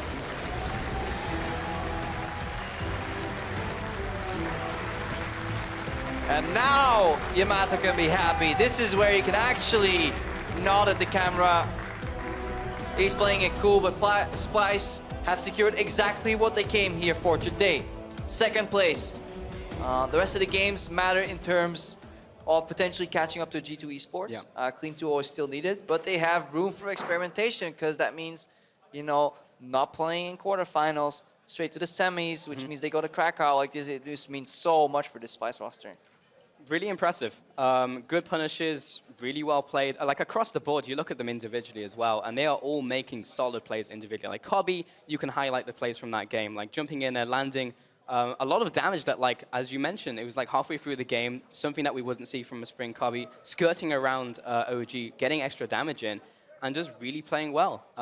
I am still disappointed in OG though. Like, they made good plays, but then fumbled. It's just the macro is gone. A team that was just so smart at their understanding, and this goes all the way back to like season 3, where the players like Soaz and Expeke on the regular tore me a new one with split push. Like they just taught me the map, like every corner of it. Like we try to like group and defend, and they understood the game so well in terms of lane assignments and split pushing, and the innovation, it's all gone. It's no longer there, and Splyce is just reading them like a book, continuously punishing them, and yeah, it makes it a little bit sad. Sad to see. But after that Game 1 win, we are going to send it over to the analyst desk to take a look at the game. A bit sad for OG, but my analysts were singing the praises of Splyce, particularly on their macro game. As you said, there were a couple of tweets yesterday from Imato, I believe, about TSM and IMT's macro game, and how Splyce played it. They were very vocal about how in the game yesterday between TSM and Immortals as to how it was very scrappy. There wasn't much use of playing around the map. And today they really had to back that up. And in fairness, they did a great job of it because they were playing around the map very well. They were punishing the oversteps of Soaz regularly. I believe at the end of the game, he had something like 7, 8 deaths. And it was just very impressive the way in which they were always managing their sideways, always looking to force proactive plays in a scenario in which Origen could not punish them. And it was just very nice to see overall. Looking back at the very beginning of the game, though, Origen did catch them unawares on the first roam. Level 4 Talia goes up top. You don't really expect that to happen. So I still like what Origen were trying to do at the very early part of the game. But I believe it was amazing. Took that first kill. And then they went for that top lane play where they ended up trading 1-for-1 after. And from there, that was when Soaz, as you said, just couldn't seem to find his footing, was overextending too much, and ended up getting caught out. And I mean, the amount of kills just the side laners had for Splyce by the end of this game just told the entire story. Yeah, you mentioned the moving around the map, and especially Mickey X and his Tahm Kench ult. We've seen a lot of Tahm Kenches today. We're probably going to find out later why that is. It might have to do the scrims, but you said that this was kind of the best use you saw of that ultimate so far today. I was just really impressed with how often Mickey was just gobbling up one of his teammates, bringing them to the side lane and just consistently punishing Soaz. Yes, it was a big overextension of Soaz and he shouldn't have been making these sort of positional mistakes, but the fact that Mickey was always looking for opportunities like this to just be with his team and take advantage of these globals with the Rek'Sai in particular was just very impressive to see, and I look forward to seeing more of it in the future. Can give a little context on why we're seeing it a lot more. Specifically in this scenario with the Tristana, it gives you great protection on what ends up being quite a snowbally champion when you get the multiple resets. He was also changed in recent patches, ends up having a little more damage, lower cooldown, a little faster time to appear in fights. So a few trims and tweaks overall on his kit allows him to be a very viable top laner and support. Just depends on what your composition wants. Nice play from Mickey X. Our player of the game, though, in this one is Senkux on his beloved LeBlanc up against Power of Evil's Talia and making a lot of nice moves around the map and nice work with that assassin. He was a big part of how they were able to take out OG, because remember that when you're playing this assassin, your role in a protect the AD carry comp is kill the AD carry. And if you screw up one of your abilities, if you miss it, if you aren't able to focus down that key target, then you effectively have no value in these fights. And so the fact that Senkux was consistently applying pressure onto those key targets was a large reason as to why they were able to come out ahead. And this composition that they were playing up against from Origen wasn't particularly a standard protection composition for the Kog'Maw. You had the Lulu there from support. Talia doesn't offer too much in that scenario. Well, he did put a massive wall up and say, hey, you stay over there, Peke. We don't want you to get involved in the fight. That's a little overprotective, perhaps. but I think this highlights some of the issues of Kog'Maw right now and why perhaps, he can seem so strong, but not in all scenarios. Because if you don't win the rest of the map, or at least go even, the time that it takes for Kog'Maw to basically solo carry, or with only one utility champion, is so late into the game that the LeBlanc's like 7-1 and you've already lost the game. You've lost an inhib. Sure, you can turn around a Baron fight, but if it ends up that only the junglers are alive, still that inhib's doing the work. Yeah, the late game strategies from OG we have seen in the past, but to put Peke on Kog'Maw is just a complete riddle to me. He did do some good plays, but then the fact that they lost the game by just Hybrid getting caught out in their own jungle, to then have Paraviva walk into Splyce and then die as well was just a little bit shocking, because I felt like there was plenty of room for them to come back. Yeah. But OG just seemed to be the opposite of Splyce. We said it at the very start, where Splyce have now become this very macro heavy, really understand the game, and Origen just don't seem to know what they're doing, and they're getting regularly caught out. And while there were glimmers of hope and there was good play overall from Splyce, OG made it especially easy for them by just giving them all of these options. Yeah, definitely. For the standings, though, this means that Splyce has now locked the bye, as we heard from the casters as well, still in the race, also for getting that first place over G2. And for OG, nothing changes so far. They can still get that 7th place, but they have to win their next game. So it's all on the board for them. We'll see if they can. Lots of interesting races. We still got, of course, Unicorns and H2K later on in the day as well. Everything's going on. I've seen another Cogmore. There's a Tarek on the other stream. Like, crazy stuff happening today. Everyone's a little crazy, delirious. It's all good. Yeah, a little crazy over in the EULCS studio, because Roccat evened up the series against Fnatic. So Warlip was subbed in, but in the end, Roccat took it 1-1 on the day. And the early game is underway there for Schalke versus Giants. So head over to EULCS2. Not the early game, actually. They're just out of picks and bans. So yeah, that would be the early game at the beginning of the game. So you can check that out if you would like to. That is over on EULCS2. Now with the summer playoff bracket filling up, a reminder that tickets for the quarter and semifinals are now on sale for here in Berlin. For more info on how to join us as the fight for Krakow continues, load up LOLesports.com and check that out. Now we're going to recall to spend our gold, but when we come back, we'll have the second game between Splyce and Origen. See you in 3.5. Our second series of the day is going to be Origen versus Splyce. Amazing ganking from the jungle. Wonder will flash away, but he's cut off. First blood. Amazing finds it. Paravivo joins the fight, but he's put Soaz on the opposite side of the wall. But also Wonder, they find him. Mikyx trying to get away. He's being chased down into grey health. Not enough to keep him alive. Dual kill for Peke. Shutdown for Peke. They find another shutdown onto Peke now. Amazing. This is such a scrappy fight. Soaz, flash, that's a kill. A triple kill for Trashy. Oh, Hybrid. Caught out by Sankooks. Trashy slowed down by the Voidoos. Chunked down to half. Paravivo. Reaper's wall. Power, you okay? Double kill for Sankooks. Splyce, they clinch their playoff bye.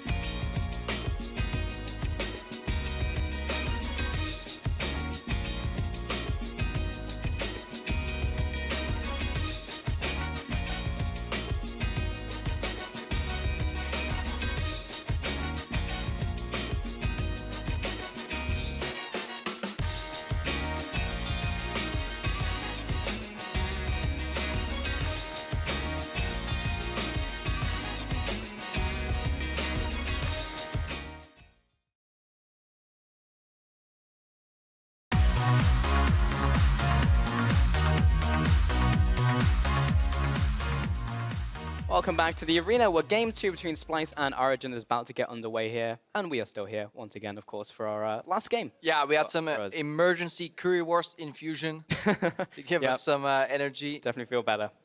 That's the downside of caster life. Like, you go into a break and you're like, okay, we're done. Just like, oh, let's go. And then we're here. So you fight the bloatedness and you occasionally have to use the cough button. It's also very dangerous, especially with what we're wearing as well. One small misstep and we're screwed. Yeah, that's why you wear as many layers as you can. Ah, so you can like shed layers if you get. You go for the onion approach. That's why you went for the 3-piece today. Yeah, I'm a little tired. I'm not gonna lie to you guys. So I was expecting to spill on my jacket, but then I could just take it off and blame the heat. You know, smart adaptation. I like That's how you do it. I'm like, oh yeah, it's just so warm today. It's totally not because I spilled all over the jacket. Well, we need to see adaptation right now from OG because losing that game, they're in 9th place still. Like, they need to get to 7th place, and they are a long ways away from it right now. Losing that hard against another team like Splyce. And, like, they need wins, and they need it now. Like, this week is crucial for them. And we can start talking about their, like, road to Worlds and, like, how they're doing in Gauntlet. But first, they need to get there, and that's not what we're seeing from them. No, I think we need to change the narrative here. Step away from Origen, which is a bit of a train wreck right now, sadly, and just look at Splyce and see how well can they close out a series against a weaker team? How dominant are they truly looking? Are they the best team in Europe right now?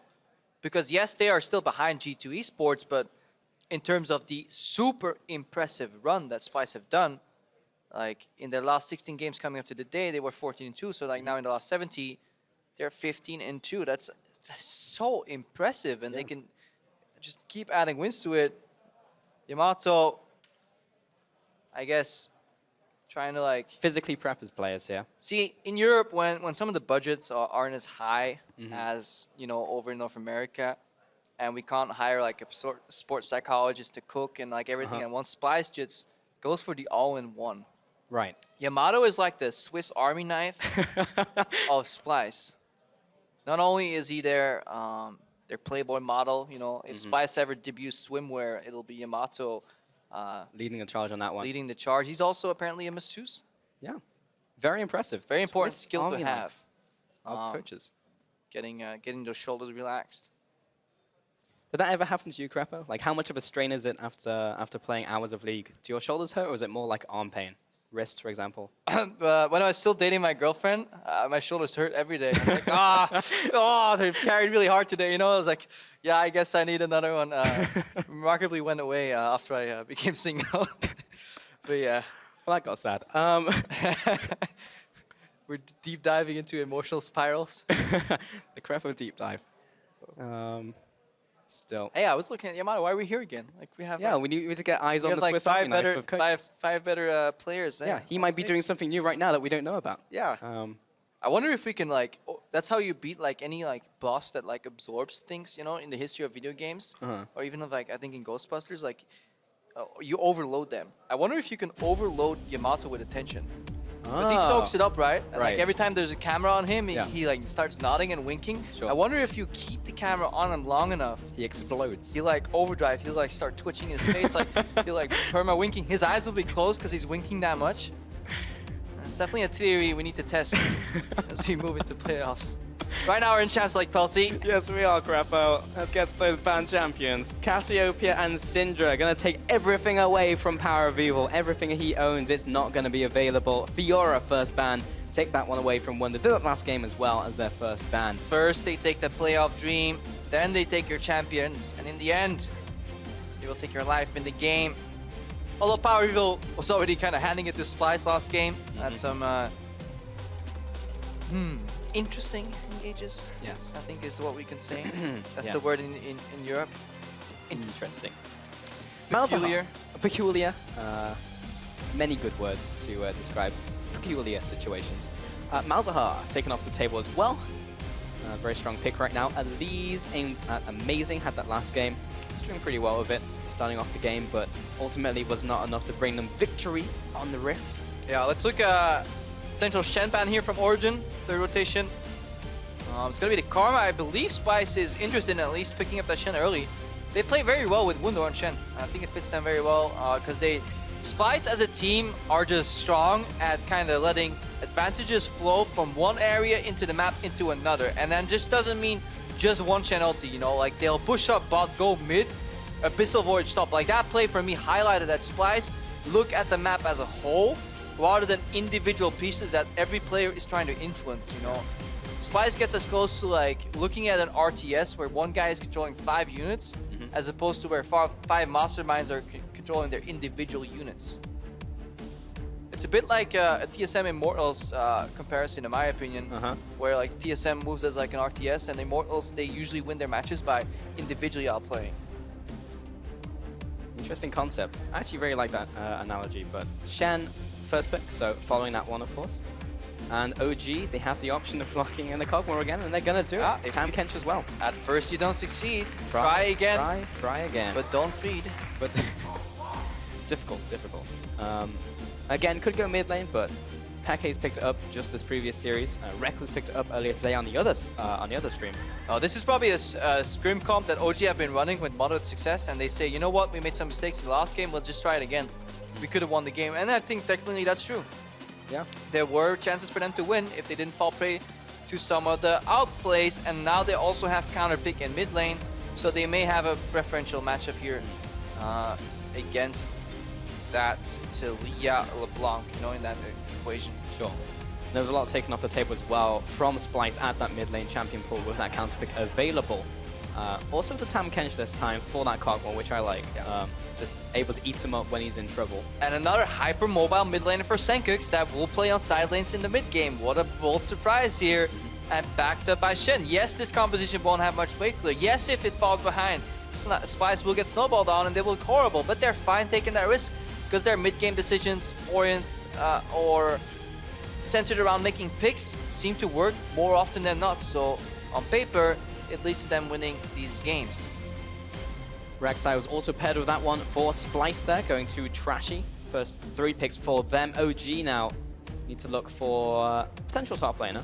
They have the TK for a flex.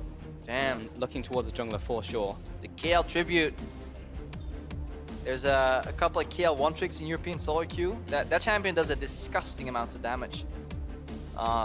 But when that champion loses, it's always its team's fault too. Right. According to that one guy in solo queue. In a more graphic way. But it's not going to be the KL. Looks like the control mage comes out for Power of Evil here. Yeah, that's fine. Is it though? Victor. I don't know. We'll find out as we get into game prep. The problem with the control mage and Kog'Maw is that one of them has to play on a side lane against the Kassadin, and none of them want to. So unless Origen get a lead and they keep brute forcing a group as 4, they will have an incredibly hard time dealing with Kassadin on a side lane that can get assisted by a Rek'Sai, by a Shen. So Origen, they're looking for a pure teamfight brute force comp that's gonna siege, and it might work out because there's limited wave clear on Splyce, and if they can protect this Kog'Maw around objectives, it can look great. But if they fall behind again like they did earlier, they'll keep losing their side lanes and they will get picked off trying to like fix the situation. Right. And then Origen will be in the same amount of trouble because now there is an even harder counter against this Kog'Maw in the Bard because it's so incredibly easy to use Tempered Fate on both Victor and the Kog'Maw. It's actually what you were saying last Champion Select as well before the Tam Kench got picked up, when we were going to see the Bards to lock down the Kog'Maw with that low mobility. Love me some Bard. It's another champion as well that gets stronger if you can play it from the center of the map. Splyce right now, their composition in the mid game, Shen on one lane, Kassadin on the other, Rek'Sai wherever on the map, and then has an expansive tunnel network. Then you can even accelerate rotations here with the magical journeys. Like the fact that you can be 3 seconds quicker than somebody else because you can bypass walls means so much in terms of rotations. So if Splyce get the control of the game again, they can make some significant picks, but they need to be careful because if they run headfirst into a team fight, they are only running 2 damage dealers. They only have Tristana and Kassadin. Both are single target damage dealers for the majority. Yes, there's EOE on Kassadin, but people don't stack up as much for it and they need to isolate the targets. More importantly, Hybrid's Braum can entirely negate Kobe in a team fight with the shield, which means Splyce need to be very careful in their approach to skirmishes. OG, there was good examples last game as well for them finding brute force fights, starting off engages, trying to get their composition into it. So again, they'll have to do it this game. with the aforementioned reasons of that control mage mid lane and the 1-3-1 coming in here from Splyce again. And we have full compositions now gearing up for this game. Important game for both teams. OG still in the race for 7th. Splyce looking to challenge for first. They can still do it. A win here means 3 points. Trying to catch up to G2, who lost a game earlier today, so they only got 1 point from that series. So if anything, it's easier for them to try and claim first place from G2 in the final stretch. G2 just need 1-2-0. I think if G2 get that tomorrow, obviously they're still in control of their own fate. But yeah, Splyce can definitely close the gap. Now that they did drop that one game. So there is the potential now, but still, it will rely on this win here, and we'll need to be clean from that. What we want to see from them. Splyce. Hashtag SPY win if you want or think they will win this game. Jump on Twitter, use the hashtag OG win if you think they can pull it back. Make it the 1-1 here. And this is a super cool bot lane matchup to look at in a vacuum. Sadly, a lot of it gets influenced by jungle pathing, but if these guys know exactly where the junglers are, Kog'Maw Braum into Tristana Bard is super fun to watch, because if the Braum actually has the bravado, for lack of a better word, suitable on broadcast, to go in, you can actually make some really cool plays, because Q-Flash versus Braum means like you have 2 stacks, and then Kog'Maw W is so quick in delivering the next stacks that you can almost look for instant stuns. Right. With that Hurricane Barrage. And then there's so much damage here that despite it having a range disadvantage, you actually have all-in potential on the likes of Bard and Trist. The other side though, if one Q-Stand connects from Bard to the creeps, Tristana can just jump in, explode the E, get another jump reset, and things go rough. Do you think it's likely we'll see standard lanes here? Do you need the team have like the massive advantage in those 2v2s or 1v1s? I think Splyce is slightly better off in both scenarios, because I think Bard in the swap is okay. So is Braum technically, but Kobe will take down tower a lot quicker than a Kog'Maw will. So Splyce is slightly more beneficial in a swap because of the Tristana pick, and both Tonks can play even and can play in swap, so... All right, let's go. Get into this second game between Splyce and OG. Looking to secure this second game here between the two teams. Try to make it that 2-0 for Splyce here and try and solidify a potential first place over G2. Still not entirely in their hands for tomorrow as well, but we'll see what they can pull out. OG desperately need points, and they need it right now. They're going to try and make it happen with this Kog'Maw pick. All right, Kobe walked out there. It was actually quite dangerous. Yeah, they're just going to get the ward. That's good, actually. That matters a lot more. That is a ward worth cheering for. Because unlike many wards that people cheer for, this one actually has an impact.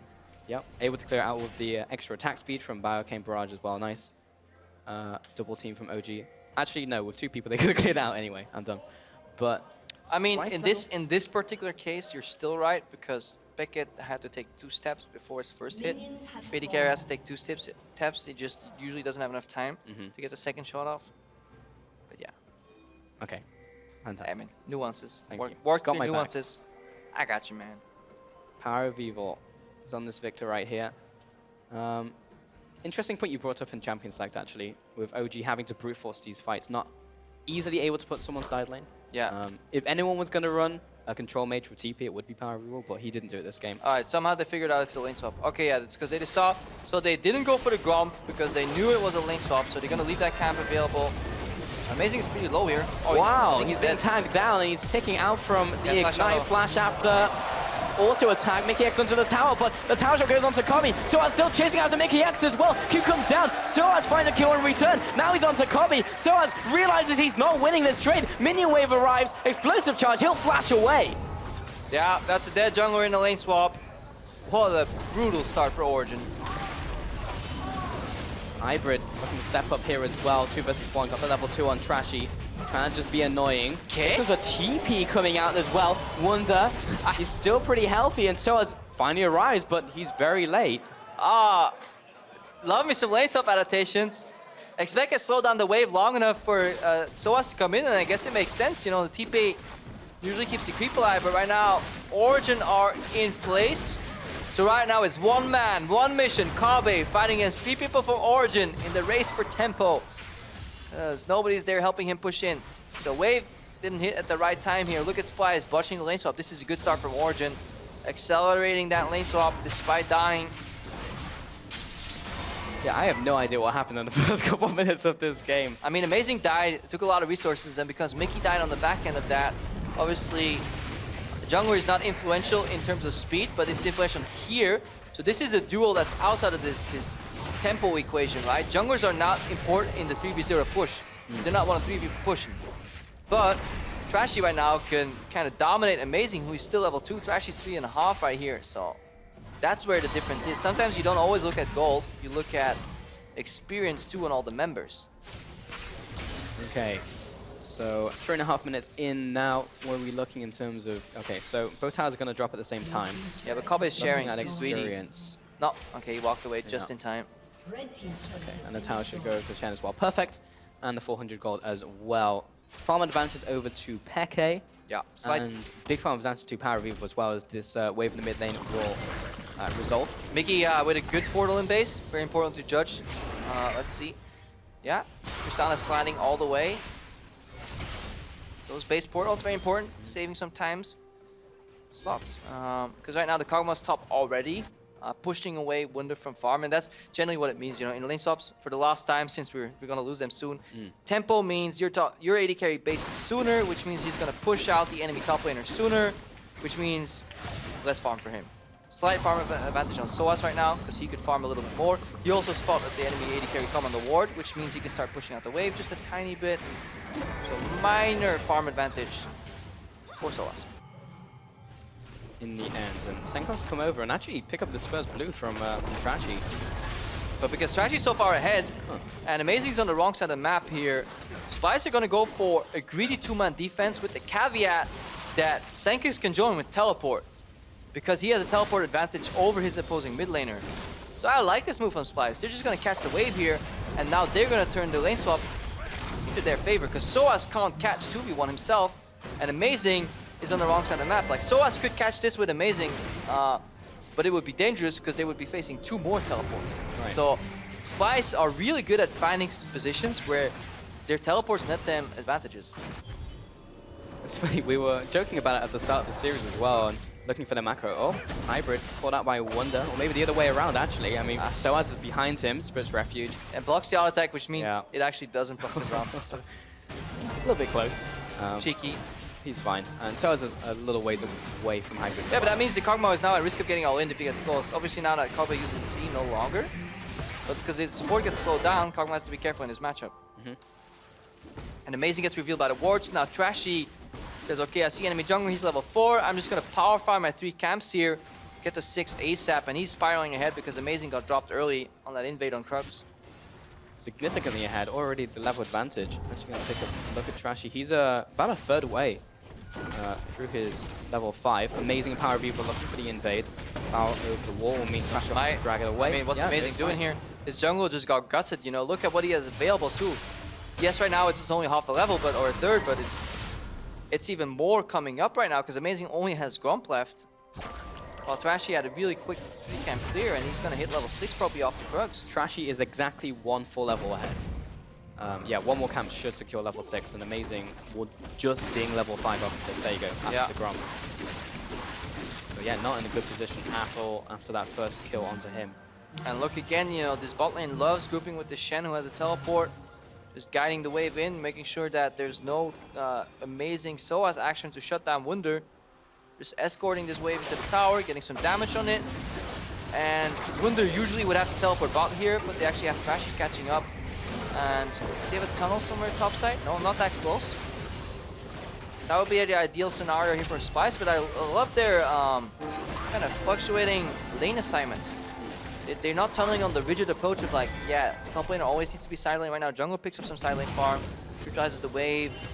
They fix the wave, bounce it, then they send Wunder back top again here to catch. They keep confusing their opponent. Good cross-map macro plays out from Splyce. It's good to see from them. Yeah, it does come at a cost for Kobe, because he's not farming as well as FLICKR. FLICKR is always just stuck in the lane. Kobe is always moving around. But Kobe is pretty much, right now it's either Wunder gets shafted or Kobe, and they're actually electing to lose some farm on Kobe and send him to the bot lane all the way. But he has boots too, as well, to make this roaming a lot easier in this lane swap. A lot of movement between lanes in this one. And FLICKR wants to get as big as possible. He will be the crux of the composition. once again, as we saw it last time.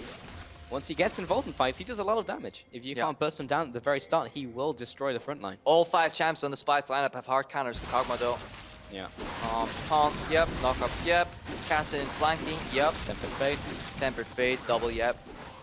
They have ways to deal with the Kog'Maw for sure, even more than last time actually. Alright, Wunder backing off in time here. So Origen threatening to dive on the other side.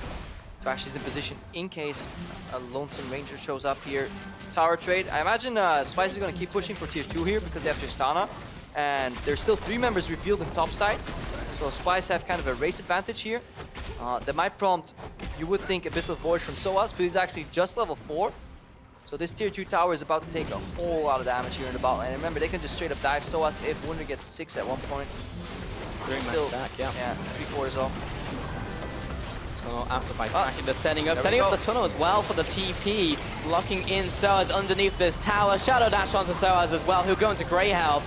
Manages to pick up Trashy. Kobe has to jump away. Power of Evil with the punish on the ultimate. Mickey X and Trashy very low themselves. Sencooks jump over the wall. That was just greedy. You don't go for the dive there. You're just focused on the turret here. Splyce trying to dive a level 5 Tahm Kench with grey health, with no idea of who's behind him in the lane. That was a fantastic portal from Mickey on the back end, but if anybody shows up around that corner, he's just waiting to catch 3 free kills. That was incredibly greedy from Splyce there. They make their way out, but turret priority probably would have been the best choice. Very easy to say from our bird's eye view here, but good aggressive defense from Origen, and the fact that SOAS stayed alive was actually impressive. 4 summoners traded for 5 summoners from Splyce, so it wasn't a massive deficit, it was just a lot burnt for both teams. Mickey X is still roaming around. So after all of that, no kills went down, and bottom tower, more importantly, did not fall for Splyce as they came in with the push. And Kobe slightly trailing in farm here. About 30 CS down against this Kog'Maw, and he's one of the 2 main damage dealers on the side of Splyce. So their priority around getting Wunder ahead will need to be paid off once Wunder has ultimate available. Splyce have 2 globals that got punished in this lane swap. The fact that Temper Fate comes online late and the fact that Stand United is very late actually punishes their composition quite a bit. Because the relative strength also matters, you know. Tempered Fate, if you are a level 5 Bard, walking up to level 9 Victor, hang on. Kobe. Oh, Kobe knocking Power Vivo into the team. Sencooks, easy pick up there with the Q. Amazing trying to follow up, but really nicely played there by Splyce. I was about to say, if you're a level 5 Bard, walking up to level 8 or 9 Victor, you have issues. If you bring your team, obviously, like Splyce just did, then, well, you have a free kill, and now he has Tempered Fate available here. Origen looking to defend. There's Wunder's ultimate available too in here. This very dynamic approach to the map, though. You can counter it if you're Origen, if you always look at every factor and you back off in time, but sometimes you just snooze. And when you snooze, you lose. At this point, you lose your life if you're Power Reveal. No flash available. Kobe came in swinging from the side. And taken out. Amazing rotating into this mid lane. I mean, they can't really get the siege off here. Sencooks is there to defend along with Trashy, so OG will head up instead, try and secure some vision, place down the pink, take that one away. Rip Held is up, so it's grab, so see if OG can take that one away as well. I mean, Trashy's on bomb side, so he should be good to go. And they had a ward tracking him, so yeah, OG will easily pick up this Herald. Yeah, OG take control of top side. Right now, bottom side belongs to Splyce, so they can do some preemptive Dragon Vision, perhaps. Power Evil still needs to be careful. He can ghost out of Tempered Fate, but his flash is still down for a while. And then it's very easy to follow up with Kasim, potentially with Rek'Sai too.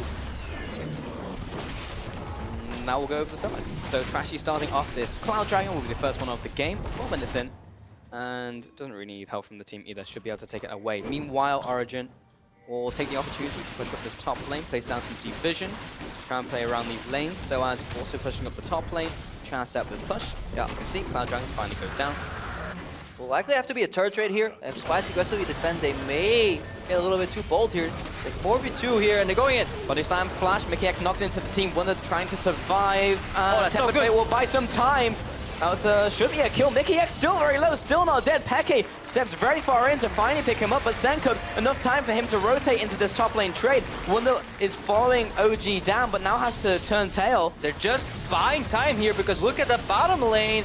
Kope is approaching the inhibitor turret. That was a really good play reactively from Mickey X. I don't still agree with the setup because it was too bold and he could have outplayed, but Kobe's taking down his tower. Recall got stopped as well from Amazing. He's not going to make it back in time, and Kobe finds a second tower. It's going to be this inhibitor tower. Tempered Fate was essential in buying time, enough for Wunder to land, and then Amazing was tanking the turret because the turret wasn't included in that Tempered Fate. That was a beautiful ulti from Mickey. It still was hubris from Splyce to go for such an aggressive trade, but they outplay Origen entirely. They trade 2 turrets for a single kill. Oh, Power of Evil getting caught out in the mid lane as well. Finds the knock-up. There's Cosmic Binding. Sencooks as well. Trashy with the final auto will find another kill in the mid lane. The kills are equalized. Expeke is looking for cheese plays at this point. Wunder, he misses Q, misses He misses E. everything. Peke doesn't get the kill. Wunder instantly shadow dashes away. And that loses so much momentum because now Expeke spent like 15-20 seconds setting up that play. He has to clear the wave, then base, which means Splyce will control the map as 5 people much earlier, and they can start building towards their next play. Man, Origen losing so much from that last sequence of plays, dropping behind in gold, in towers, in control, in dragons. PKX finding finding Amazing, or maybe the other way around. Hybrid is there, along with Peke, but he's low on mana. He's going back to base. Yeah, the second Mickey gets close to a wall, he's fine. Some cheeky side steps too. Look at the waves. They're so deep into Origen territory that everybody can just walk up and start adding more pressures to it. Splyce is not afraid right now of Origen. Playing well across the board. Looking at some item pickups. Again, Peke going for that wit's end first. Looking for the immediate power spike and not to get bursted down by Sencooks. Yeah, Spies are looking for some deeper wards here. They have 1 Sidestone ward left. They probably want to place that at red buff together, because then they have TP wards. Mickey, just be careful. W checks the brush and then Rek'Sai checks it. There's a brief area of vision from that Bard W, and again, he places it at red buff because now Sencooks can go in with piggybacking Shen if he wants to. There's 2 teleports available, so Peke and Hybrid can't overextend at all. And Splyce take dominant control of topside jungle while having the lane priority in the bottom lane because they funneled so much farm early into Wunder. So this is a very tough point for Origen. Any Tempered Fate results in kills. Right here, he could open Tempered Fate on 2 members, for example. Cosmic Binding does not find a second target behind Hybrid. They're still pushing up. What is OG's goal right now? Are they just trying to stall, trying to get Peke into more? Body Slam Flash, or Q Flash from Braum. They need to find somebody overextending and pick him off, but it's so hard against double TP plus Shen ulti. Sencooks, that was a big jump over the wall. And Splyce looking for picks, moving around as a gang squad. Amazing, hovering around. He's got the rest of the team there as well, but looks like we'll just see everyone back away very briefly. 15 minutes in here. Yeah, right there though. That's one of those opportunities where Sencooks needs to be a little careful.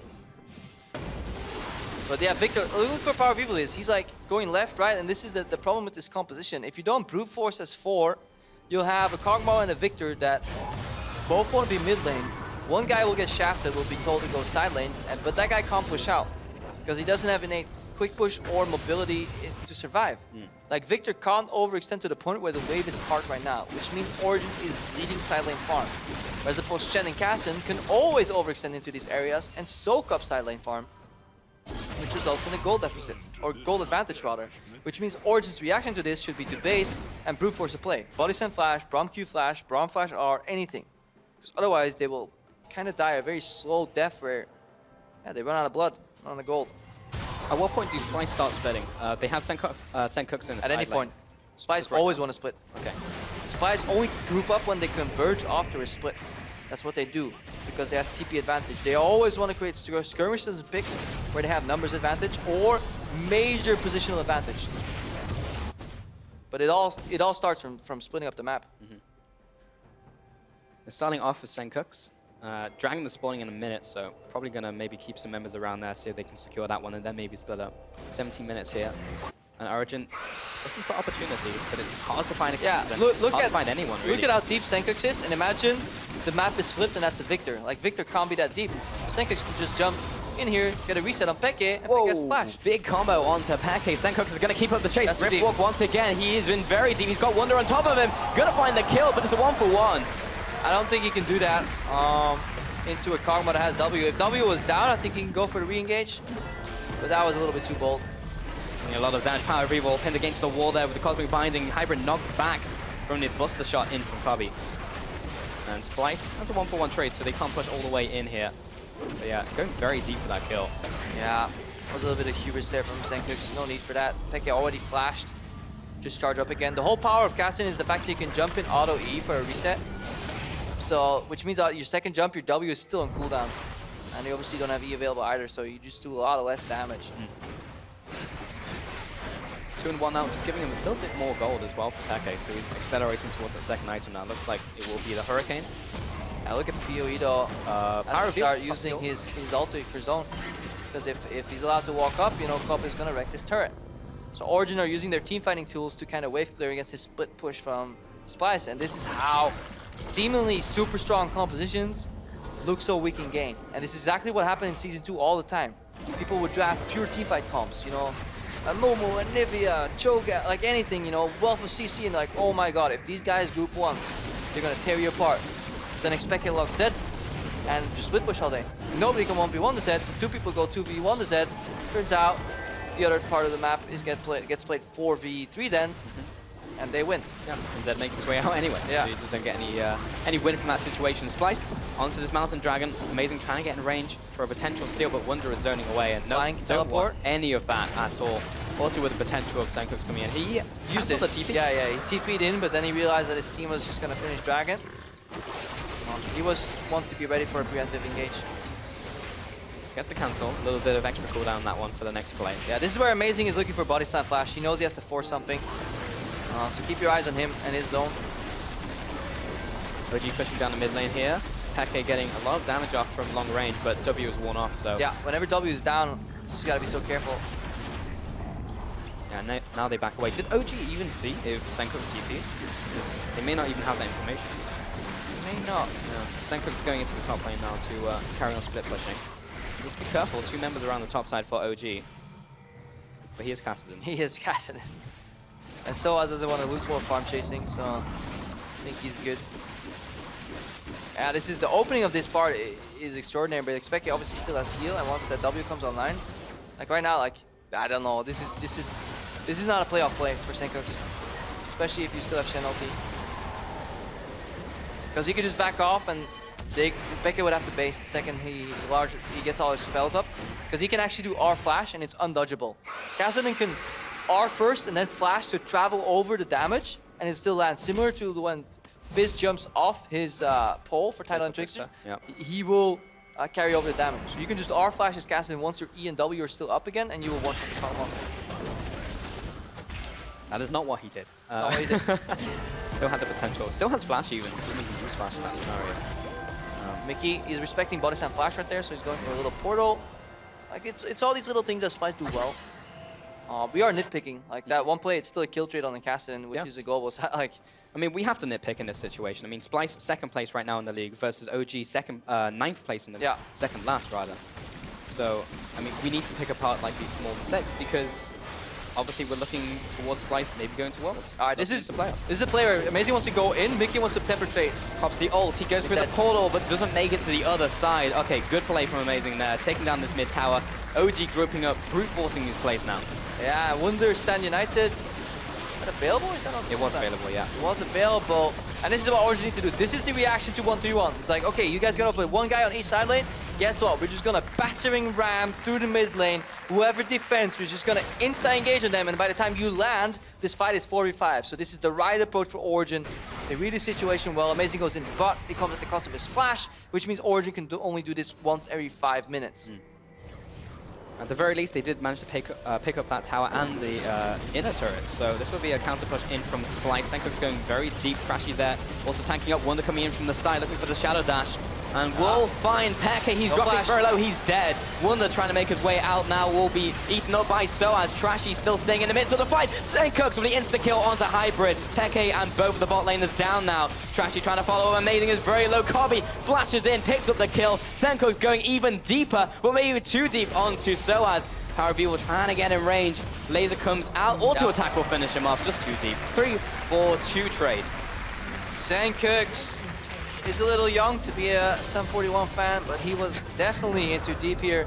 So as Mickey! Double Tempered Fate finds Soaz. Knock up from Trashy. Should be able to find the second one to Mickey! flash forwards. And the shutdown out from Kobe. Beautiful play. You wiggle that belly, Mickey. That was a beautiful part play. He was trying to go for the 1v1 with the Ignite for the style points, but then Soaz was trying to mind game him. He was like, you know what, I got your Ignite for free with great health. But then he does a 2-man Tempered Fate here, and then more importantly, he holds right after that. This is how it all starts. Brute Force on the tower because Wunder's flanking. I like it. Peke taunt flashed on by Wunder. Great. Peke does not get eaten because Soaz is just in the fight when Peke dies. Really unfortunate. Wunder survives so long. Senkix will eventually get a little greedy here, but I think we can all start looking forward to real greedy in this fight. Which was hard. And don't even see it because action is opening up. Hybrid steps up to the wall to try and get that Baron ward, but will be punished. Flash over the wall and swaps places with Senkux and the rest of OG all trying to make it out alive, but Hybrid not gonna be so lucky. Soaz and Peke going off to the top side. Amazing dropping down into the bot, and Splyce still grouped up, heading towards this Baron. Yeah, it's gonna be risky if they just want to start that Baron immediately though. I think they want to reset here. Karma's still alive, Victor coming from base. Full resources, but Splyce making yet another pick here. Amazing is counting down to his flash. Like, that's the turning point for Origen. The second body slam flash is available, they can find out if they can grasp Kobe out of the claws of Splyce, maybe even force Shen ulti on him, but then immediately one-shot him, which is entirely possible with this lineup. Origen can still win fights, let's not forget. Peke still hits like a truck. We've seen that last game where it's just like, well, OG are behind, but you get Peke into a position where he can just stand still and open fire, then do a lot of damage, but getting into his positions is hard when Splyce is constantly making pressure plays. Splyce has been good for a while now, which means they actually don't have their side lanes in the right position. So unless Senkux can land some poke on some people here by jumping in and QEing, Origen can actually aggressively take control of these wards. Looking for some Pokemon Amazing, but they're not quite sure. Here we go. Doesn't jump over the wall. Amazing is surprisingly squishy. Gets the body slam onto 2, but he's still by himself. Yeah. Power Beetle just did not respond. Mickey X coming in as well. Look at Shen at the side here. Wunder. There's Power Evil, no flash available, so Wunder just needs to approach and hold his taunt. He holds his taunt. He's trying to do the 100-meter dash, but didn't make it in time. Will be shut down by Wunder and the team. Soaz comes in to try and assist, but he's also gonna meet his fate. And Soaz, he's surviving for a little bit longer, but the great help will only buy some time. 30 fast kills to Splyce. Yeah, Splyce take a shortcut around the corner, and they walk to Baron here. 3 pickoffs here, and that's so hard for Origen to defend when Senkux is lurking around the corner here. 6-2 and 4. Double items by Kassadin building up. Hybrid is praying for Q-Steal, but I don't know what he's doing this close to the enemy base here. No, Senkux is gonna chase him. Yeah, this is tilt, you know. This is where like all hopes disappear. Like, what's the support gonna do walking up the Baron? Q-Steal it. At this point, 10,000 gold behind. Oh, what a large margin here.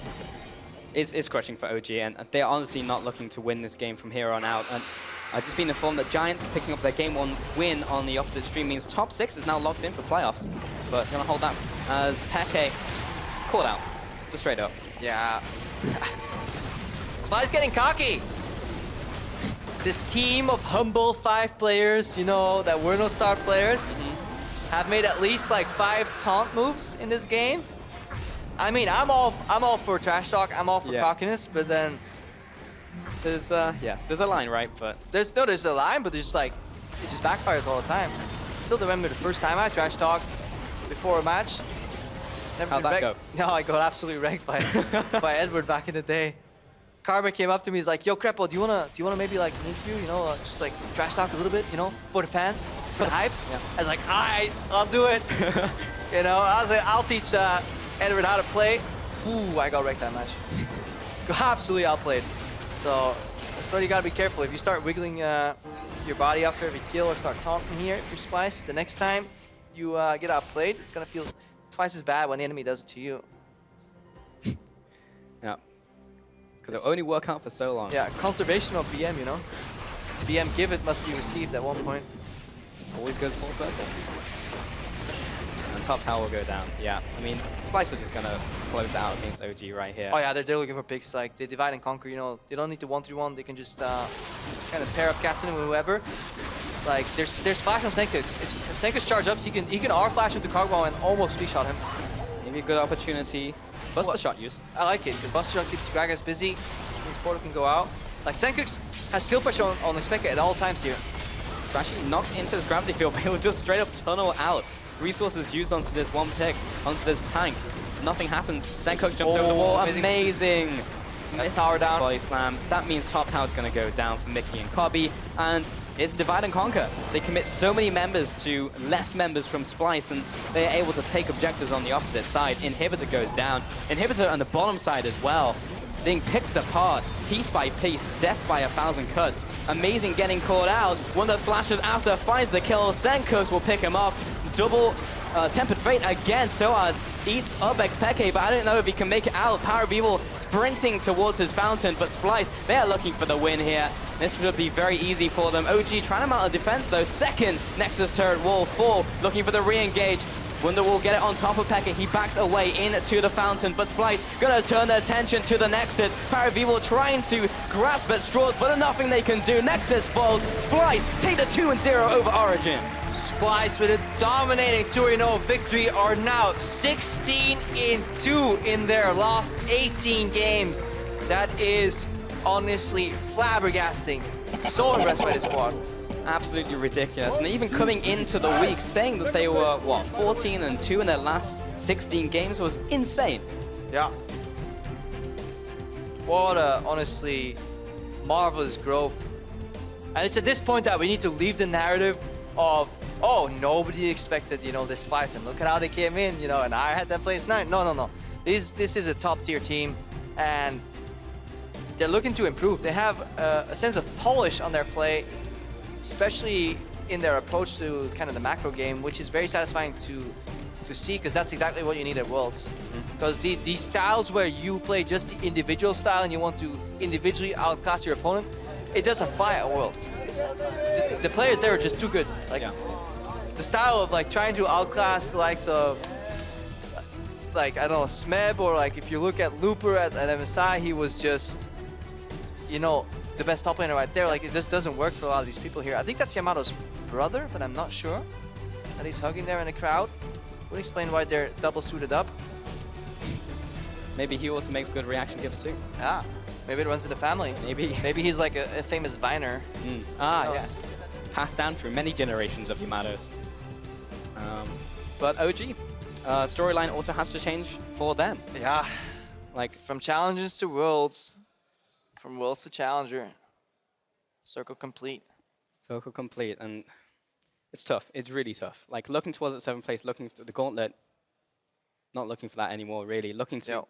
No, this is promotion. Origen's going to promotion. I'm not sure if the maths pan out, if they can technically make it still, but I don't know. There's not enough growth here for Origen. I don't think they'll ever get relegated, though. I think they can easily make it back into the LCS. Sure. But it's such a tragedy to see a team with so much potential make it down this deep. Yeah, it's depressing, honestly, seeing how... It's not that depressing. I don't care that much, Pulse. I do. I mean, like, I saw them rise coming out from Challenger. The whole story of them, you know, Challenger to Worlds, and complete opposite now. Like, it is depressing. Yeah, for the players, definitely, it has to be a big mental blow. And that is the thing where I sympathize a lot, is some of these players go home week after week, and they say, like, yeah, if X or Y happens, we can still make it. Yeah. We can still make it. And that gap is just dwindling.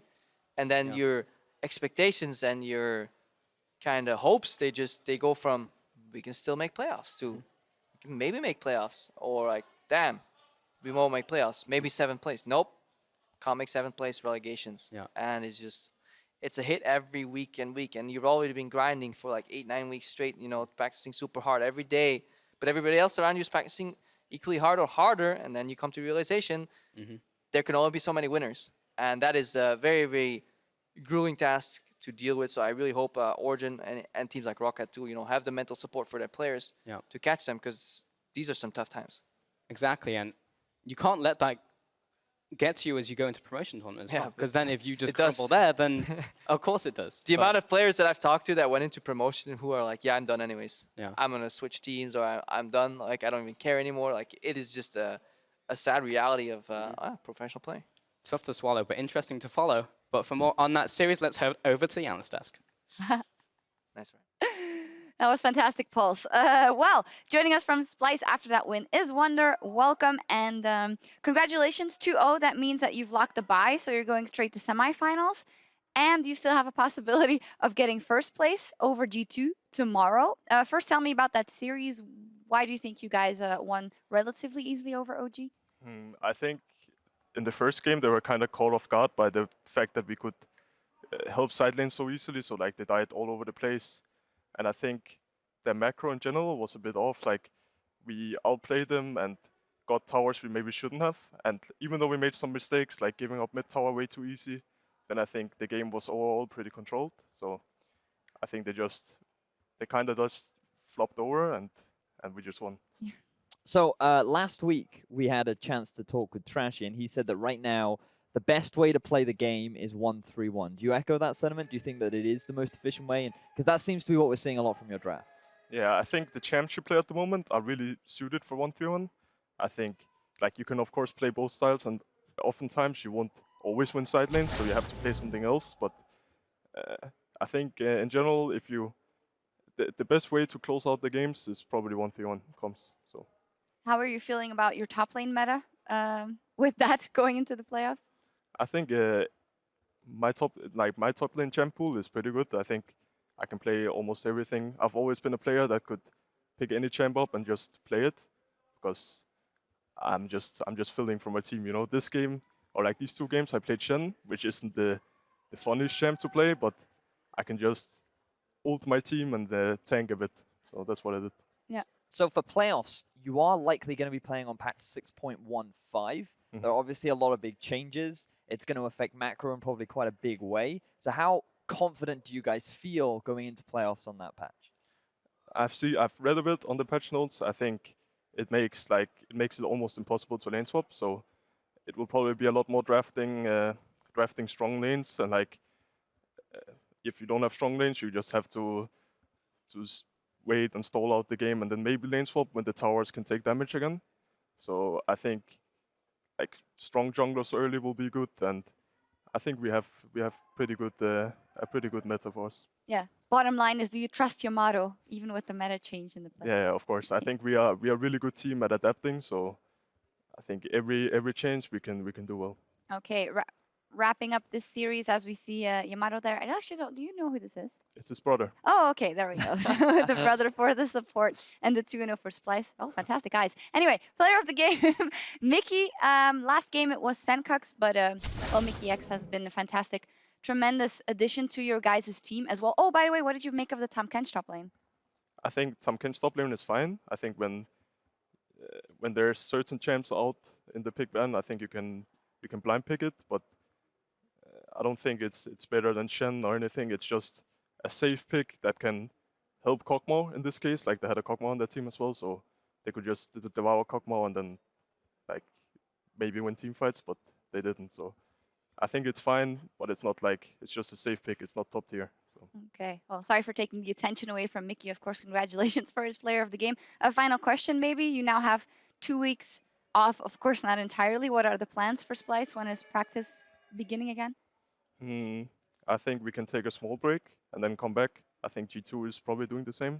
Whoa, now we've seen that before. Yeah, we're not doing vacation stuff here, so I think we'll just take a small break and then come back to it, full practice. Yeah, come back a bit rested. And over on EULCS2, meanwhile, the Giants took game 1 over Schalke, and that result has locked in all 6 teams for the Summer Splits playoffs. We're going to take a look at the standings in just a second, but Vedius, you kept an eye on that first game. Yeah, Hustling got first blood on a Taric, which was pretty crazy, but after that initial lead going over in favor of Giants, Schalke did start to bite back. It was a very big team fight in the bottom half of the map, which did heavily go in the favor of Schalke. They ended up getting 5 kills for 2 overall, which netted them a pretty solid advantage over the game. You can see the fight playing out right now where Schalke taking advantage of the fact that they killed one of the big carries very early on, but then Giants later on into the game found some big fights. They got themselves a Baron. Is that a Rengar? That is in fact the Rengar that ran Ghost, which is why Hustling was able to get that kill in the jungle. So always be aware, if you are going to run the Ghost, you are at a big risk of the collapse early on. But yes, Giants did have a very impressive performance, and it was pretty much another day in the office for them, even though it was a bit of a shaky start early on. Yeah, and with that, we can take a look at the updated standings as all the playoff spots are now locked in. We see that we have a bye for G2 Esports and for Splyce, and then Fnatic, Giants, H2K, and Unicorns of Love are our playoff teams. Wonder, what do you think of that kind of representation of teams in the playoffs? I think actually every team who's in the playoffs right now, I think they deserve it. I think maybe Vitality could take it from Unicorns Like, you never know. I think Vitality has been improving a lot, but I think the buyers and like how the teams are at the moment, they're plays well. So out of the 3 through 6, who do you think is the possible scary surprise dark horse that could somehow make it to the finals? Who's that surprise team? I think it's always difficult to play against unicorns. Like, they could always pull out something, but if Vitality makes it, I think they could be really, really risky to play against as well. HUK, they don't look too sharp right now, and they have some problems as well, it seems like. So I would say Vitality, unicorns, and Giants are probably like the strong ones. Vitality not in playoffs, but they could play in the gauntlet, obviously. And like, of course, Yeah. Fnatic. So I think Fnatic is like below us in G2, and then the rest comes after Fnatic. So. Basically, you gotta be careful of everybody if you want to win the whole thing. We've got one match left to bring you here in the EULCS arena. Thank you very much, Wonder, for joining us. Good luck in playoffs in 2 weeks. And for us here, the Unicorns of Love will load onto the Rift against H2K right after the break, so stay with us. Yep. Man, I'm gonna play so good now. Wow, he's been tagged down and he's ticking out from the Ignite Flash after auto attack. Mickey X onto the tower, but the tower shot goes onto Kobe. Soaz still chasing after Mickey X as well. Q comes down. Soaz finds a kill in return. Haha, Mickey! Double tempered fate. Finds Soaz. Knock up from Trashy. Should be able to find a second on to Mickey forwards. And the shutdown out from Kobe. Splyce take the 2-0 over Origen.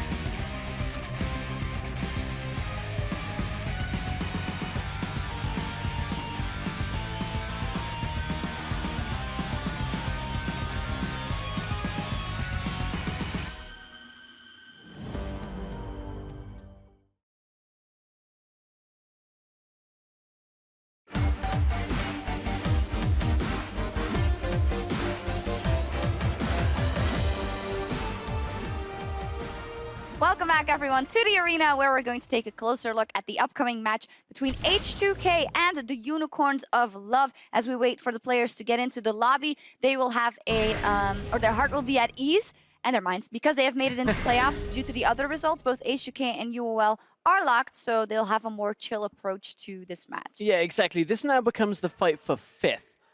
Which is an important position. Obviously, you dodge 3rd place in the first round of the bracket, and then if you can edge your way through it, ultimately ends up becoming a dodge depending on how the reseeding goes. So certainly a good performance for either team is going to be a good boost to their performance. Definitely. And now the change, of course, the big change we have to talk about, H2K putting in Forgiven, freezes out with his hand injury, and kind of a more chill setup for that team, seeing how they don't actually have to secure the 2-0 to get into playoffs. They're already there. Yeah, this is the massive news coming in. Is Forgiven, of course, we saw him last at the beginning of the split on Origen, coming back into H2K. The problem is it hasn't always been plain sailing between these players, and there was a lot of discussion on Twitter in recent days and in months gone by about the way that the players interacted, but necessity dictated that they needed an AD carry here for H2K. Forgiven was on the sub bench, so he comes back in. Now, what Forgiven will offer them, as always, is going to be a very strong 2v2 setup.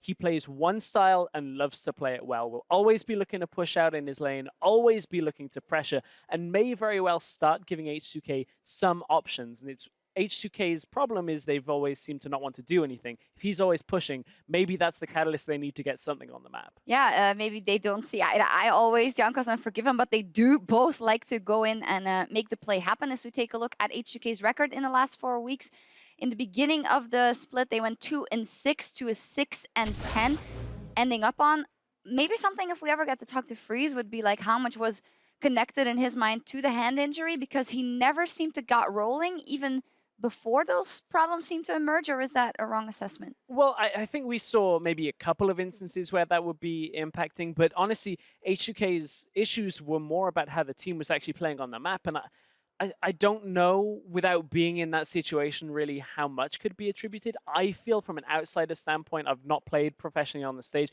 I feel like that's a little bit of, if you were to count all of the mistakes, slightly a scapegoat. But then, as I said, it's not something that I think is easy to know without being in that situation alone. Their opponents, however, today, when you look at how their performances have been somewhat the opposite. 5-11 in the first weeks, now 10-6, so a bit of a reversal of fortune. People have been talking a lot about how the Unicorns have turned things around. We just heard Wonder say you never really know what to expect. And it seems a lot of it to rest on the improvements of Veritas and also Chachi in the past few weeks. He's been a lot more reliable than we've seen in weeks gone by. Yeah, we'll see what happens. We saw the players in their final huddle, so it's about time to see them on the Rift. We'll see if the Unicorns of Love have any surprises in store for H2K as we send it over to the casters to get us into Champ Select. Thanks, Shocks, and welcome, esports fans, to our final match of the night. Vedius is joining me here in this fight between the Unicorns of Love and H2K, and as they said, it's the battle for 5th place. They're both in the playoffs, so they can breathe a sigh of relief. Oh yeah, it's going to be an exciting one for sure. We get the return of Forgiven, and it is going to be exciting to see what he can bring to the table here in this very important matchup. Yeah, now the players, they're readying up for picks and bans. Let's take a look at the lineups we've got. Starting on blue side for game number 1 and representing the UOL, we've of course got Chachi in the top lane. In the jungle, it's going to be Move, Exile. He's the one on mid. Veritas, of course, is their AD carry. Hillsang their support. And of course, in the background, ever omnipresent is Sheepy. Now, the Unicorns, they have been on the rise, but H2K, they're going to look to try and stop that as they will be on the red side of the Rift with Odo Amne up in the top lane. Jungler will be Jankos, mid lane will be Ryu, AD carry. It is the return of Forgiven with support Vanda and their coach Prolly. What split is it, Vedius? I don't know anymore, man. Like, they brought Forgiven back. Obviously, Freeze can't play with his hand injury, but it's a very important game to try and vie for that pole position in playoffs. It'll be really curious to see how Forgiven performs back with his old team, his old new team. Yeah, and how much League has Forgiven been playing? I mean, I know he's tweeting about always like playing. First it was Heroes of the Storm and then Overwatch. This guy's just good at everything, right? Yeah, I know. Right? Right? At least he's playing Marksman in Overwatch. Wouldn't it be great if he just comes back in and instantly fits back with the team? We'll see. What we'll have to see is it does seem like that already we're going to be jumping into Champions League, Pyra. Yes, indeed. Picks and bans starting up on the board. Unicorns on the blue side will of course have that one first. It is Karma that they elect to take away. No surprises really there. No, very standard stuff coming out from both the teams so far.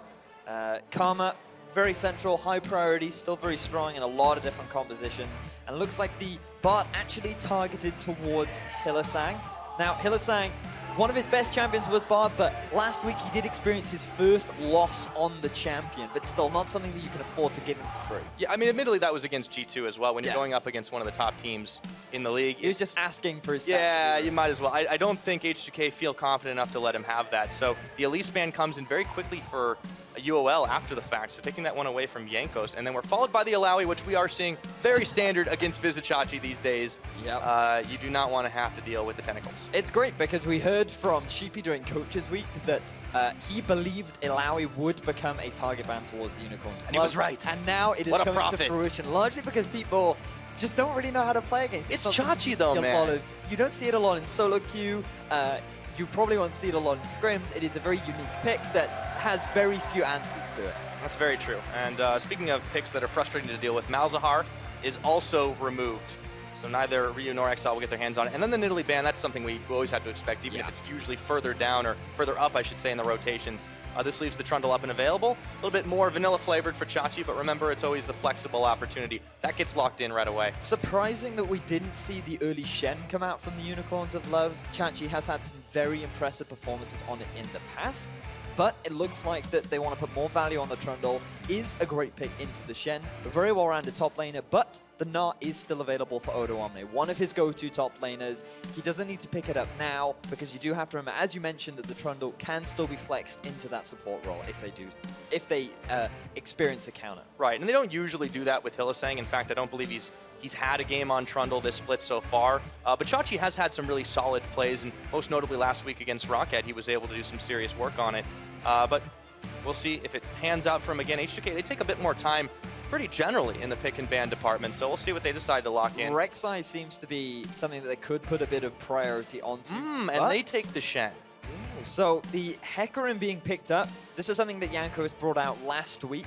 You and I did have the pleasure of casting them together, Pyra. Yeah, and we good cannot times. forget that Jankos invading in the enemy jungle, level 3 with the Hecarim up against the Gragas, which is still available if Move decides to go for it. Oh, so Jankos can look to replicate what he was doing last week, where he just sat in the enemy jungle and played this hyper-aggressive Hecarim style that he can afford to do when he has someone like a Shen that once they hit that 6 mark can provide that instant global pressure. But H2K already in the development of this fantastic high engage composition, as well as a 1-3-1 if they so decide to go for it. Yeah, Shen opens up a lot of possibilities, that's for sure, and so does Hecarim in combination. Those are very, very strong for the engage. Unicorns, for their side, we did see the hover of the Gragas, but no need to lock in your jungler just yet. You've got plenty of time and rotations left. And we've got the Sivir and a Kassadin, a lot of mobility added to the Unicorns lineup. Yep, right now Unicorns building themselves the 1-3-1. This is something that we're noticing a lot from the top teams in Europe. Teams that can properly utilize a 1-3-1 setup is where you efficiently get the most out of all your laners. All of your carries are getting adequate gold, and with the Kassadin, you're clearly saying we're going to put him in a side lane. He's going to be very difficult to deal with, and now this limits H2K's options in what they can go for. Going for a control mage would be very detrimental to them, like the Victor that Ryu is so well known for. But also for Unicorns, it's a little counter to what they've done successfully in the last several of their matches, grouping up and forcing these fights, admittedly when they don't have a whole lot of vision, but that had seemed to be their signature style, but they're going in a different direction now, and this is evident in them giving up that global pressure that the Shen provided, building themselves up a bigger 1-3-1 as the Braum and Lucian combos locked in on the side of H2K. So Forgiven coming back where he left off when Lucian and Braum were the power I think I remember lane. how this champion works. But still, Lucian, still a popular AD carry, played around the world, still very strong. Laning phase, not as powerful as he once was, but still can have a lot of impact, can still be a bully, scales very nicely into the mid game, and with the composition that H2K have drafted for themselves, it fits nicely in what they're trying to go for, because they can play around these dragons, they can force team fights, they have a number of ways to do it, and with the Braum they have a number of ways to disengage. So now all H2K need to round things out is a big, heavy damage dealer that can also deal with a Kassadin in the side. I'll have to deal with more than that. Speaking of fitting right in, the Taric is locked for Hylissang. Always a couple of picks on that champion, and he does certainly like to rock a variety of skins on it. The Zagragas, we expected that one to come in for move, see how he handles up against Jankos. H2K, the last piece of the puzzle is Ryu. What does he take to deal with the Kassadin? Does he go for that LeBlanc, try to outplay him early on? Might be the case. Now, the LeBlanc is such a risky pick because the Caston will outscale, and He he's takes been it. considered one of the biggest counters to LeBlanc because you have that Q to mitigate a lot of her burst damage. You can use the Rift Walk to avoid her all-in potential and dodge some things like the chains, like the distortion. And naturally, because of the way he builds, he's going to go Rod of Ages straight into Abyssal, and LeBlanc just isn't going to have the burst to be able to get through all that HP and magic resistance. So come late game, this is going to be a very difficult matchup, and I don't know if Ryu's going to be able to hold his own in the 1 versus 1, but during the laning phase, Ryu is going to be able to walk all over Exile, and that'll be a big opportunity for HDK to snowball. Well, we'll see if he can dust off those shoes. He hasn't played LeBlanc all split long. And what a time to try it out here in the battle for seeding in the playoffs. We'll see if that pans out, if that pays dividends over to H2K. A lot of questions still to answer for that team. Maybe I'm get our answers excited, today. Pyra. I'm excited. Are you, Vedius? I really am. I'm really glad because this is a real exciting match, man. This is going to be good. Yep. They're playing for seeding, ladies and gentlemen, and that is extremely important with how the middle of the pack is looking right now. Difference between who you play off as the coaches shake hands to walk off the stage. This is going to be a real cracker of a match, I'm sure. But what do you guys think of at home? Yes, indeed. You taught me that word today. I remember. Vote Lol Esports, guys. Keep on hitting us up at Twitter. Hashtag EULCS1 if you think the Unicorns will take out this game #1, or if you think H2K is going to fire on all cylinders. Here in the final week of EULCS Summer Split, hashtag H2K win. Now also remember that come playoffs, regardless of who you beat, your seeding will determine who you play in the semifinals. So if either of these teams get 6th place and they beat the 3rd place team, they will still have to go and face up against G2 in the semifinals, which if you're trying to make it to the finals, it's a tough one as to who you'd rather play, Splyce or G2 right now. Yeah, it's a hard given call. how dominant G2 are, that may be something that you really want to try and avoid. Yeah, so just a quick update for you guys. Pausing the game right now just for a moment to see if we can get those quick issues. But let's talk a little bit more about the lineups that we have seen here in picks and bans. The 1-3-1 for the Unicorns, as we said, is a little bit different from what we normally see from them. But also H2K are, utilizing some familiar strategies. But you really didn't like the LeBlanc pick into Kassadin. Does this also, though, give them a chance to negate the 1-3-1 style? So I think LeBlanc makes sense in a 1-3-1 setup. With the teleport, you can quickly join into any fight that happens. But one of the great things about LeBlanc is her ability to dominate during the laning phase. And when you don't take Ignite, you lose a lot of that pressure. And if Ryu is trying to shut down Exile and try and build up a snowball early on, something like an Ignite would have allowed him to have more pressure. And come the mid-game, when you're setting up a 1-3-1, I feel like the Ignite, again, would have allowed you to exert more of LeBlanc's strengths onto this Kassadin. But because he's decided to go for the teleport, it suggests you're not going to have as much pressure. You're not going to be able to build up that big advantage that LeBlanc is so well known for in the early game. And it's just going to result in the Kassadin gradually outscaling you.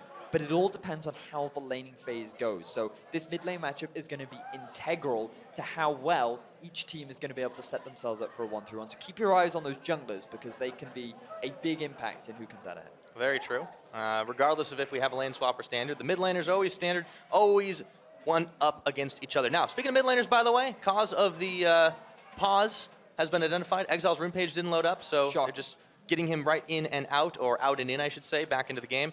Take a few more minutes before that happens, but nothing else is going to change. Will he then shake it all about, do the hokey pokey turnarounds? I don't know. It's been a long time since I've done that dance, Vedius. But yeah, we will be several minutes out, actually, because we do have to drop into a new lobby to make it happen. So apologies for the delay. But same picks, same bands, will have the same thing going on.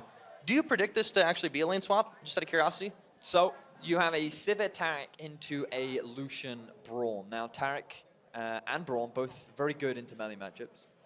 Slight edge in favor of Taric because he does have a little bit more sustain. But then obviously you have the shields coming out from Braum as well. The big difference between the AD carries is Sivir, typically more known for pushing the waves rather than trading early on. She needs a bit more damage before those ricochets really start to pack a punch.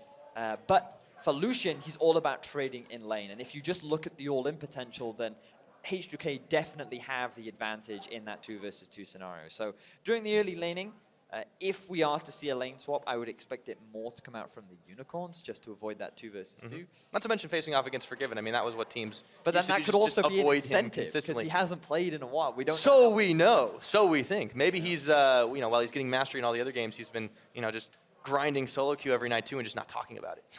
Yeah, could have. I wouldn't be surprised, man. He is. What's the word? The Determined. Enigma. The enigma in this. It's not enigma. The enigma is a good word, but I don't think it's totally appropriate. It's the X anomaly. factor. He's the anomaly. He's the anomaly. Yeah, he's the odd one out. You don't know what he's going to bring to the table. When you're looking at that stat sheet and you've got like 10, 10, 10, 10, 4, it's like, where's that 4 come from? What's that 4 We call trying that to the X factor, by the way. This is more, I'm bringing it from American sports terms here, influencing new trends here in Europe. From my psychology degree, we would call that a data point that we would prefer to ignore. That's the politest way to diss me I've ever heard. How are you so nice all the time, Bettius? Dude, that wasn't a diss. What are you talking about? We're buddies. I would never diss you. Okay, now you're just being sarcastic. The British sarcastic? No. Yeah, still counts. All right, so we're loading up the new lobby. Obviously, it'll be the same picks and bans, remember. And now they're replacing Ryu's mouse as well, so we're trying to fix a couple of issues at the same time. But for Unicorns here, obviously always a big group of fans supporting them, despite what they may be chanting at the moment.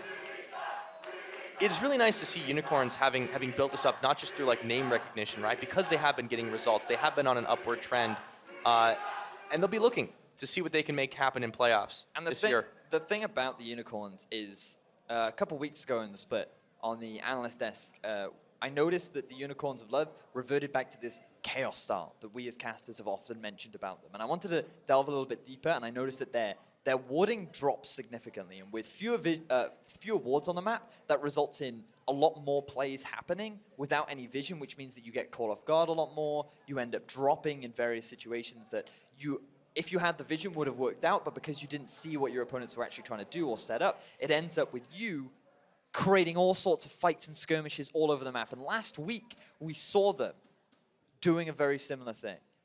Move, playing the Hecarim. He played 2 games. He didn't build a Sightstone or even a Tracker's Knife. He didn't get his jungle on him. He just rushed the instant Trinity Force to guarantee that he would have more damage, which was great. Yeah, for these skirmishes, you were able to trade a lot more, but the problem was you didn't have the vision to set up for the plays that you actually wanted to. So moving into this game, they really do need to focus on making sure that they have good vision control, because H2K will heavily punish them for it. That is very true. Unicorns, they've still got a lot of work to do forward into playoffs. But for now, speaking of focusing in, we're actually going to shift the focus over to Schalke and Giants, check in on what they're doing over on EULCS2. Now Schalke with a massive goal lead. Recall, reset the whole thing, and then you start playing around the top and mid lane. See if you can open up the base even more. Force Giants to team fight you now when they are behind. Suddenly the 2-item spike is not as effective for Giants because it's 3 items coming in from Schalke very soon. Already completed for your mid laner, almost for your AD carry. The next few minutes are crucial for Schalke. It is where they're going to win this game. Do not allow Giants to keep scaling. Definitely a lot of pressure on this team to find the win. The risk of these teams that are so strong in the mid game. Putting that clock on your own ability to close out. Yeah, and with Vitality getting 1 point earlier today, they're currently sitting on 17 points as number 7, where Schalke is on 16. Obviously lost the first game, so they have to tie to match Vitality. And it's very important because tomorrow, one of our most hyped up matches will be Vitality versus Schalke. If they tie here, if they winner takes all. Exactly, winner takes all. If they then tie it tomorrow, they should be able to play a tiebreaker because they're actually both sitting on 3 best-of-2 wins, which is what we look at first, then we look at head-to-head after. And if I do remember correctly, the head-to-head is also a tie from the first game. And will be a tie again, of so course, if they tie tomorrow. Again, so that would mean we'll play a tiebreaker at the end of the day between them, where the loser will play in the promotion tournament and the winner will get number 7, which is the safe spot, which is normally reserved for Schalke. So basically, if Schalke win here, they play a best-of-3 tomorrow. More or less. Let's spin it that way. I like that. I like it. It's going to be such an important game. It's like a disjointed, complicated best-of-3, but it's kind of a big break in between. Yep. A lot of time to think on that third game. It's going to be so important for Schalke to close out this game here, because if they lose now to Giants, they're going to be the 1 point behind Vitality, and then suddenly if they don't 2-0, they're in promotion tournament. So Schalke can put a lot of pressure on themselves before the game tomorrow, or they can save a point and keep it dead even before that important game. Baron buff has fallen off. Schalke's tempo advantage has slowed. They're still looking to push in. They're still putting down a decent amount of vision in the enemy jungle. Baron, of course, 1 minute and 30 seconds away, has to be the next focus. Yeah, so if you don't think you can push for inhib now because you don't want to take the chance, go back, set up vision for Baron again, set up vision in enemy jungle where the enemy blue buff is, and be ready to take that Baron fight. You do not want to delay the game, you do not want to wait. So I'd actually like to see Schalke water that enemy jungle now because the Baron is alive in about a minute's time.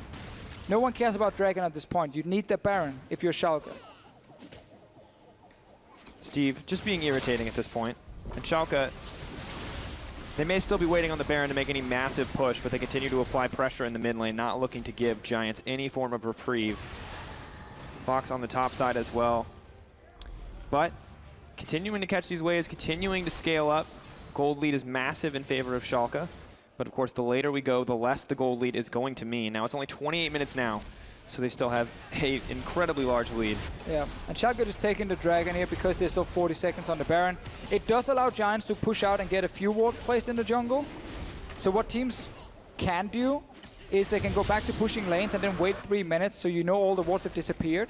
I think that's too slow for Schalke though, and they should just go back. All right, thanks for tuning in and sticking with us right now. We're going to get back into game with H2K and Unicorns of Love in just a few moments. Yep, and just as we remade the lobby, it paused. We got a pause. That's okay. But it's okay, Get more time with ladies us and now. gentlemen. You get to look at our beautiful faces just for a little bit longer. Can't see me. What? Just like that meme. I don't It's get okay. that meme. It's all right. We're going to get back into game in just a few minutes. It'll take another couple before we decide to figure, or before we figure out exactly what's going on this time around. So again, let's go over what we know about Unicorns looking ahead to postseason. Obviously, they've had a much more upward trend than H2K. They looked a bit more stable. We've seen the rise of Veritas. We've seen them kind of do this death ball comp, but they are branching out here in week 9.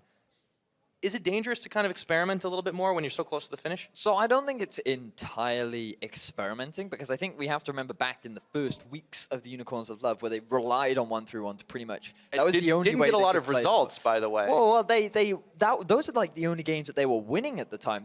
They weren't clean wins, and they weren't really getting many wins at all in the first few weeks. But what we did see was when Exile got him to hand on LeBlanc, and he was sitting in the side lane, he was actually able to carry. That's where we saw a lot of early success. But as time went on, they became much better at team fighting, grouping as a unit, and he got better they control were just, mages. Yeah, they were just overall improving as a team. And now with this composition, they can force team fights if they want. They have still good team fighting available. I mean, you can never disregard Sivir as a team fighting champion. And Kassadin can act as an in-and-out assassin that can threaten the backline in teamfights too. And when you have a Tarek on top of that, it makes your team fighting very powerful, because obviously you get immunity for a couple of seconds. And that's true. I mean, they can also deny a lot of dives as well. Like, you have a pretty sturdy front line between the Tarek and the Trundle, and not to mention Gragas. So, like, it's going to be on Jankos, really, on H2K's side, to see, you know, when they can actually dive in, when needing to wait for those cooldowns before they can do the whole, you know, shed and submarine in onto Hecarim dive that was so successful for them last week. The thing that people need to remember is that when you set up for a 1-3-1 comp, that doesn't mean that throughout the entire game, you're only going to play 1-3-1. You still always aim to have team fighting aspects, because that's how you build a lot of your leads. You won't be able to get an objective like the Dragon or the Baron without really setting up a proper team fight. Right. And so as long as the end goal is, once we've got ourselves a lead, we put one carry in the top lane, we put one carry in the bottom lane, and we have our main wave clearers in mid, then the enemy team can't deal with the pressure that's coming at you from all 3 lanes, because, I mean, you need 2 members to deal with the Fed Trundle, you need 2 members to deal with the Fed Kassadin. Oh, but there's also a 3-man unit pushing down mid, and now you've only got 1 man left to deal with it. So that's the general idea behind the 1-3-1, to enable you to close out games.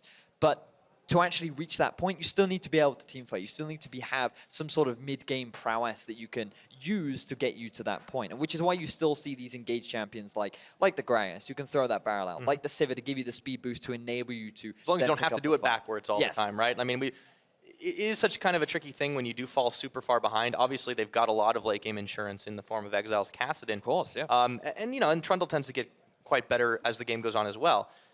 For H2K, on the other hand, you know, they they still have a lot of reliance on, a few key players, right? Like Jankos has been the linchpin of their success. Oh, definitely. Time and time again. And a team like Unicorns, who utilize Hecarim a decent bit themselves, they're, they kind of know how to play around that a little bit, you'd think. Oh, so, yeah. I mean, it's kind of a risky move here, but, they have a way to engage, H2K does. They have a way to at least attempt to shut down the 1-3-1. But as you said, the X factor really is going to be forgiven. Is he going to come back and just guns a-blazing, like that scene in The Matrix where he's just shooting everybody down, or is it going to be a little bit more like misfires in all directions? Well, the one thing that I will be paying attention to is this mid game for H2K, because their late game isn't quite as powerful as the Unicorns have left. If we just compare Shen to Trundle, there's no way that Shen is going to be able to 1v1 the Trundle once they're like level 16, level 18. He's got 3 items under his belt. Exile on the casting, same goes for the LeBlanc. And then if you just compare a Sivir to a Lucian in a 1v1, sure, maybe the Lucian stands a good shot, but in an actual team fight, there's nothing that the Lucian is going to be able to do. So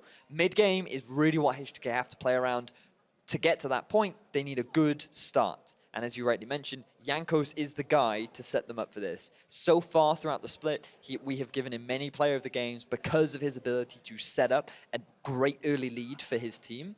But will he be able to do it again, especially with Forgiven joining the team? And will he even look to gank bot? Like, what's his ganking path going to be? Will it shift up? It changes everything, man. I'm telling you. The whole team dynamic is now going to shift with the loss of Freeze. So it will be, I think it'll just be an exciting thing to see how well the team works together. Because theoretically, it should just be putting the old puzzle piece back where it was. We take that puzzle piece out. They put Freeze in. I mean, it's been out for a long time. Yeah, but the Freeze puzzle piece didn't really quite fit as well as they would have liked. It's still a little rough around the edges. They haven't quite found the H2K unit that they were back in spring. But now they're going to take that puzzle piece out, obviously because of his wrist injuries, and they're just going to slot the one back in that worked for them in the past. And now you have this completed puzzle that, in theory, should just be the same H2K that we saw in spring. But in practice, that's unlikely to be the case. Yeah, I mean, there's always a lot more at play than just individual performers. Otherwise, you could just throw 5 of the strongest players in every role together, and all of a sudden you just got this perfect roster, and you're going to win Worlds, no problem. But that's a ways away, right? We'll see if the teams are going to be able to jockey a little bit further ahead for pole position, as we are finally loading up onto the Rift. Game number 1. Match number 3, number 5, technically. And, well, we got another pause. Ladies and gentlemen, we do apologize. Freeze frames. Bit of a shout out to our missing AD carry. Oh, yeah. But you can hear the crowd. They're ready for it. Still hyped about the game. A lot of Unicorns fans, as always. And the H2K fans, too. Oh, yeah. I mean, this is also a team that's significantly grown its, its presence online. They've rallied a lot of fans to their cause. The H2 series, it's been very thought-provoking, I think is the best way to put it. And entertaining. Yes, it really is. It's a great way to spend 5 minutes when I'm chowing down my lunch. Oh, I wonder what H2K have put out now. Yeah. And then I just giggle uncontrollably.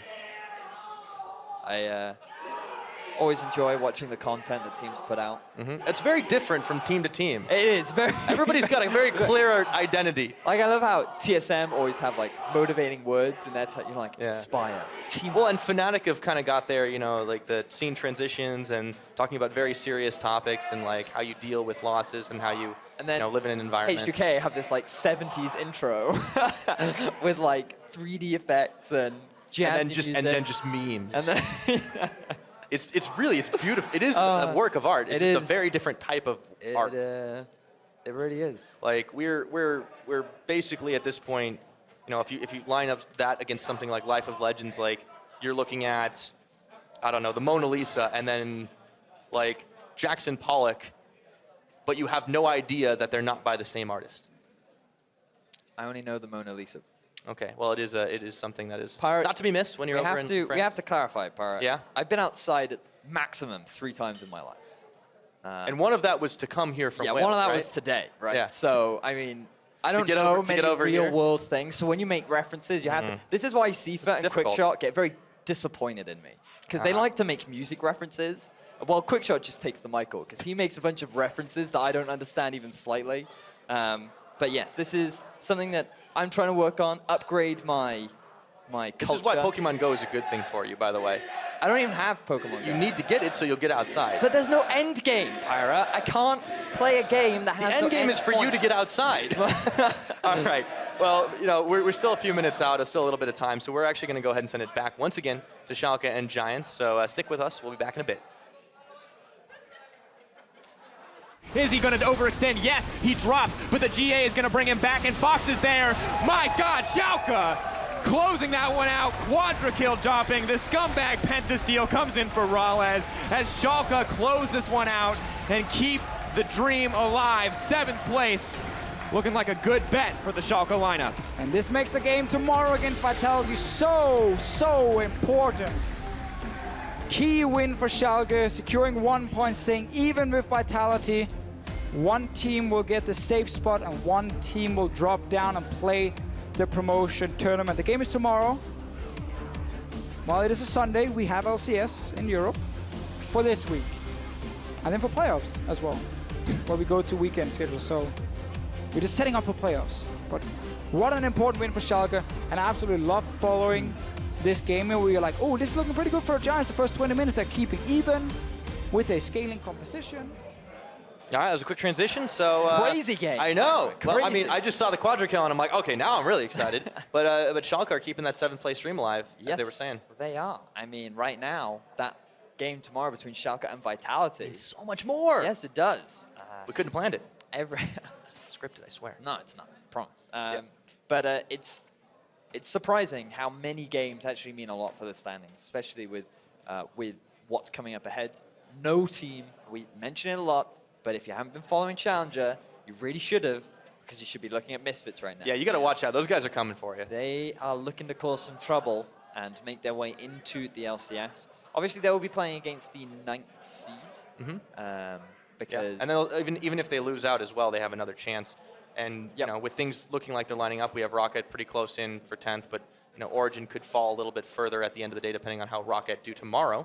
But interestingly, every bottom team today has gotten themselves 1 point except for Origen, which is going to hurt them quite a lot. Rocket, if they somehow pull out a miracle 2-0 tomorrow and Origen don't, then Rocket could suddenly knock OG down into that 10th place spot. And I mean, there are so many implications tomorrow. Like there's a lot on the line.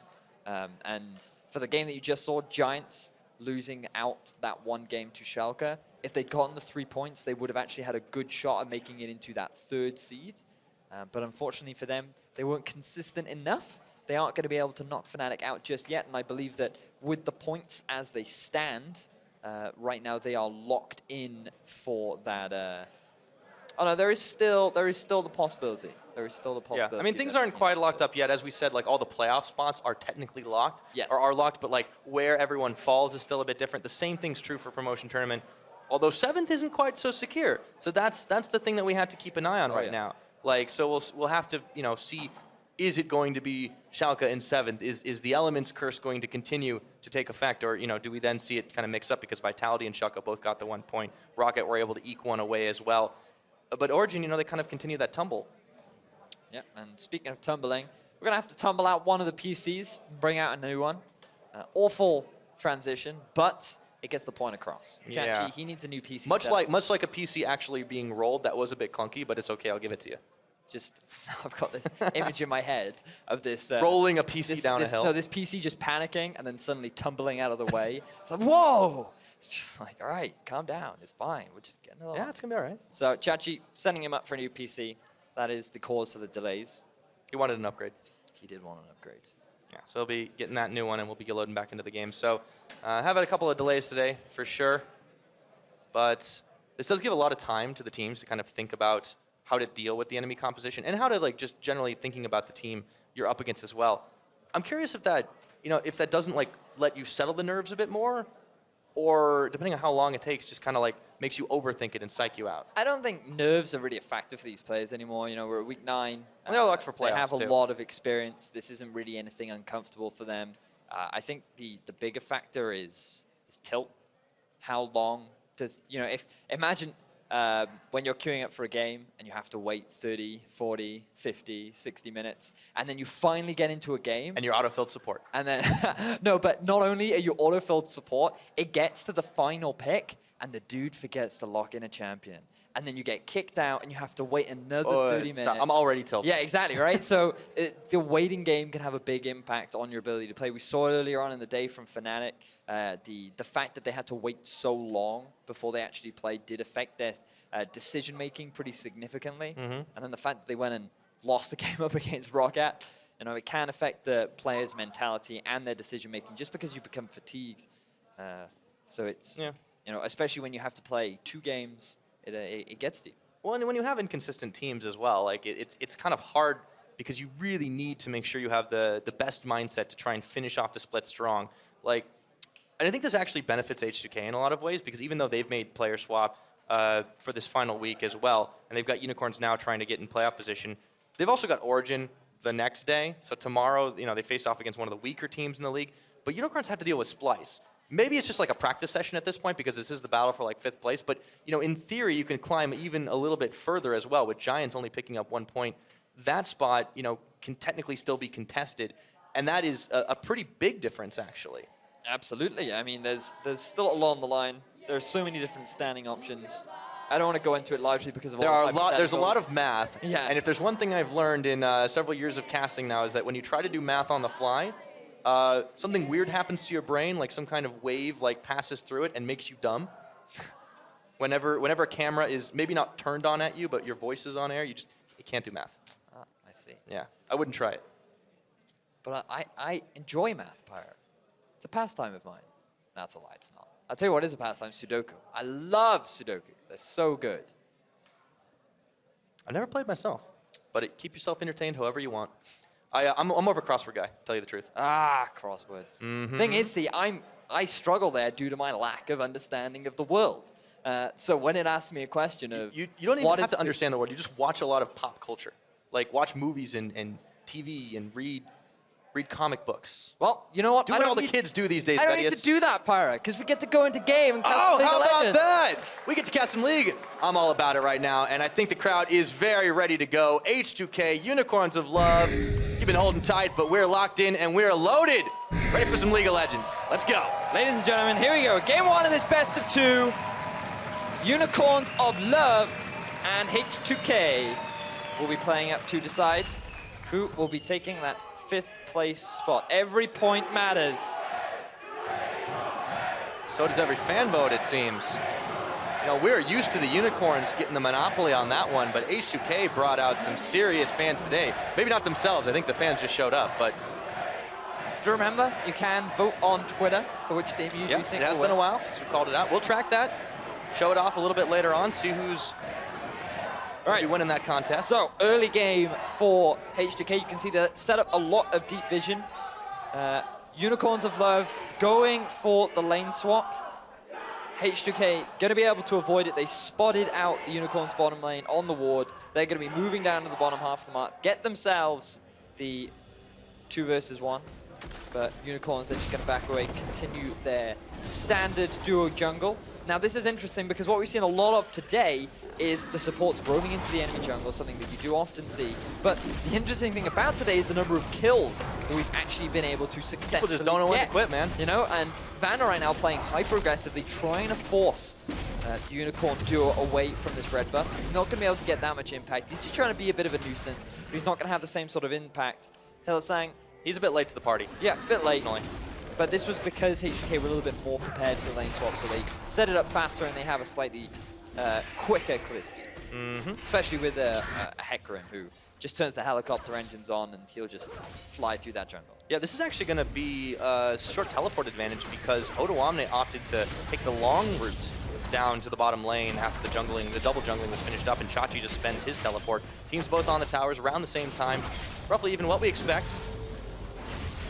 Meanwhile, in the mid lane, Ryu doing what he can to put a bit of pressure down. Pressure's on him, though, to make sure he can. Oh, yeah. And what a lot of Kassadins will do is they'll start with the Dark Seal because it will increase your HP regeneration. It's dead even, man! Just like this game. So far, it's dead even. I mean, it's 3 minutes in, right? Yeah, 3 minutes in.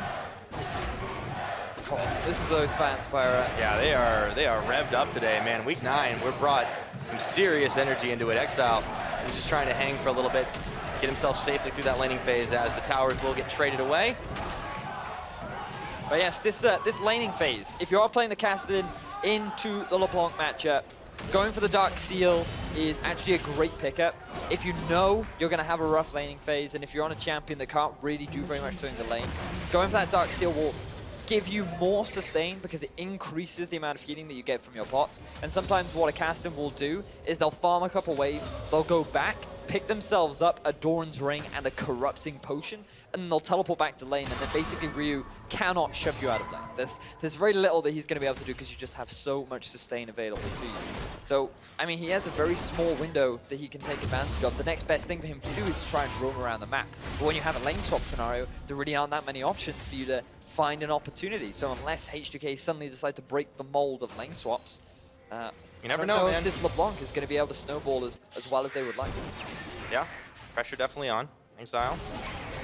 Rocking his Dark Seal, of course, from the beginning. Just a safe choice. He doesn't even need to really stack it up to make it a good idea for him. And Rio's still looking for every opening he can to harass him away. Not a huge CS difference really built up. Once again, H2K, they go for the reverse of the swap, but there is a bit with Jankos coming in here. Exile instantly flashing, but he gets knocked away. They don't have enough damage to finish the job, and in comes Move for the relief effort. So this is what we talked about, Pyra. The junglers are going to be the big deciding factor in this lane because without the Ignite on the LeBlanc, you don't have as much kill pressure as you would typically like. So you have to get that bit of extra damage from somewhere, and that is where Jankos comes in. Exile slightly oversteps. They get the gank in from the flank. They're now going to force this flash out. This is great for Ryu, because now they can use this as an opportunity for Jankos once he gets level 6. He can come in for another reverse gank, and with the level 6 of Ryu, he should have enough burst to get himself the kill. So great setup for H2K. The question is, are they going to be able to transition this into a kill and into a snowball? That's what they're certainly hoping to do. Meanwhile, both teams have also transitioned into the phase 2 of the lane swap, reverse the push, get the other towers. This should favor if Unicorns want to then go for the first Cloud Dragon just after this. Don't know if they've got the DPS to really do it, but Move is there. He's going to be backing away, actually. Looks like Cloud Drake isn't on the priority list for the time being. And given that Unicorns are a bit behind on tempo, notice that Forgiven already making his way towards the bottom lane before Veritas and Hylissang have even had a chance to go back to base. Means that going for the Cloud Drake right now would be very risky. They would likely get interrupted by Forgiven and Vander, who could very easily just pick up a couple kills or even steal away the Drake. Yeah. Interesting differences, though, in how they've actually traded a little bit. Odoamne got himself all the gold on that secondary push, whereas Unicorns kind of stuck around collectively for it. Really not a huge difference between him and Vizicachi at the time, though. And obviously the top laner is always going to fall a little bit further behind when you do have these swap situations where they have to share XP. But they'll have plenty of time to just get some free farm. The lanes are long, and this game might be 2. Interesting. So I'm keeping my eye on the minimap right now, and you can actually see Hylissang looking for a bit of a roam, trying to set up some deep vision, gone fought the early Sightstone, so you can see a lot of wards being set up around the mid lane. Because Exile is so overextended, because they know that Ryu is looking to get a snowball, and if there is going to be a gank anyway, it would be towards the mid. And if you just look at the positioning of Jankos, he would be in a good position to get a flank off onto Exile should he want it. But this is why all this vision is coming out from Hylissang, just to try and help provide a bit of extra security for it. Ooh, Jankos goes in on the move. It just makes him walk away from his own jungle. Odoamne, meanwhile, gets the taunt off onto Vizicachi in minions. That's a lot of damage. Grasp of the Undying helping out quite a lot as well, and Vizicachi still a little bit low in levels. Has to be careful here as Jankos is waiting in the wings. So is Move, but it's level 6 versus level 5. Move does not have the big barrel, and he just walks right into the cleave. This is good from H2K, because one of the risks that they had was that Chachi could have set up a freeze. Note that typically what would happen here is you send your bottom lane up to the top half of the map because Odoamne would have tried to set up a bounce. And that means that because the wave is pushing towards H2K, you need your bottom lane to be the ones to push it underneath that tier 2 tower to then get the bounce back. But they've reverted back to standard lanes, and Jankos is going for a gank top. Dive right into him, and they turn the taunt, but Chachi had already flashed away from it. That's going to be Onslaught of Shadows. First blood over to Odoamne. Good collapse coming out from Jankos. There was enough minions underneath the turret to allow Jankos to come in from the flank, and you can hear the fans excited about the fact that H2K have already got themselves a good start. They're not the only ones. Officially are welcoming everybody from EULCS2 as the games have finished over there. Really deeply pushed here are H2K, but they were able to secure some dividends.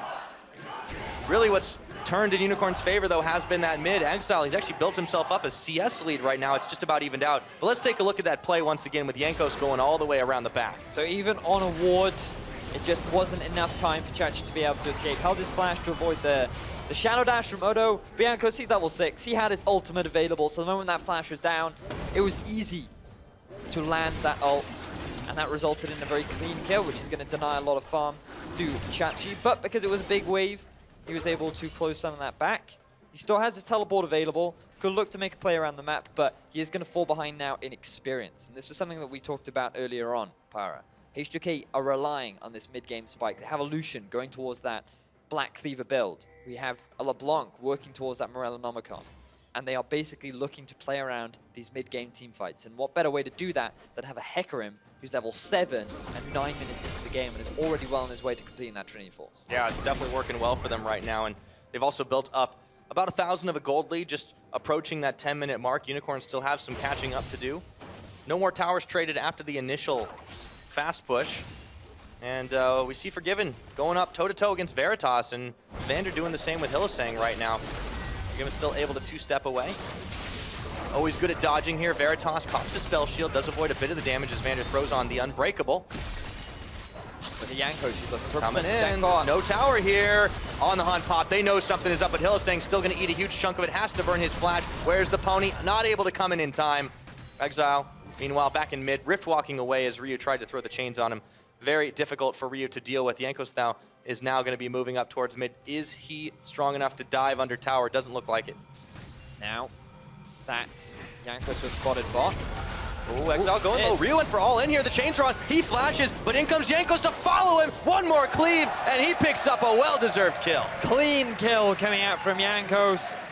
Exile plays aggressively in the mid towards Ryu. Ryu has the damage, and all he needs is that extra bit of cleanup from Jankos. Jankos is Ryu's Ignite in this game, Pyra. He's going to get himself a kill down onto the Kassadin. Certainly light the fire. He's looking for another opportunity. Oh, he comes right back around, moving Hylissang. Onslaught of Shadows turns Hilly right back in there. The barrel knocks them backwards, and now they're right on tower. Chachi finishes TP, and look at that chunk! A double kill for Ryu! The damage is so real as Exile comes back in and wishes he hadn't. H2K picked themselves up another 2 kills after a very successful dive. Things could not have gone any better for them, but I don't think the action's over yet, Pyra. Oh, they're looking for move here, and instant flash, taunt, move, goodbye! Ryu with his number 3 kill! You want to feed a LeBlanc, that's the right way. H2K are getting everything that they could have possibly wanted. Exile, one slight overstep in the mid. Jankos picks up a kill. He sticks around. He waits for an opportunity. And look, move Hylissang, they move too close to the turret. 3 members waiting. The ultimate from the Shen on top of Jankos makes for a very easy kill onto Hylissang. Move, he sticks around. He thinks he's safe because of the TP coming in. But he's just teleporting to his death because Ryu is just waiting to land his combo and the single target CC to net themselves another kill. TP gets used for Exile as well, and everything just keeps going right for H2K. Move then moves into his own jungle just to give another kill over to the Lightning. Nowhere safe. Oh, geez. Exile a little bit late to get out of danger. He does make it, though. But now you started to see the gold real shift in favor of H2K. I mean, you've got about a 3,000 advantage. We're 12 minutes in. And by the way, Forgiven's just gone to Farm Town. They haven't really needed him to make any massive plays past that culling in the bottom side that softened up. Veritas and Hylissang didn't net the kills that they wanted, but it's all been action in that mid lane, and they have been working as a well-oiled unit, this H2K team. Fair play to Forgiven. Looks like he hasn't forgotten his lane swap mechanics. Probably likely drilled those into his brain before he left. And I mean, once you don't forget that kind of stuff. Yeah, once they're imprinted on the brain, it becomes nearly impossible to forget. It's like riding a bike named Lane Swap. The bicycle of life. It definitely is. All right, so Dragon's been started here by H2K. Jankos is just taking a few slices out of it, but it's a dangerous game right now with Veritas and Hylissang hanging around in the wings. Move as well, who got spooked by Ryu. It looks like we'll just be seeing a very slow affair here. Dragon not yet secured. Veritas on the hunt, and he is able to dodge away. Finally, the single Jankos does finish the Cloud Drake off for himself, so it'll be even speedier before he gets into combat. See, now that Vanda's hit level 6, that all-in potential of the 2 versus 2 is dangerous. Here we go. But they have to respect them now. 3 members strong from HDK looking to push down onto this mid. Good wave clear, but they've got a lot of damage, so they just take a few pot shots at it and move. And Exile, we're coming on up. But in comes Forgiven and Vander as well. They are doubling down on finishing off this tower. It is oh so low. And this is the scene of the crime. Unicorns have to be very careful if they do not want a repeat of a few minutes ago. Looks like that won't be the case. They back off. They cede the tower. Just about 14 minutes into the game, and HDK taking a respectable lead. Great overall play from HDK. Forgiven shoved in the bottom lane. One of the big wave clearers of Unicorns of La Veritas. He was relegated to dealing with that wave. He was also forced to use his On the Hunt because of HDK trying to force a play. And then that resulted in the rest of HDK being able to rotate around to the mid. Odo had his teleport in the event that Chachi was able to push things up. And it was just HDK reading the map, setting themselves up to quickly take down that mid-tier 1 turret. So just very smart play from HDK and using this lead to net themselves even more advantages. They've opened up a pretty big portion of the map right now. This is nice to see from this HDK team have the speed boost available from the Cloud Dragon. Forgiven continuing to make sure the waves get nowhere near tier 2 in the bottom side. They've got it unlocked. Unicorns, they've really got a lot of climbing to do. And as we talked about, they have a lot of late game power. But HDK, this is their element, the mid-game team fights. This is what they're looking for, and Unicorns have not been able to keep pace. So the Ocean Drake could be a big point of contention. But if UOL are smart, they'll just give away that dragon. It is largely used for the laning phase anyway. Come mid and late, it doesn't have as much value. So it would be smart for UOL to just say, look, it's not worth us fighting. We have the better late game. We know we're going to outscale eventually. They just need to get to that point. They're relying very heavily on 3 items. Only just recently did Exile complete that Rod of Ages. It doesn't even have a stack on it yet. And Morello Nomicon done for Rio on the other side. Yeah, I mean, this just is a massive difference. 3 kills will do that for you, and they've been even in farm apart from it. It's like 1,300 gold that he's had up on his opponent, and there's a level advantage as well. You know, Exile's going to have a little bit of a rough time, and he's got no tower to fall back to, so it's going to be down on the free farming before he can get into 1-3-1 mode, if they're even allowed to this game. Look at all this deep vision that HDK is setting themselves up for. Oh, loads of it. Bottom half of Unicorn jungle. Largely because Forgiven, he's well past the danger zone. He just wants to apply as much pressure as he can. Jankos is going to get stunned up, but Unicorns, it would be very risky for them to try and force a fight right now. Danger zone, I feel like, is a very movable line, and in the case of this game, HDK have definitely shifted that balance. In whatever lane they've really forced their hand, they always stack very strongly. Unicorns just haven't been able to follow that pressure. Up in the top, I mean, Chachi Odo, they keep fighting it out, but apart from that, it's really been HDK's game. That's a really good point that you make, Pari. You know, I talk a lot about how the river is the danger zone that you typically don't want to cross, but when you have a lead, you can force it. And speaking of forcing things... Yep. Jankos, he went right over the traffic cone, and Chachi might pay the price. Just trying to enforce the traffic law is not going to be quite enough as Ryu picks up a 4th kill. It says, mine. Ryu relying on this high mobility mid lane assassin to net himself another cleanup kill. He didn't need to be there, but he wanted to be there. He wants to extend this goal lead even further. Hey man, you can give away a few kills, but it's not about getting everyone fair and even. It's about sending the message. So this is the difference, Pyro. This is the danger zone that you're not allowed to cross when you don't have adequate vision. Jankos was in the enemy jungle. He was stealing away the wolves once again. We mentioned early on how we saw this in the past from Jankos, and now a fight is kicking off. Yeah, Hylissang already way too low as Forgiven and Exile are duking it out, but the Shen Shield comes on. Chachi trying to front the line. Jankos way too low in this, and we have only seen Hilly bite the dust, but that's about to change. Chachi, Exile taking down Otowamne. Ryu's mixing it up in the middle, and they end up trading themselves a 1-4-2, but everyone's blinking health bars. So Unicorns are able to come out ahead in this fight, which typically should go in the favor of HDK. Oh, we're not done, Ryu! Whoa! He finds himself another kill. He turns that fight to make it equal, and he's looking for more. Ooh, had to make Exile blink for a couple of seconds there. That was scary. Ryu is getting out of control this game, and he's going to be able to clean the wave up nice and simple. 6-0-1. That's 2 hat tricks for him so far. We wondered whether or not Ryu could play this LeBlanc. He has not played very much of it this season, but he is here to impress so far. We have to give a lot of credit to Jankos as well, the 1-0-6. And let's just see how this whole fight's set up. Jankos and Odo setting themselves up for the Rift Herald.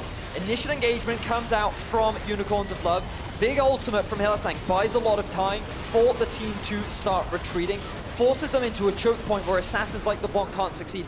Jankos going for a very squishy build early on means that he's forced back. Exile gets a lot of damage down onto both Vander and Odo, which nets themselves a kill. This quickly turns the fight around, but then Ryu being that sneaky assassin. We're not done. We got more. Move just wants to farm some Krugs, but it's not happening. Gives it over to Jankos. HTK just owns so much of this map right now, despite Unicorns picking up a critical fight there. Just look at all the vision power. Like, the bottom half of the map belongs to H2K, top half belongs to the Unicorns of Love. But they can't even secure the Rift Herald, man. H2K are taking everything away from them. Dragon's about to spawn in 10 seconds here. H2K can, waltz over to it and take it if they want. Unicorns are just trying to hold on to their second-tier turret. They're just relying on the wave clear from Veritas right now. He has only completed one major item. Forcing another fight at this point would be very risky. The ideal for H2K would be to actually put Ryu in a bush, wait for Unicorns of Love to come near the Drake. He can get himself a pick, and then they can force an objective off the back of that. So, Ocean Drake is secured. Not a whole lot that Unicorns could do about it. They did check their noses in, and Hylissang takes a smack for it. As you can see backstage, Prawley, Freeze, making sure he's keeping up on what is going on in the game despite not being able to start. You can see, or you saw, Ryu doing what we just talked about, sitting in the Oh, bush, geez, Chachi. Ryu's like, reevaluate. Do I go in? Oh, I think I can go right back in. Chachi takes a bite out of him. Low on mana, but that's not going to be enough to finish the job. Cooldowns were the biggest enemy of Ryu right there. If he just had a bit more damage, or if his chains had come off cooldown, he could have ended himself a kill. But the ultimate is now gone for Chachi. You can see Ryu being put into this side lane. No one can now duel him. As Jankos looking for a potential dive on Exile, but in this side lane, he's going to be so much safer. And Ryu, he does it. Blink and you missed it, Vedius. Ryu picks up number 7. Like magic. Like magic. Poof. And Chachi disappeared. He'll be back in about 25 seconds, scratching his head at that one. Ryu is the patient assassin in this game, picking up everything on this map. Just smart from H2K. There's no point putting Odo up against Chachi. There's no point having Ryu go up against Exile, so swap them up. Change the playstyle. Yeah. Who needs lanes? Let's see how that happened again. Chachi was feeling pretty that was just greedy, Chachi. You know you don't have ult. You know Ryu was sitting in that bush only moments ago. And then you go and you over-aggress and you get caught. Now Jankos... Speaking of aggression, oh boy. Jankos just keeps on pushing him back. Move took a lot of damage out of that, but so did Jankos, still holding on to his ghost. And in comes Odo Wamne calling on to Hylissang. Veritas has to back it up. In comes Exile. And the Terra Cult is on. That will be the end of that for now. So, again, H2K keeping their foot on the accelerator, constantly looking for potential plays. The bottom lane of H2K yet to really get involved in any of the big plays, but they're still doing a good job of primarily being wave clear, keeping the lanes constantly pushed in H2K's favor, and now they're posturing around the Baron. Very little vision available on Unicorns of Love. You can see that Odo has pushed the wave up towards the Unicorns of Love's half of the map. Ryu is doing the same on the bottom half of the map. 14 to 12 of Ryu on versus Exile. This is big.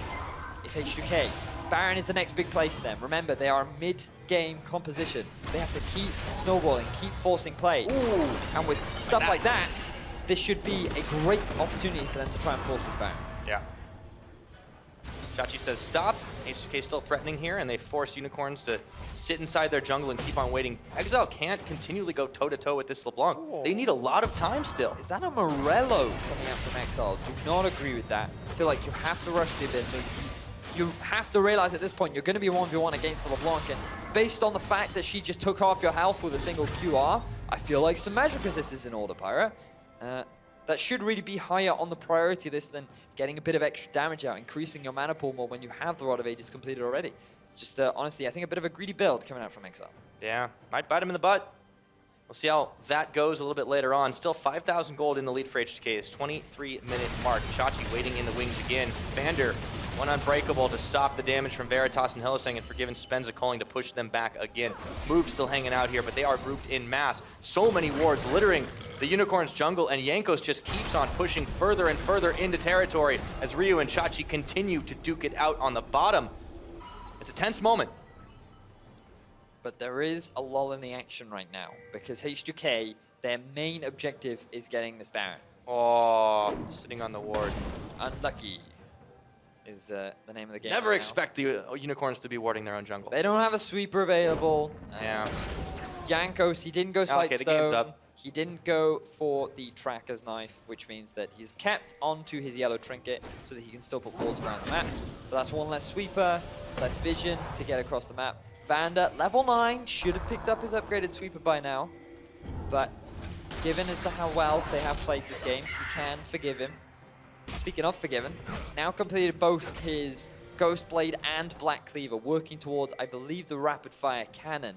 So he's hitting that big game 3-item spike that we so often talk about with Lucian. It's always been a very comfortable champion in the hands of Forgiven as well. Rain or shine, he's always liked it. He's always been able to make some big plays. Ryu back down to the bottom lane. Jankos continuing to clear the wards away from the Unicorns, just pushing them back and back and back, time and again. HK still holding on to this lead, but you know there is a timer on this game for them. They cannot afford to let the Unicorns get into a very powerful late game stage with this Kassadin, with this Trundle. I mean, Sivir, they can just kind of group and push together, so they need to be able to pull that trigger right now. They're trying for it, but they don't feel confident enough to start off the Baron. Instead, they will be looking to steal away the blue buff. No problem. It's not something that Unicorns are convinced they can tango with. But they do move out towards mid right now. A lot of wards still in this river. HK still clearing it out, but they're not really convincing anybody. They're not acting that they actually are starting the Baron. And Unicorns aren't going to rush for it to try and defense that. Just remember that H2K are on a time limit. Right now they have quite a lot of time because Veritas is quite behind on items. All right. Struggling a tad. Chachi is also putting a lot of pressure up in the side lane. Ideally for H2K they need Ryu here to deal with Chachi because very little magic resist. And on top of that, Ryu is level 15 and has 3 items finished. So if you want your two strongest members to go up against each other, it would be better to have Ryu there, but because of how far ahead Ryu is right now, he's able to push around Exile. That late game Kassadin is not going to outscale this LeBlanc for a good while because there is a full item overhead. So Ryu can pretty much go in any side lane and UOL have no answer for it. I like this from H2K though. They started off the Dragon with just one, and then they brought Forgiven in as well to help them finish it off since there's really nothing else that's getting done on the map. Take that Dragon, make objectives a little bit easier. They picked up one of every variety and every flavor available this game. Maybe they'll want to see what the Baron tastes like next. I mean, it would be a tasty delicacy. Tastes like purple. I've heard that before. But I can't remember from where. Deja vu. Tastes like purple. Yeah. And there's Cloud Drake up next. That's a lot of speed if you can grab number 2. But that's still some time away. I mean, H2K, they haven't given up any map control, but Unicorns haven't really been further pushed back for a while. As you said a little while ago, it did kind of stall out in terms of teams pulling the trigger. They were trying to fight still on the side of H2K, but Unicorns just have given less and less opportunities, and they've kind of gone into turtle mode. Yeah, they've... the thing is, there are very few objectives to play around right now. H2K could go for a dive if they wanted to, but it's... I mean, dives are just naturally risky. Less so when you've got a Shen and Hecarim, though. Yeah, that is true, but it's still a risk. Okay, they're going. Ooh, they're going for it. To Exile Ryu. He had some backup here. Will they be able to make the play as Otowanme comes in? And the onslaught of shadows taking out Exile. Moving Chachi, waiting in the wings, trying to come back in. That's a double kill for Jankos, and it is getting really bloody here. The Unicorns have no shot at turning this around as Chachi is gonna fall down. No, he makes it out. Jankos with the auto cancel, but Ryu comes around the side and half health Veritas. Ryu with the LeBlanc plays.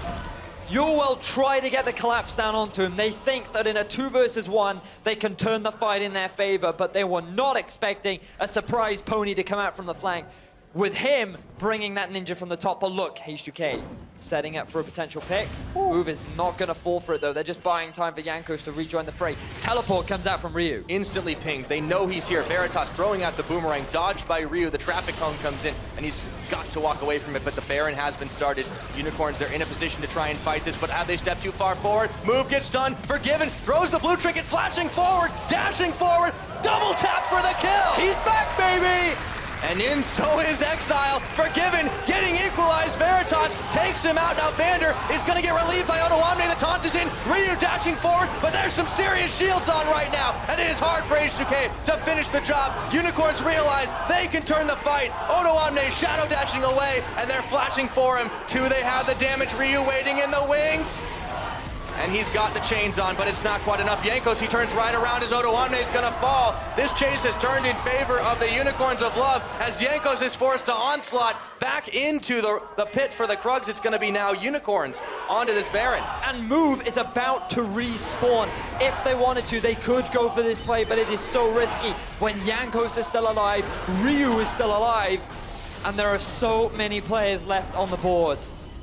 Great fight for the Unicorns of Love. They finally get something going in their favor, and we're starting to see the late game power of this Trundle, of this Kassadin.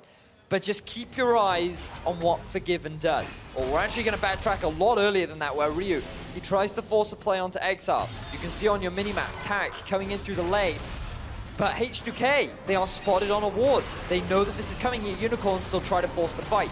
Ryu instantly gets the Shenna on top of him, and a great double taunt from Odoamne prevents the play from actually happening. EUL get baited thinking that the Ryu in the top is the real one, but it is in fact his clone. Ryu very smartly uses it to then reposition, get out of harm's way, and they get a lot of damage down. Not quite able to get the kill onto Chachi. Yeah, Jankos canceled his auto at the worst possible second. But it doesn't matter, because another transitions. Vander takes down Exiled. Well, he probably had a lot of help there, but that's going to prompt all Vander. The Baron time. Yeah, 100% Braum. This is going to be Baron time. Finally, 30 minutes into the game. The trigger, it has been pulled. LeBlanc still around the backside to make sure that there are no attempts to steal this one away. Down to 6,500. A boomerang comes on in. Unicorn still hunting for something, but it is oh so dangerous to tangle with this LeBlanc.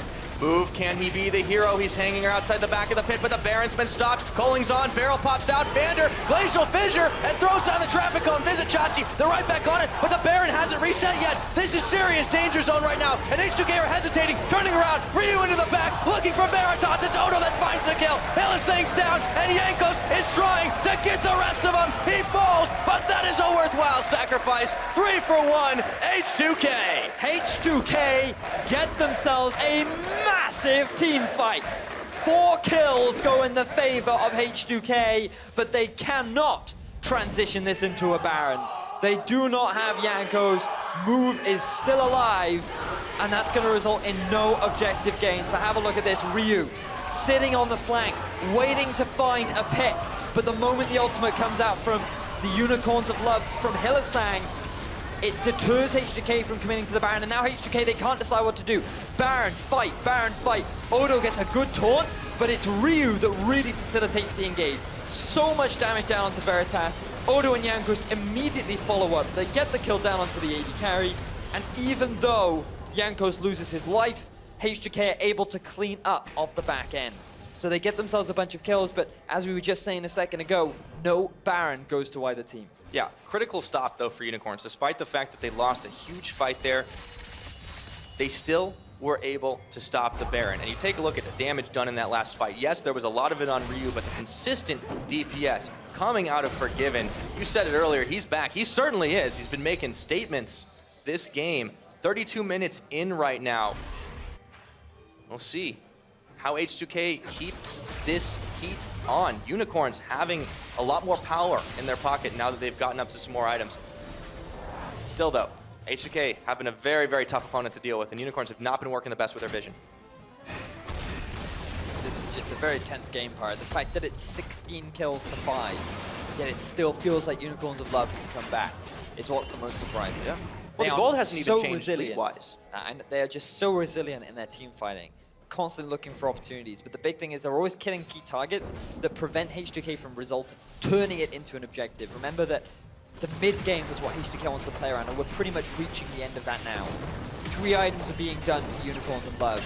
Chachi is going to become this unkillable beast. Exile, he's pretty much already reached a point where he can duel almost anyone. I think the lack of Abyssal is hurting him a little bit, but in these team fights, it doesn't matter. He's making up for that lack of resistances with a crap ton of damage. He does so much work. A scientific term, right? Scientific, yeah. Yeah. Good to know, H2K. You know, there is Still a lot of control for them around the map, but they've seeded it over on the Dragon side. This might be Unicorn's chance to actually get in there, but not just yet. They'd have to win a fight for it. Jankos, he is doubled down, really, on making sure he stays alive in these fights. The Guardian Angel, and he will actually start to move on to this Cloud Drake, but the Unicorns are wise to it. Only Chachi's really there to contest. This should be going over to H2K. Extra move speed for them. They'll be securing all the dragons, but look at the Unicorns right now, pinging around to see if they can clear the vision out. They're not going to go for the Baron, but they do secure vision on that side. Odo going back to base, prepping for a potential TP, but Unicorns realizing, okay, we have to give away the Cloud Drake, and we also cannot take down this Baron fast enough. So easy objective picked up for H2K, no real contest from the side of the Unicorns. Now with the Elder Drake spawning, there are a couple more options. Typically, it's always better to go for the Baron. It lasts longer, it has more utility benefits. But with an Elder Drake on top of H2K, they would also get themselves a lot of statistical bonuses from the fact that they have themselves 4 dragons. Right, see if they get a fight first. Really clutch blue trinket. Used there by Chachi, and in comes the fight. Jankos going on to Veritas, just like that. Ryu trying to chase down the backline, but they have to turn around. Forgiven is going to take out move. The Terra Gold is on, but it's going to be off just as fast. Double kill over to Forgiven. They're still chasing. Traffic cone ain't going to stop anybody, Chachi, as the H2K march down the line. A triple kill. Oh, baby, Forgiven. And that's going to be, looks like another tower. H2K force another fight in the mid lane, and they come out ahead once more. They are so strong right now. Unicorns did not properly set up, and with those death timers, H2K may look to try and even end the game, Pirate. That's going to be Inhibitor right now. Do they have the Moxie to do it? It looks like that's going to be the case. A few minions leading the charge. Hylissang isolated, looking to get back to Fountain. Odo keeps tanking. Ryu finishes the job. It's only Veritas. They've not got anything to stop him. 35 minutes. H2K are going to do it here. Death timer still ticking. In comes move, but they're already onto the Nexus. They turn their attention over to Veritas. Back to the Nexus. Move trying to disrupt. It's going to be shut down though. Ryu doesn't even matter. 35.5. H2K win. Congratulations for H2K. Bit of a slow mid-game between the 22-minute mark and 30-minute mark, but they found the fights that they eventually wanted, and they were able to heavily swing things in their favor. Fantastic play from H2K. And earlier on, I used the analogy, metaphor, the example, whatever word it is, of a puzzle, and honestly, it does feel like Forgiven. It's just clicked it right in. Just fit right in. Yeah. Like it was like happened. before. It was like a Rubik's cube with one of the tapes peeled off. So you're just like, but now it worked out. Like a what? You never played with. Yeah, I know what it is, but like I don't understand that reference at all. Anyway. Okay, so that's actually how I used to like play Rubik's cubes. I would just take stickers off and yeah. Hey, it's just another way to win. Sure. As H2K found a way to win there. So for more on that one, we're going to send it back to the analyst desk to break down Game 1 victory for H2K. I feel like you could put Vedi alone in a room with, like, I don't know, any object and he would just have fun. Although apparently not a Rubik's Cube with one of the things peeled off. No, He didn't know what. apparently anything. not. Anyway, welcome to the analyst desk, and thank you, Pyro, as we are joined by Maxlor, who came from the studio. You guys had a one-on-one versus Schalke. Yep. Yeah, give us maybe a quick TLDR of what happened in the series. Game 1, they lane swapped, and Rengar got kind of disrupted in his jungle, and I think it was just game over from there. And he took Ghost as well, so that's a bit unlucky. And then second game, they won one team fight, and that kind of snowballed the game because we all got caught and died, and then they just got Baron, and there was nothing we could do, really. All right, a one-on-one. With that, you were in playoffs already, but Schalke couldn't make it in playoffs anymore, so they're now fighting for 7th with Vitality. And then you talk about snowballing. In this game, well, we had a LeBlanc who was snowballing pretty heavily. Yeah, it snowballed pretty heavily. A lot of everything that happened in this game, weirdly, can kind of be attributed somewhat to Forgiven. A passage of play earlier in the game really showed what Forgiven is strong as, and we were discussing this. He slow pushed a wave bot lane, which gave him a massive CS advantage, forced Sivir to stay in lane, and then H2K go, well, we're just going to 5-man mid, and that's the first replay that we're going to take a look at in just a second, and it's just the knock-on effect that the guy creates from pressure being in the bottom lane, and once we get into this first replay that ultimately results in LeBlanc getting a double kill, you can see H2K on screen. With getting Freeze. Prepared. With Freeze, he is in-house. just in case. So yeah, we will take a look at that replay now and take a look at the LeBlanc double that actually sets things up. So again, here's Forgiven. You can see all the way down the bottom lane. That's where Veritas is. And Jankos goes in. He had so many good ults this game, Max. Yeah, I think H2K, or especially Jankos, had a really good, like, he just pulled the trigger and they got so much from that. And I really like the aggressive plays. I really Jankos. Especially from H2K in comparison to what we've seen before. So many times H2K just didn't really have an option on what they were going to do. Finally, good to see them maybe go, hey, let's just go mid. We know we've got the pressure. We know we've got the people. Let's dive it. Maxwell, talk to me about jungle priority, because we've seen a lot of Gragas more and more in Europe and a bit less of Rek'Sai and then a lot of Hecarim as well. I think Gragas is just really good because of his mid-late game. It's just like insane. He provides so much for the team and he fits in pretty much every single composition. And even early game, he's not like that bad. His clear is a bit slow, but once you get like some AP, like you get your jungle item and you just clear the jungle insanely fast. And as long as you have flash, you can just do whatever you want. Like this champion is a really big threat, I think. Okay, what about Hecarim? I think Hecarim is like is a carry kind of champion, carry style.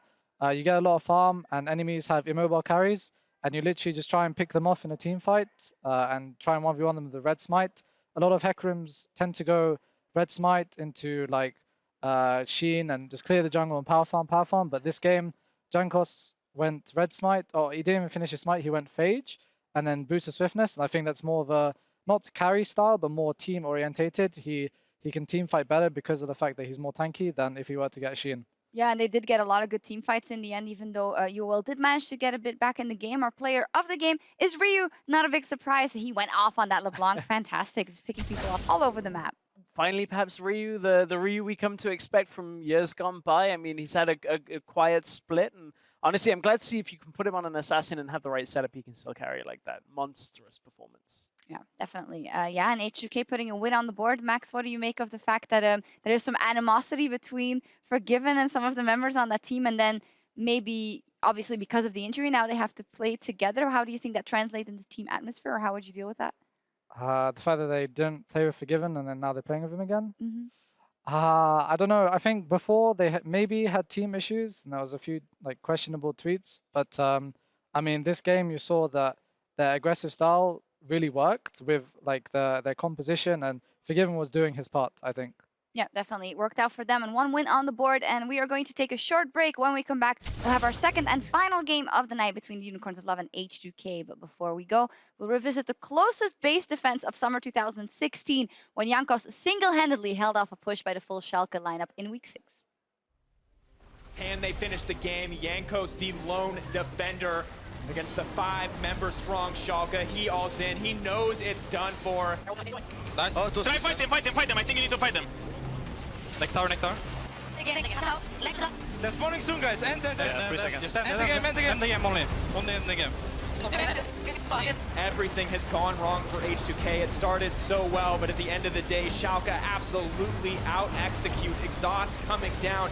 Can they buy the time? Can they turn this around? 2 members hitting the base. Rawless hitting the base. Will he drop? He's going to drop. Can they turn it around? They're so close. They have the CC. Can they turn it back? Triple kill. Yes, it's going in. Oh my God! It's happening. Another one. Quadra kill. Yes.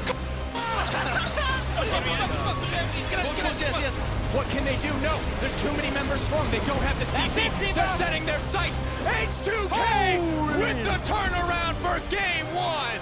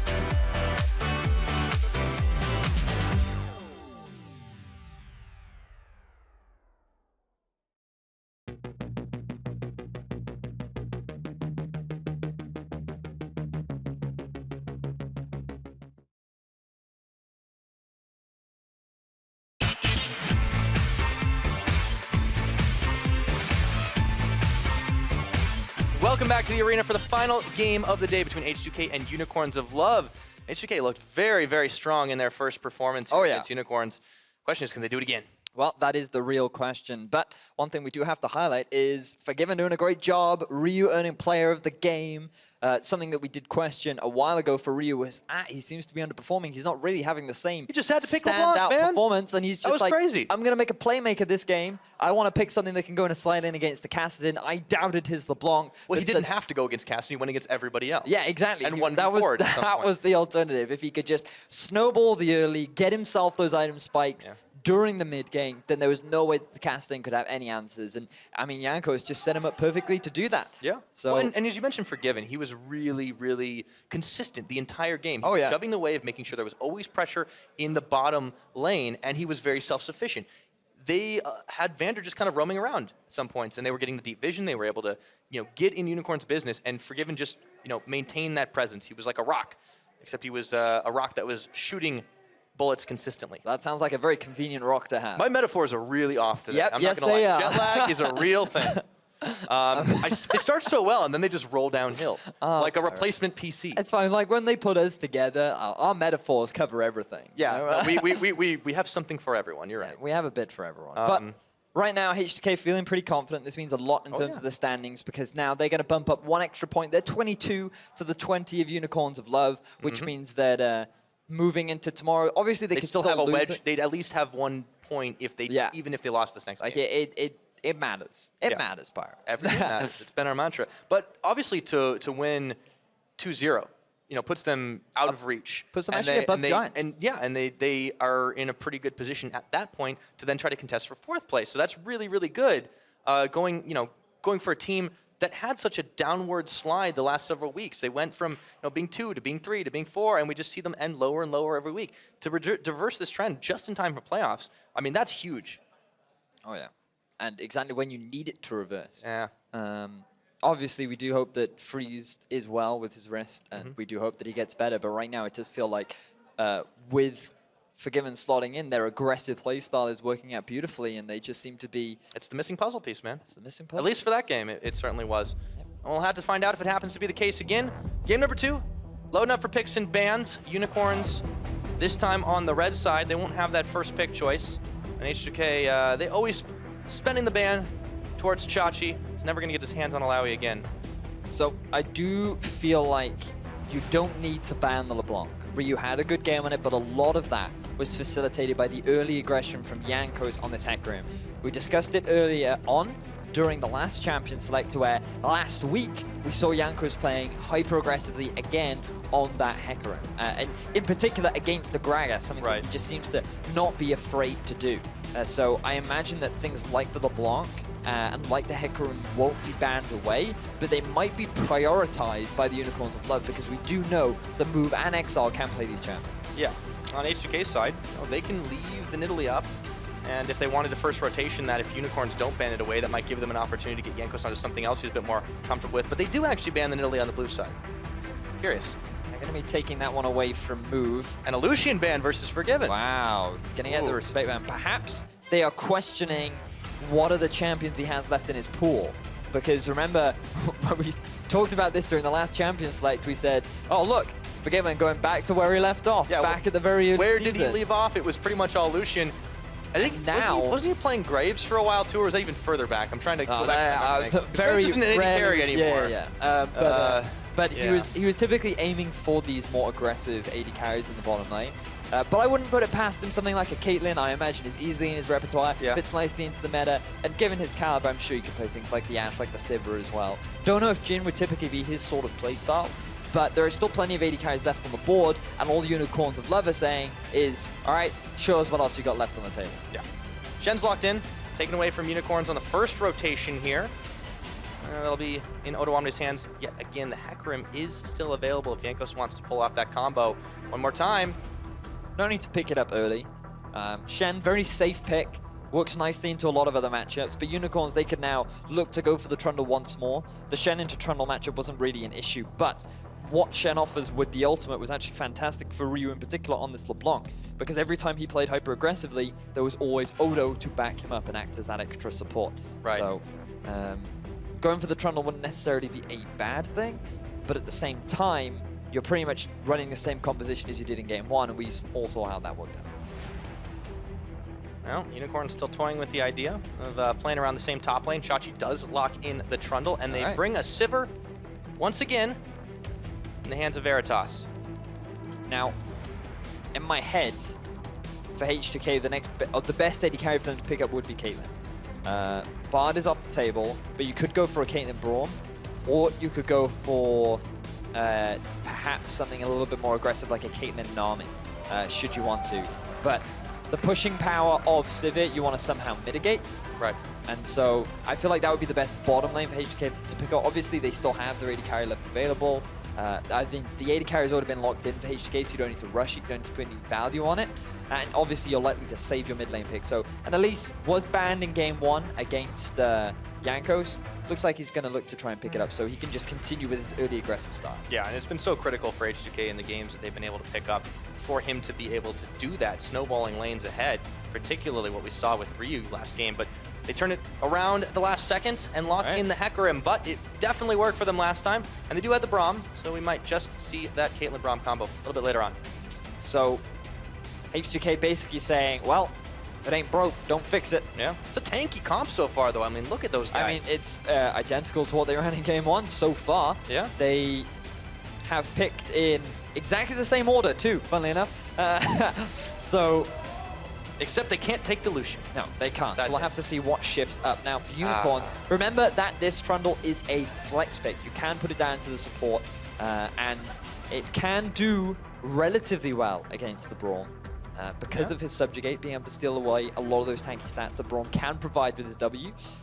But typically, Braum is just very good into these melee matchups. So with the Gangplank, it means you have a bit of flexibility for Unicorns. You can put it in the mid, you can put it in the top. You can put it in support, but wouldn't recommend it. But I actually don't mind the Shen GP matchup early on if you take standard lanes. Although I don't know if I'm the best judge of it because I always just take Shadow Dash level 1 and just wait in brushes and cheese that. That's not the best strategy, Pyro. It works 60% of the time. It works every time. 60%. But what about this matchup in particular, what is great is the fact that Gangplank effectively gets a free lane to farm. And he is going to be another one of those top laners that scales naturally well, and he will become a bigger late game impact than a Trundle would be, because the late game power of Gangplank is very terrifying. You know, Tristana was something that Forgiven brought out back in the day, and it has been making some serious waves today. So they lock that in, and they add some serious power to this composition, and the LeBlanc again for Ryu. Okay, that's a statement. They've got a lot more siege. They have decent wave clear with the Tristana. They have, again, really good all-in once they hit the level 6. The 2 versus 2, very powerful. And the LeBlanc coming out for H2K, an identical composition, very similar goals. What I'm curious to see is how Forgiven decides to build, because I was fortunate enough to talk to Stress before I jumped on the Cassides. He was telling me about MASH playing Tristana, going for a very unique build with the Ghost Blade into Runan's Hurricane, which gives you really good early game, really good late game, but you sit in a bit of a mid-game trough. And given the composition that H2K have drafted themselves, it would surprise me if he decided to go for this more unique build. But Tristana will help significantly in their ability to siege down these towers, and if he goes for something more conventional, I think he's going to be able to do a lot more damage alongside LeBlanc. Very true. Tristana just starts shredding through towers pretty quick on into the game as well. And with the last lock in, the victor for Exile, that means we have Chachi taking the Gangplank into his hands, and Trundle swaps down to the bottom for Hylissang. We'll see if that works out for them this time around. So Unicorn's still mixing it up a little bit. H2K sticking with 4 out of 5, but that ain't bad, especially when your 5th was banned. So Victor, it rounds out the composition. It makes sense from a compositional sense here with team fighting.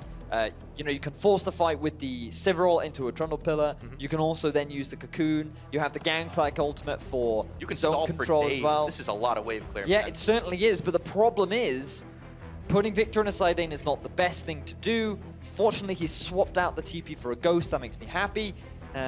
but they are going to struggle with this LeBlanc in the side lane once again. The big difference is now Victor shouldn't struggle as much as a Caston during the laning phase. He has way more wave clear.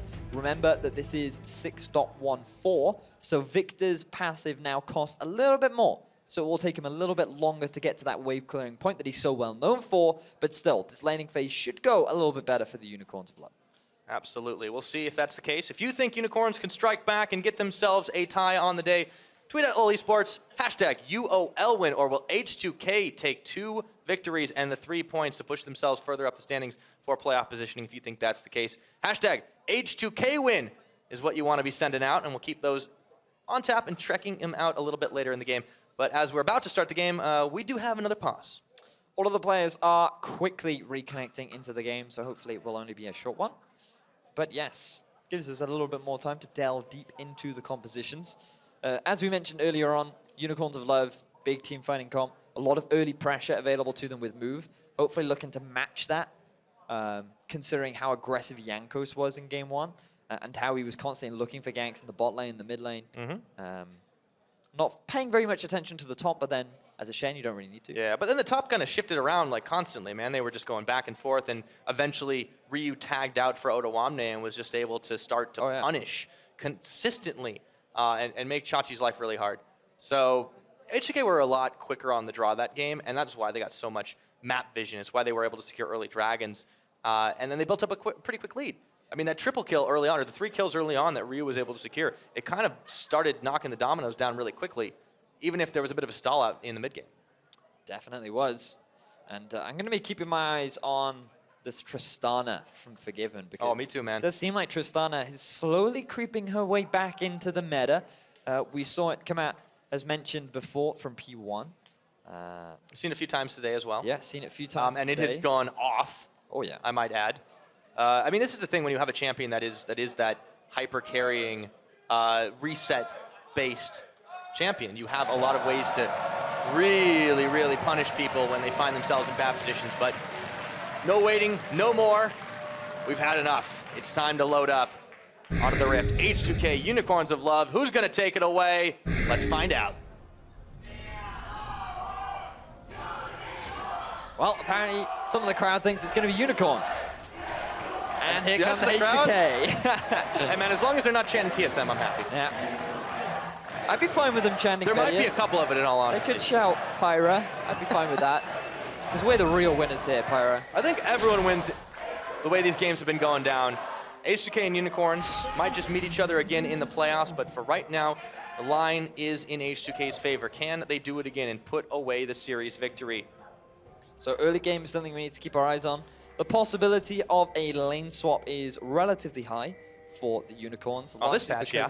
Of that all-in potential from Forgiven and Vander.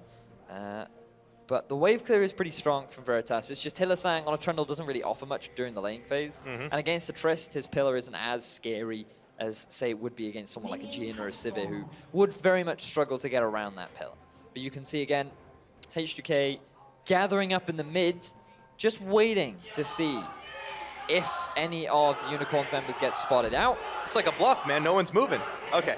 And there they go. Chachi goes followed by move. H2K just want to force the lane swap. They just want to guarantee a safe early laning phase. And they'll actually want to try and deny Chachi and deny the large pushing power that Veritas does have on the scene. Yeah. So, Veritas and Hylissang do move up towards the top side, and we will see the swap for Forgiven and Vander. Should be a little bit quicker with Tristana available here. The double jungle coming in. Vander's going to try to disrupt this, but he's got to be careful not to walk into the CC. Does get the Winter's Bite proc off onto move. Chachi chases him away. And we're right back and forth. Fan vote swung a bit in H2K's favor. Still very close here as Hylissang's getting his aggro on. Not enough to stop the Wolf camp. And we'll settle in. Into a pause. Into a pause, Pyra. It's okay, we just got gray screen. We just died for a second. We'll be back. What? Guys, something wrong with my screen. It's gone all yellow. If we could get someone over here to help that'd be great. But so early game, lane swap coming out from HK. Looks like they were the ones to try and guarantee it. Yeah. And I mean, they played the lane swap game very well. You do have a bit of a tempo advantage naturally because you have the Tristana with his explosive satchel. Yep. Or charge or explosions, you have an easier way to take down these turrets. Yeah. Yordle's like blowing things up. That's a pretty Does common seem that theme, way. I would think. Except for the most recent one that likes to stab stuff. Yeah, they're a little bit crazy. Nah, he's adorable. He's still pretty crazy. That's true. He does have a crazy mode. Yes. That's indicated by a bar, fortunately. But yeah, well, that was a quick pause. We're back into the game. Always want to watch on the trading in the mid, but as you mentioned earlier, Victor's a lot safer than Kassadin early on. Still expect Jankos to be making moves there pretty quickly after the waves have been pushed. This mid matchup actually early can go in the favor of a Victor because when the LeBlanc initially trades with Q, your shield is actually enough to mitigate that damage that you can then, when she returns back to a distortion, you can land your empowered auto attack and then follow up with the E. So while LeBlanc is going to be looking to try and be aggressive in these early levels, it is possible for the Victor to trade back fairly effectively, which is why it's not the worst matchup in the world. You just have to be mindful of your mana, because typically Exile will burn through his mana a lot quicker than the LeBlanc. Right. Well, he does have some biscuits to Nam if he needs them. Trade should be fairly even, a little bit faster. If H2K choose it that way, just because they do have the charge from Tristana, should let them shred through towers, but it's really not going to make a massive amount of difference. Veritas tanking a lot of minions here. He's going to actually walk away. They should be giving the solo EXP over to visit Chachi, and that is going to be the case. Meanwhile, H2K actually continue to share it amongst everybody. Oh, no, I'm a little bit too late on that one. As Ryu takes a lot of damage in the mid lane early on. Jankos coming in for the relief. Exile's going to get knocked back here. He still has flash, and he's got move right at his back. No one goes down, but that was a close call. So Exile actually picked up a second point in his E very early on. Not going for mainly trading, but prioritizing on wave clear. And the fact that Ryu got hyper aggressive, he ended up accidentally taking a turret shot so that when he returned to the distortion, even though he was invisible, it was easy for Exile to land that and get the damage down. So great play from Exile. Building up not really much of an advantage in the laning phase, but in terms of experience, he will get a slight edge. Chachi misfires. Odoamne continuing to trade out with him, and Chachi's actually quite low here. He does have his flash available, but Odo keeps leading up the charge, and he wants to get into the bushes away from those minions. In comes Forgiven! Hello! Let's see if the first blood's coming in. Jankos to follow. It's gonna get secured by the pony. Great first blood picked up for H2K. Chachi was not expecting Forgiven and Vander to rotate to the top half of the map, which honestly he should have, given the state of the map. It's a full party, man. They're going to start pushing things off a little early. Hylissang and Veritas are down on the bottom side, but this is an advantage H2K right now since they started it off a little bit quicker and got the kill to boot. See how that one shakes out. I mean, H2K, this is a great start for them. It certainly is. Oh, Exile! To get that early kill onto Chachi is going to be great, because look at him, level 2 Gangplank now. Going to delay that Trinity Force spike massively. But still, really good start for H2K, exactly what they want with this composition that, again, very mid-game reliant. They do have a little bit more late game press with the Tristana in this composition.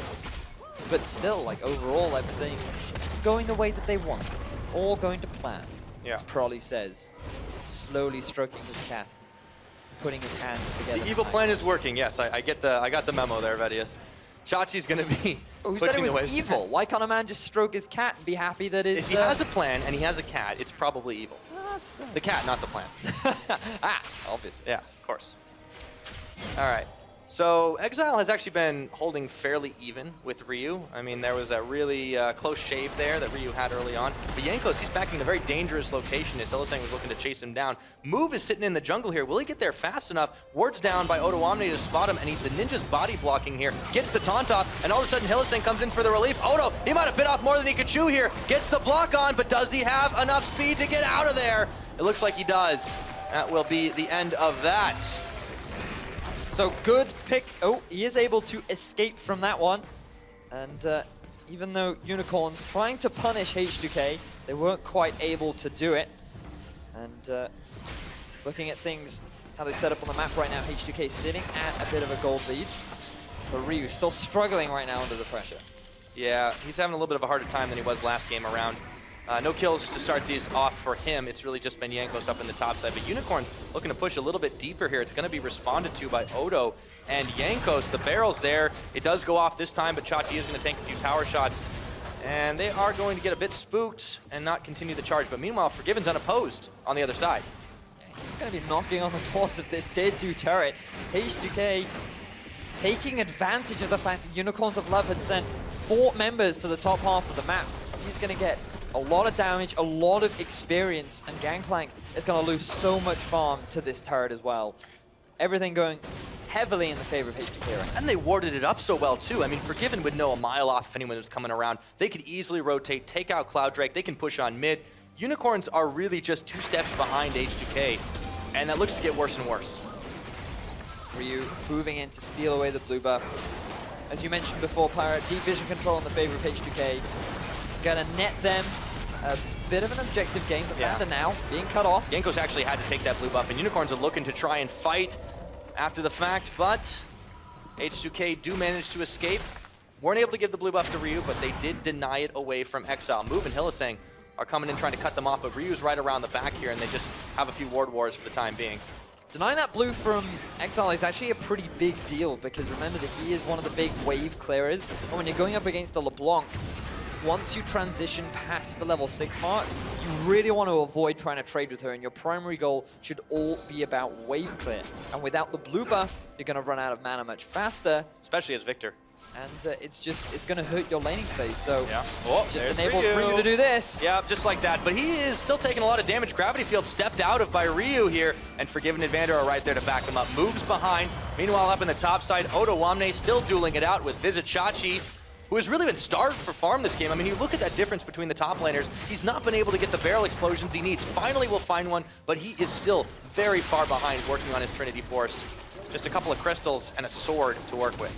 So right now, H2K would actually be in a prime position to net themselves that first Cloud Drake. Decided not to prioritize it. Instead, just going to concentrate on wave management. They didn't get the memo, man. It's good now. It is good. Sort of. Ah, Ryu. Okay. Went in a little too deep, and Exile was still able to punish him at point blank range. Hylissang coming in now for the mid. A lot of vision around this dragon for both teams. Hylissang will look to clear a bit of that out himself. Kings flying down onto the duo lane. Forgiven and Vander are there. Chachi still trying to push Ottawamne back. The age-old question between Pirates and Ninjas has not yet been settled. Yanko's found out by Move in the jungle, but he does turn it right back around. Early Phage Van. Yeah. Really does hurt. You have the HP advantage. And obviously with the lifesteal that Jankos gains as well from his W, means the Move isn't quite able to come out ahead in that trade. Forced to back away very early on. But regardless, Jankos continuing his deep dive into the enemy jungle. Did put any vision down because once again, he has gone for the red smite. As well as that, he's not picked himself up a Sightstone. Now, H2K, bottom half of the map. Okay, there we go. Cannon Barrage, that's going to be doing wonders to clear the wave.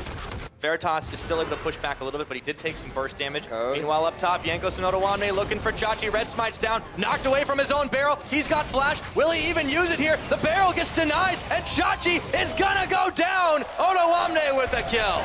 H2K picked themselves up a clean kill, but look at this. Ooh, Forgiven. Chaos Storm, Forgiven jumping on in, and in comes Ryu. Instant exhaust down. Can't close the gap, but Odo's right behind him. Ryu jumps back. Odo's caught under tower. Revenge for Unicorns. Exile with the kill. H2K get a little bit too big for their boots. Try to force a play underneath Unicorn's tower and end up regretting it. Jankos, he's going to quickly move around to the top half of the map. Make sure that this minion wave bounces back towards H2K's half. But 1-for-1 trade overall. So Unicorns managed to get a little bit more gold into the pockets of their mid laner. Forgiven, Rocket jumps to try and save this tower, but Veritas has forced him away. A level advantage, CS advantage. They might not be that different on items right now, but Forgiven is a bit spooked here, and with good reason. In comes Hylissang to 1v2, but Hilly's actually not going to go for it. Throws down the Frozen Domain and denies him from going any further with the trophy. Tower still stands, but not with much health. So Forgiven forced to lose a bit of farm there, but not as much farm as Odo ended up losing after trying to force that play. Yeah, Chachi got ahead of him, and he was so denied for most of this game. Remember that there was a big minion wave pushing towards H2K. Jankos comes in from the flank, uses the Ghost. Chachi didn't have his flash available, so he wasn't able to get out.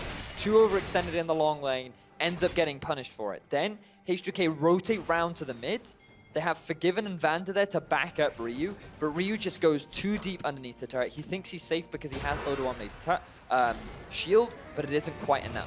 So you can see here, the collapse comes out from H2K. They get the kill down onto Chachi, who did have his flash available at the time, but didn't feel that it was worth it because Jankos had his ultimate available. So burning the flash for the ultimate would have resulted in a kill. But then later on, you get the dive down. H2K commit just too many resources. The single target CC from UOL is enough to get the lockdown onto Odo, who's only level 7, and they get themselves a return kill. So Gold's still very evil, even, not that evil, but it's pretty even across the board. And no team really holding real control. And this is a bit of a difference compared to H2K's game 1, because it felt like they had so much more lane control compared to what they have in the current game. Yeah, and Ryu is also about this time pretty much going off.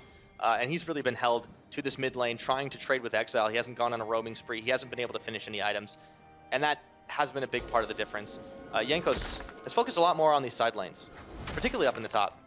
He certainly has, and I feel like that's not the best course of action.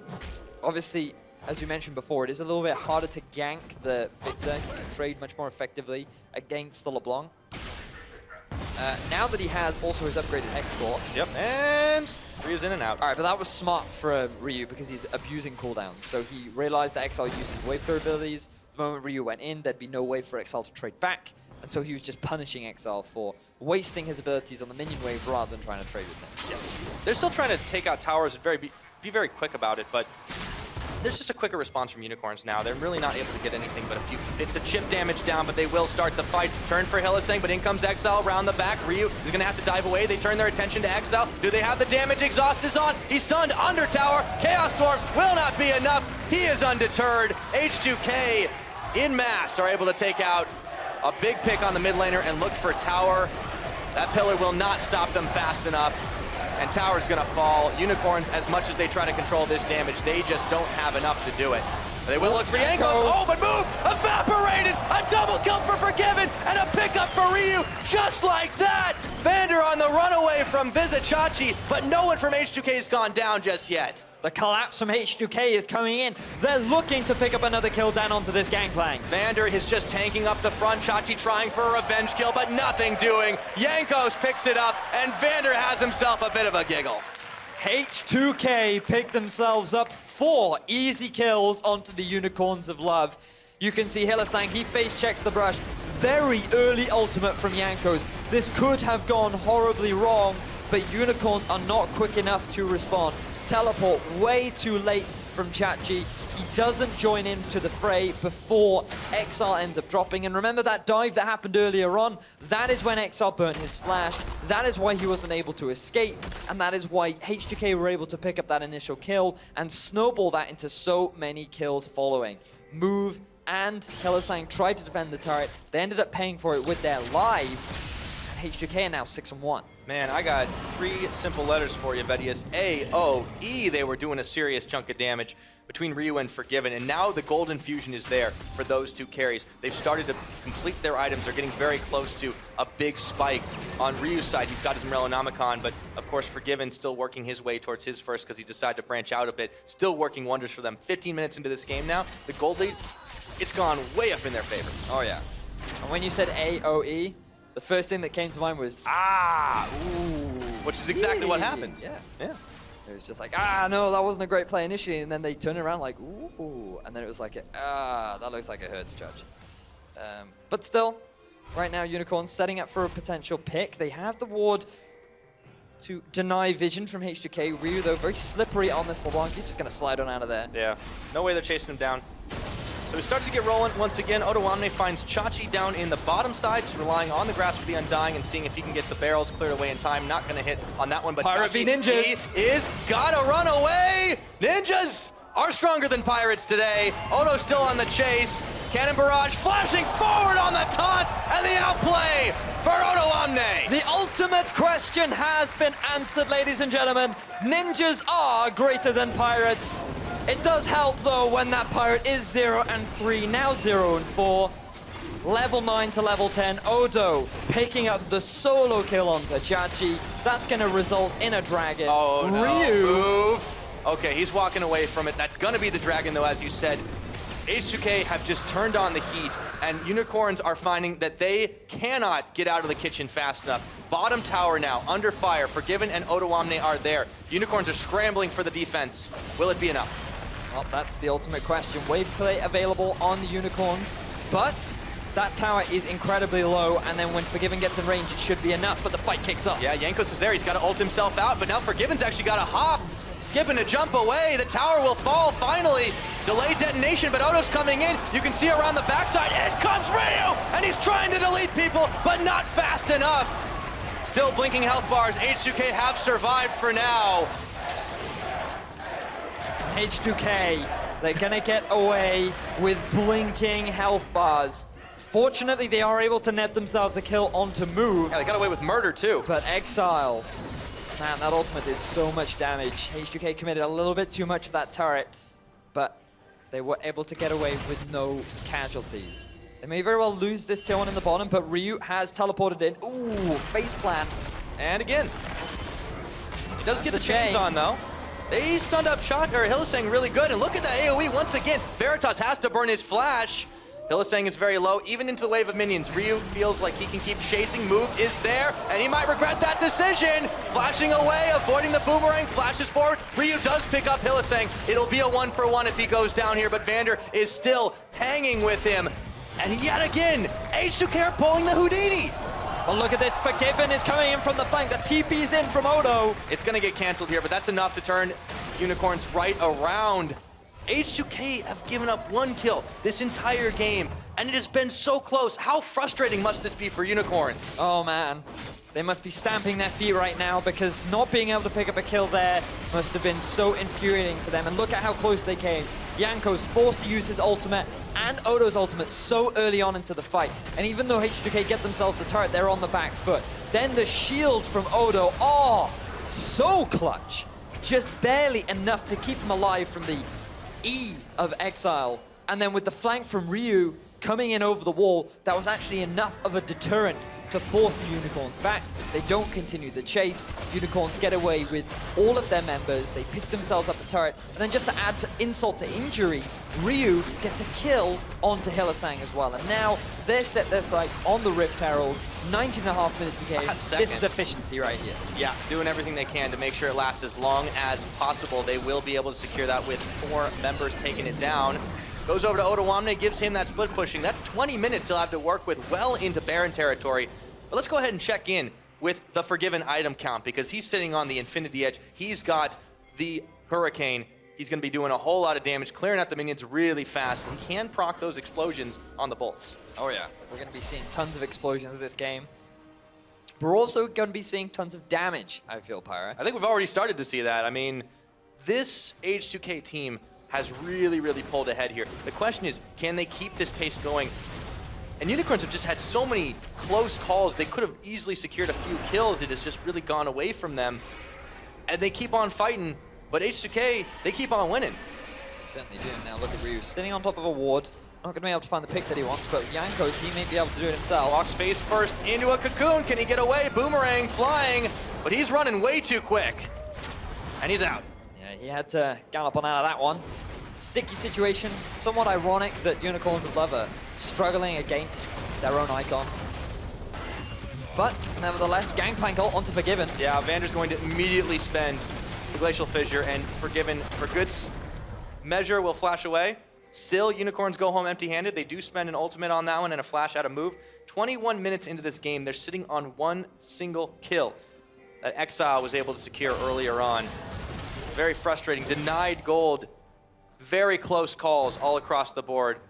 The Unicorns just have not been able to capitalize. Now, Pirate, we've been in this situation before. Game 1, H2K, big lead come the 20-minute mark. This is where they started to stagnate because they knew they had to play around the Baron. Unicorns of Love were not biting. They were keeping vision up. They were making sure that H2K could not pick that one up for free. And now we're in a similar situation where H2K are constantly keeping all 3 waves pushed up. They're playing the 1-3-1. Ryu doesn't have his teleport, but it's going to be up relatively soon. We know Odo can come out ahead of Chachi, especially with that Rift Herald buff. And so, right now, everything is in favor of H2K to close out this game. This is their game to lose right now. It is just that Baron that is the final piece that can complete this almighty puzzle for them. Or will it be the Jenga piece that falls out and collapses if Unicorns can turn it around? Who knows? All I know is... These are questions best left to Floss. All we know is we need some serious Sudoku up in here before things get crazy. We'll see if we can unscramble this game, that's for sure. 22 minutes in. There is another Dragon, by the way, Mountain coming up, but it hasn't been as heavily prioritized this game because H2K have just gotten so far ahead on kills. That's been the biggest difference. So they wait around this Baron pit. There's still a few wards that they haven't been able to clear, so at least Unicorns know they haven't started it up. It still would be quite early.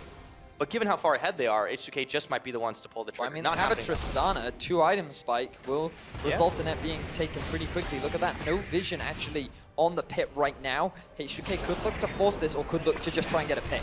See if they can do it. Onslaught of Shadows, they find move! He's gonna rappel up, but it's only a matter of time before they finish the job! Or is it? He's walking away here, but he turns back around, and Jankos picks up another kill.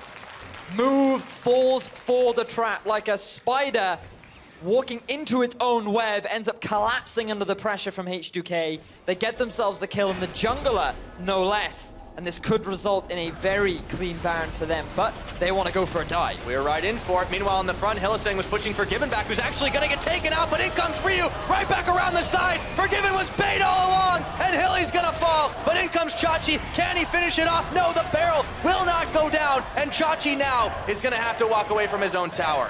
Couple of missed skill shots from H2K result in no extra kills gained, but they are able to come out ahead on a successful dive. Forgiven goes down, but Veritas and Hylissang are traded in exchange. And now H2K, they want to prioritize taking down this tier 2. But Exile, he's on his way back. Move has respawned, and here comes Chachi. Okay, Chachi leading the charge. Odoamne, Vander, all very low. Ryu is only one close enough to full health, and they do not feel confident that they can go any further on this top lane. They will back away. This gives the Unicorn some breathing room, and Move is actually going to step forward and try to deny Ryu's back here. So we'll end up having to stagger it. See what happens as Unicorns go for clearing out some vision behind the pit. I feel like H2K should have forced the Baron right there. There was no vision available on the Unicorns of Love. It would have been a better setup. Oh, Ryu! Man, he just keeps waiting. If he landed that change, that likely would have been a kill. But because he didn't net that one, Hylissang is going to allow himself to get some extra vision around this pit. Fortunately, will be spotted out by the ping board, so his efforts were somewhat in vain. All right. But nevertheless, that Baron should have been the play for H2K. They decided to go for a dive, and this is why it's risky overall, because you use the Shen ult very early on onto Ryu, and you gain no value out of that. You end up losing Forgiven, who would have gained so much more value from the Shen ult. You still could have had Ryu come in from the flank, and the net game would have been the same, but you likely would have been able to keep your AD carry alive, which would have resulted in taking that tower being so much more successful. So a bit of a mismanagement of abilities from the side of H2K results in no major net gain other than a couple extra kills. Well, when you can't make it happen, can't pull it out, they do instead settle for the consolation prize that was the Mountain Drake.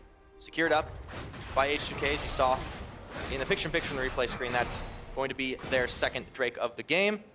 And it gives them a bit extra burn to those objectives. We'll see if they can knock the towers down a little bit faster. Forgiven starting to rock and roll despite what happened just a bit ago when the front line collapsed.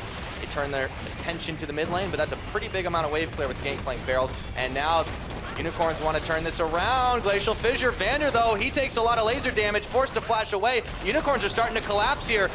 And Veritas is joining the party, but Ryu is around the side. Shen ult spent. Is Vander going to survive long enough? Ryu, instant exhaust down, and they turn it around on him. He's going to get taken out, shut down by Veritas, and now the Unicorns are on tower. Fantastic exhaust from Hylissang. That is exactly what you needed to do in these fights. And the fact that they shut down Ryu could result in a Baron for the Unicorns of Love. They're moving for it right now, skittering towards the Baron.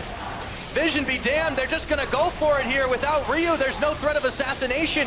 Jankos is not close enough. The rest of the team is already back. It's down to 5,000 health. Jankos is coming in though. Can he get the steal around? They put the traffic cone down, or should I say the shield? Onslaught's in, puts Exile against the wall. This is gonna be the 50-50, but no! Jankos is shut down, secured, Unicorns of Love, but now the fight's going all kinds of nuts. Odoamne right in there. They're gonna wipe them off the map. Oh my word! H2K come on ahead of the fight. That should have gone so horribly wrong for for them. Unicorns of Love, they wanted to go for the Baron. They get the kill down onto Ryu, and they think that everything can go oh so well, but it just doesn't work out. You can see at the start of this fight, Forgiven takes so much damage trying to siege onto the turret. The 1-3-1 setting up for H2K doesn't work out because all 5 members of Unicorn just pummel themselves down the mid. They expect the flank from Ryu, the instant exhaust. He has nowhere to go back to. And that was just a fantastic setup for Unicorns. They get themselves the tier 1 and they feel this is good. There is no way the H2K can contest this. And the way in which they play the Baron is actually very smart. They delay. They make sure that they get the kill down onto Jankos. You're going to see he gets denied out of the pit for an insanely long time. He uses the ultimate to try and close the gap, but they just stop. They stop hitting the Baron. They focus their attention onto Jankos. He goes down, they get the Baron, but Forgiven is the hero of this fight, dealing so much damage on the backside. And then you just have so much frontline for him to just really deal all the damage. If it wasn't for Scumbag Odo picking up the double, Forgiven could have very well earned himself a quadra in that fight. Yeah, H2K really turned that right around on Unicorn's heads. And while we were taking a look at it a second time, they knocked out the tower up in the top, controlling the map every which way, and the gold lead just keeps on growing. Take a look at that damage dealt in that last fight. Ryu was dead for all of it, so it's kind of unfair to him. What? But the Shen damage was pretty real, man. Well, Forgiven joined a little bit late. Forgiven did join a little bit late on that fight. That is fair. That was definitely Odoamne. He did earn those kills. Oh boy. That time, at least. Ryu having no impact in that fight. Shame on you. Yeah, I mean, it sucks when you're dead. But still, the fact that one Baron is still up for move, he's looking for a pick on the Forgiven, he gets it. Okay, Forgiven's going to get a short-range hop, but that's enough for him to get away. Gotta be careful. Forgiven's only given up 1 death this game. So far, not looking to do any more. 28 minutes into this one. The lion's share of kills in H2K's favor. The gold lead still in H2K's favor. The Baron buff all but negated. Only move is sitting on it, and he's had to rove with the team. They haven't been able to use it to buff up any minions. Ooh. This game suddenly went from 4 to an 8 pretty damn quick, Byron. Yeah, no kidding. They turn on the heat, it definitely starts to get toasty. Odoamne. He plays for Origen. Yeah. But not this week, apparently. But right now, Odo sitting on the side lane, 1-3-1 being set up once again by H2K. And Unicorns of Love, they have the option to just force down mid like they did before. Their 5-man unit is incredibly strong.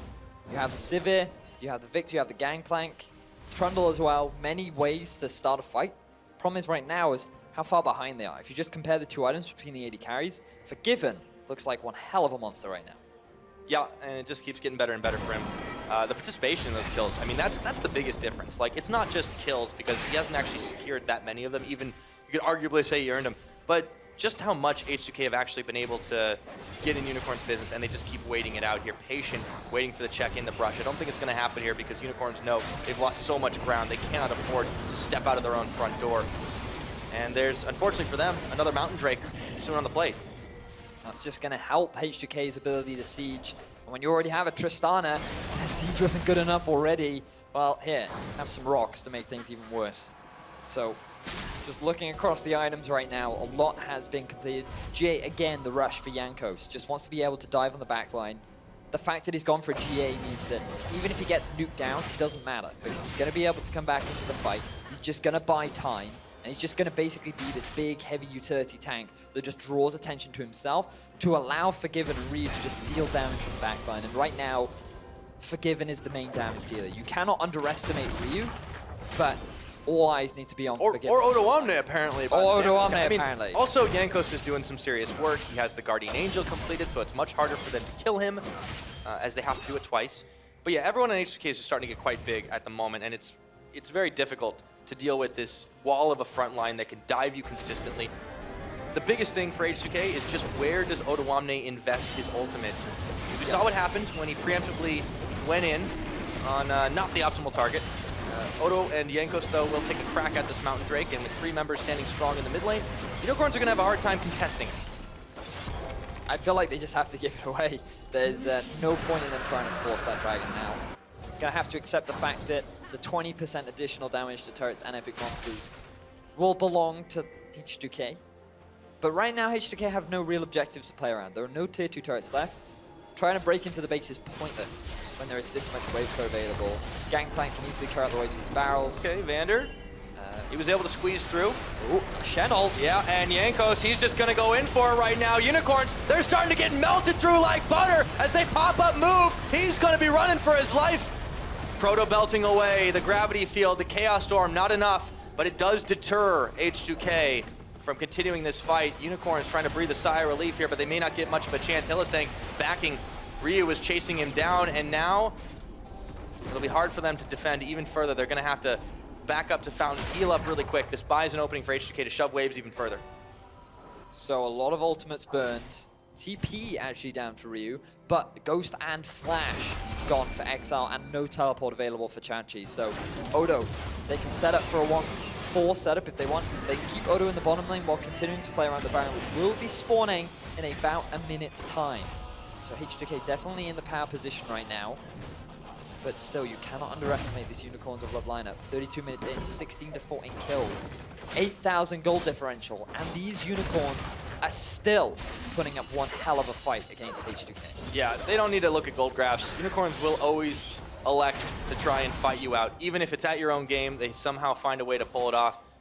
At least sometimes, but H2K, they keep closing that gap. They keep making the probability lower and lower to close the jaws on this game as Ryu steps forward. Quick spell shield, Veritas, but instantly Hylissang was there with the exhaust to chase him away, and Ryu's gonna have to walk this one out. Big summoner spell gone now. They're not gonna have that available for the next big team fight. You also force the ultimate out from Veritas, and the Baron is gonna be spawning in 5 seconds. H2K literally have the perfect setup in order to take this Baron. The only way it could be better if Move suddenly AFKs. Doesn't look like it's happening anytime soon, but he might find himself up in the air. Dodging out everything, flashes away, and he has to use his Proto Belt. That was a lot invested by H2K to get the pick off. And Chachi's here with the relief effort. H2K did not want to go for this Baron. They elected to try for the chase. H2K just go for the Baron now. There's no flash on move. There's no Gangplank ultimate. No flash on Exile. On the Hunt is still on cooldown. There is nothing for Unicorns of Love to stop you from taking this Baron, yet they just refuse to pull the trigger. I'm now getting tilted, Pyra. They can go for the play. Instead, they're just going to try and force a fight. Yeah, they do get moved here, and he's got no way to escape. Forgiven instantly pops him. Chaos Storm's down in the center of it all, but they keep the chase on. Ryu going forward, and he gets a big chunk of damage, brings Odo to the party, and Exile's going to fall now. In goes Forgiven for the jump, but it's only going to be a parting shot. 2 kills, and they might just finally elect for this Baron. So now that they've killed the jungler, that is enough motivation to make them go and take that objective to close out this game and get themselves the 2-0. It took them a little while, but they're going to be able to pick this one up. But Veritas, he could be looking to try and stop things. Yeah, if he doesn't go down, that is. Hylissang did not quite die in that, but Chachi was able to pick up Ryu on the back of it all. So they did secure Baron, but they instantly lose a member. H2K, not the cleanest, but they do secure it. So H2K can still be happy with the fact that they picked up the Baron. They just have to wait now for Ryu to respawn. 40 seconds is not going to affect the Baron very much, and they can go back to this 1-3-1 where it will be most effective. You can see here, the engage pretty solid. They get the taunt down onto move. He drops instantly. Forgiven jumps in, playing around the barrels very well. And then Ryu becomes the next source of engage. He gets the Shen on top of him. He instantly closes the gap, and then you use the taunt from Odo to lock down the target that you want, and you get yourself another kill. Then rotate around to the Baron, you're going to see the setup, and just keep your eyes on what Ryu does, because he just gets a little bit overzealous. He takes a big chunk of damage, Hylissang and Chachi, and then here it is. So he bounces back on the blades, he takes an auto from Chachi, the burn. and then the burn. I was wondering what killed him. I thought he got away. That was the Gangplank. So, okay. Made himself disappear. Ryu is going to lose that Baron, but he can still stay in a side lane. He can still be that threat. Well, you can see that H2K continue to push this all the way into the base. No inhibitors, no inhibitor turrets just yet, but it is really, really starting to look dire for the Unicorns of Love. Losing out on so much gold. I mean, they're close to down about 10,000 now. Not quite yet, but it's getting that way. 2 Guardian Angels, so Odo and Jankos are even harder to kill. I mean, there's very little they can do at this point, short of a miracle fight. And also, Chachi has just not been able to get these barrel explosions today. H2K are quicker on the drop. They just play around those barrels incredibly well. So many times we've seen Odo just quickly last hit the barrel to make sure that Chachi doesn't have that explosion. Yeah. And while they love using them, they're also experts in defusing bombs, it seems. Well, Odo has definitely shown that he may not be the stealthiest ninja, but he certainly is quick on the draw again. Keeps pushing Chachi back. Meanwhile, up in the top side, they just keep going all hog for this tower. It will fall. Jankos has to speed himself away, but meanwhile, Forgiven in the mid is gonna knock away Exile. Get a little bit more chip damage on that one, and H2K haven't lost a man just yet. A little battered, a little bruised, but they got the job done. They've broken into the base, and Odo is continuing his pressure in the bottom half of the map. Chachi finally gonna get a barrel for all of his efforts, but Forgiven now being collapsed on. Okay, Chachi's coming to the rescue though, or excuse me, Odo Wamni I should say, and Forgiven just hops away. Chaos Storm still finishes him off. The Cannon Barrage was doing work, and Odo is gonna get Guardian Angeled.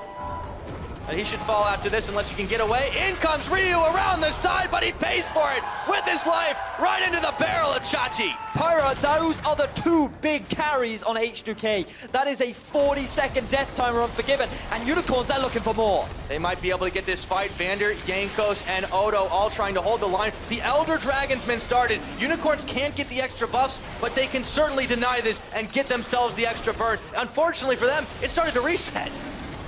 The Elder Dragon now down to 50% HP. Smite is available on Jankos. He also has his ult. Looks like he's going for the steal. He might just be able to get it. Move is able to secure it though. Jankos going in around the back, and Move is going to rappel up, forcing Jankos to onslaught backwards. Unicorns manage to get it. They buy themselves some more time. They get the Elder Drake, but they're going to have to quickly go back to base to defend their turrets. Such a good pillar from Hylissang to interrupt the jump from Forgiven. He doesn't have his flash. The exhaust allows Unicorns to get the collapse down. They get the kill onto Forgiven, and at this point, you just disengage. Odo knows he's gonna get away. He knows that he's not in any danger, and as he goes out, Ryu goes in. And that is not good communication. That is Ryu being overzealous, forcing a play, and giving the Elder Drake over to the side of Unicorns. So H2K, despite the frustration, they still find themselves in a very heavy lead position, but Unicorns have started to fight back, and they keep on pushing the waves here. We said it, Pyra. Unicorns do not give up without a fight. They just... Or several. Yeah, no, they just keep on going, man. The pink ponies will never give up. They're so resilient, always looking for opportunities. Yeah. You can understand now why Unicorn Race took so long before it went extinct. I didn't know did it? Extinct. Well, it looks like they're coming back. I didn't know there were actually any unicorns. My world has been turned upside down today. Oh, Ryu faceplanting the wall again. Okay, this time he gets away, but look, Unicorns 5-man stack. They're able to take out the tower really quick, but in comes Jankos. Maybe they can't finish the tower. The fight's going haywire. Exile just gets melted, and Hylissang is gonna be left for dead. But Vander and Jankos, oh so low. Hilly walks it out. They turn it back around. Forgiven's gonna deny the rest as Jankos gets his GA popped, and he will gallop away. But what a fight. Veritas looking for more, and Forgiven denies him. They try to force a fight onto the Elder Dragon. They think that things are going so well because they get the drop down onto Exile, but they do not expect the 4-itemed Sivir with an Elder Dragon hitting onto every single member of H2K. That was devastating, but look at the teleport. They know where EULCS are. Yeah, Ryu goes in, Ryu goes out, and in comes Forgiven. Odo around the side, move repels. Odo holding on, doesn't get the taunt off, and Chachi still running away, but Jankos chasing down. Flash from move, last second, gets the shield, he stays alive, and now they turn it around, back under tower. Odo Wamne stunned up. Odo, he's got no GA just yet, but he's not gonna go down. Unicorn still trying to hold the line, but in comes Forgiven, and he's gotta pop out. Unicorns managed to survive yet again. How is no one dying, Pyra? I just don't understand it. So many blinking health bars on both sides, but no kills happen. Let's backtrack to this fight. Instant kill down onto Exile, but watch Veritas. Look at all those bouncing blades shredding through H2K. They get the GA gone from Jankos. Odo ends up even killing Jankos because of the ricochet once again, and this is the power of late game Sivir. This is the point that Unicorns were waiting for, and oh my word, just crazy back and forth action coming out from both. He thinks about going in, but all of a sudden Hylissang's just like, I see you. I got that. I see you. 26 seconds, man, on the next Baron, which means 26 seconds until we have some real crazy stuff going down. I feel like we've already had lots of critical stuff but going down. it's just that it doesn't stop, man. Like, the party, it just keeps on going. We're 41.5 minutes into this game, and it has just been absolute insanity. Well, once again, ARAM in the mid, but Jankos, he wants to end this ARAM. Yeah, there's a quick repel up from Move. In comes Odoamne. He doesn't get the taunt down, has to walk between the pillar and the wall. He takes a lot of damage for his trouble, and all of a sudden H2K aren't feeling like this fight is worth taking. But look at the sideways. H2K, bottom lane is pushing in their favor. Top lane is pushing in their favor. Odo is going to have to go back to base to get a bit of health back, but he still has his ultimate available if a fight does kick off. Yanko's going to pick himself up the Rift Scuttler around that Baron, so H2K will have constant vision on it. But we're pretty much in late game now, Pirate. This 7K gold lead is meaning less and less the longer this game goes on. Oh, boy. This is a good old-fashioned death brush. How long? Oh, it's spotted. It is very spotted. There's a blue trinket. That is hashtag worth to spend right on that. Unicorns get denied the trap. Ryu looking for the chase here. Forgiven coming around the side. I mean, this is a trigger-happy team, that's for sure. The barrels will deter them for the time being. And there is no more trickery. Back to the straight-up 5v5. Back to ARAM. That's what we're all here for. Just keeping my eye on those sideways, Pyro, because those are mounting up for H2K. EULCS are going to be forced to deal with it soon. Fortunately for the Unicorns, Chachi's teleport is just about to come up. He could use his ultimate to clear the waves should he need to, but Odo, he's now moved to the bottom half of the map. He also has his ultimate available. Ryu takes a lot of damage. Goes in, goes out. Okay, so not as much delta as he would have liked, but Unicorns, they rove in the pack. They've gone back to Death Ball. And will they start? Will they force this Baron? Ryu is backing. He has teleport. And now Onslaught of Shadows spent by Jankos as he jumps in a little bit too hyphy here. And now teleport coming. Hylissang a little low. He finds himself. And Jankos going in for the fight. Ryu, he takes out Exile. Deletes him off the map. But moves in the back line. Looking to equalize. But he's left for dead. Hops away. And now Move. He's gonna fall. That's a double kill over to Ryu. 2 for none. Quickly cleaned up by H2K. The collapse finally works out for H2K. Quickly, once again, being able to shut down Exile. And on top of being able to get the kill down onto Move, that means no smite for the Unicorns, no contestation for this Baron, and H2K can finally break into the base and look to end Game 2. Taking out the Baron never looks so easy. 44 minutes into this game. Waves are mounting, as you said. They're trying to do damage control on the side of Unicorns, but it is looking extremely, extremely tough for them to survive this game. Let's take a look at that fight one more time. Ultimate used so early from Jankos. A lot of the damage, though, goes down onto Vander. Ultimate whiffs from Exile, and just look at his position. Well, you can't, because he's gone. Gets instantly popped by Ryu, who teleports in from the flank with the home guards. Move, he gets left for dead. Yeah, nowhere to go. Nothing that his team can do to provide support. I felt like that if Veritas had stuck in the fight a little bit longer, he could have stayed, but to be fair to Forgiven, he did so much damage onto him as well that there was just nothing that he could really do to get involved. So crazy fights coming out from H2K, but right now, I said it early on, Pyro, I'm going to say it one more time. It's H2K's game to lose, especially with a Baron, especially with an exposed inhibitor. Yeah. And with teleport available on Odo, 1-3-1, they should finally be able to take this game down. It was a valiant effort from Unicorns to just never give up, never surrender, and keep on fighting throughout tremendous odds, but it is a trap closing around their necks right now. There is so little they can do to push back this H2K team. The 1-3-1 getting deadlier and deadlier every minute with the Baron buff, and Ryu just absolutely no fear to dive in. They could turn it around on him. It's happened a few times, but they're losing ground on every front. Odoamne, though, has now reached the turret with his Baron empowered minion wave. Forgiven and Vander just on wave clear duty, applying pressure. You're now dividing the Unicorns' resources up. Where are they going to put their attention to? Because there are so many threats on the side of H2K. Three towards this bottom as well.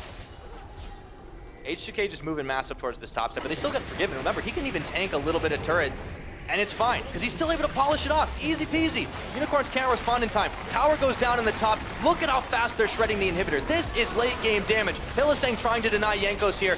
He hasn't finished it off just yet, but he's on the run, and he gets away. But 4 members to the top half. H2K just taking a rest. of EUL's base. This is how the 1-3-1 works. EUL have no answers to it, and H2K are just slowly making their way towards the Nexus. Right back up in the top side, it's finished off. The last inhibitor still standing, and Unicorns is the only place they really can defend. They will hold it for now, but H2K got what they came for. Super Minion's gonna start streaming into these bases pretty soon. There's a minute and a half on the next Elder Dragon. H2K, full control.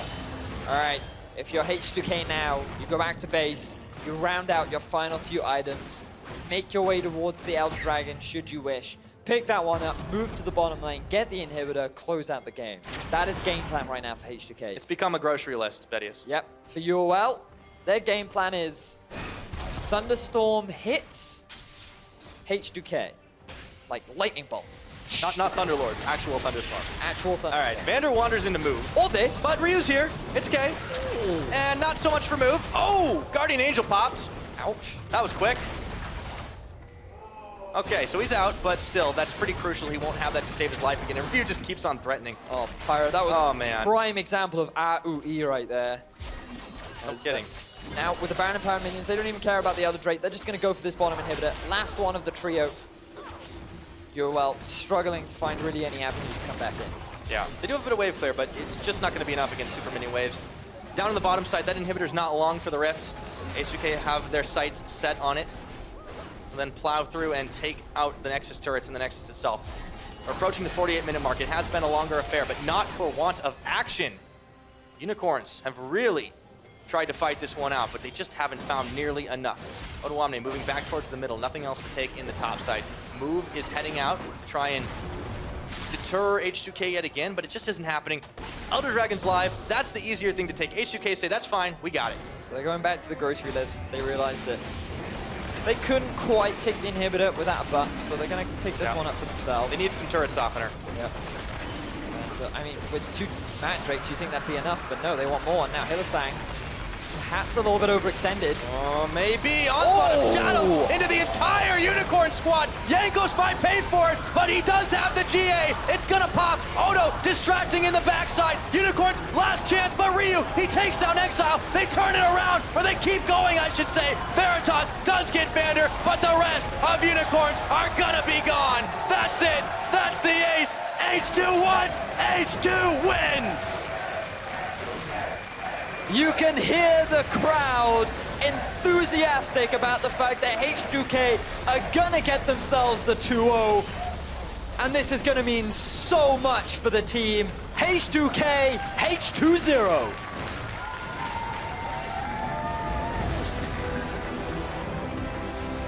Well-earned victory for this team. It has all come together in the final week. A lot of questions about how Forgiven would slot right back on in. But you know what? It was no thing. It was... Great return for Forgiven. You can see how happy they all are after that win. They even bring Freeze right back into the lineup. We wondered what else could he play. Well, Tristana apparently. Yeah. 6-2 and 5. 25k gold at the end of that game. 560 farm in a 49-minute game. So, yeah, still good at farming, it seems. Still good at getting kills yeah. and knocking down towers.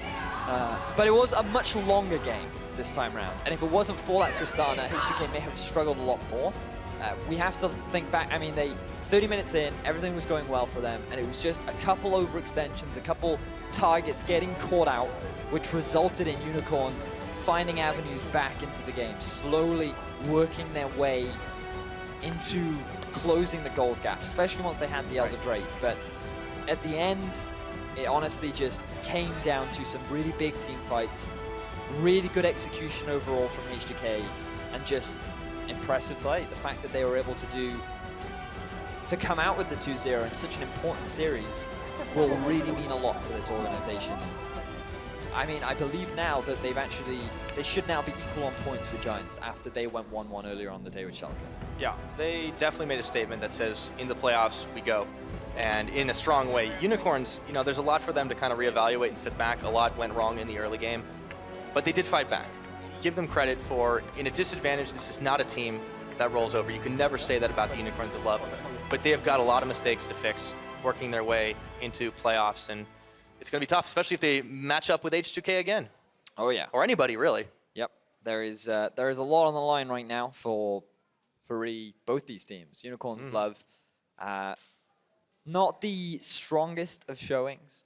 I feel like that we spent a lot of time talking about H2K and what they were doing right. They gave up a lot too. I mean, that Shen was so crucial for them in previous weeks. Yeah, it surprised me. Actually gave it away. The lack of value that Unicorns put on it on game 1, but they clearly went for a different strategy. That strategy didn't quite work out.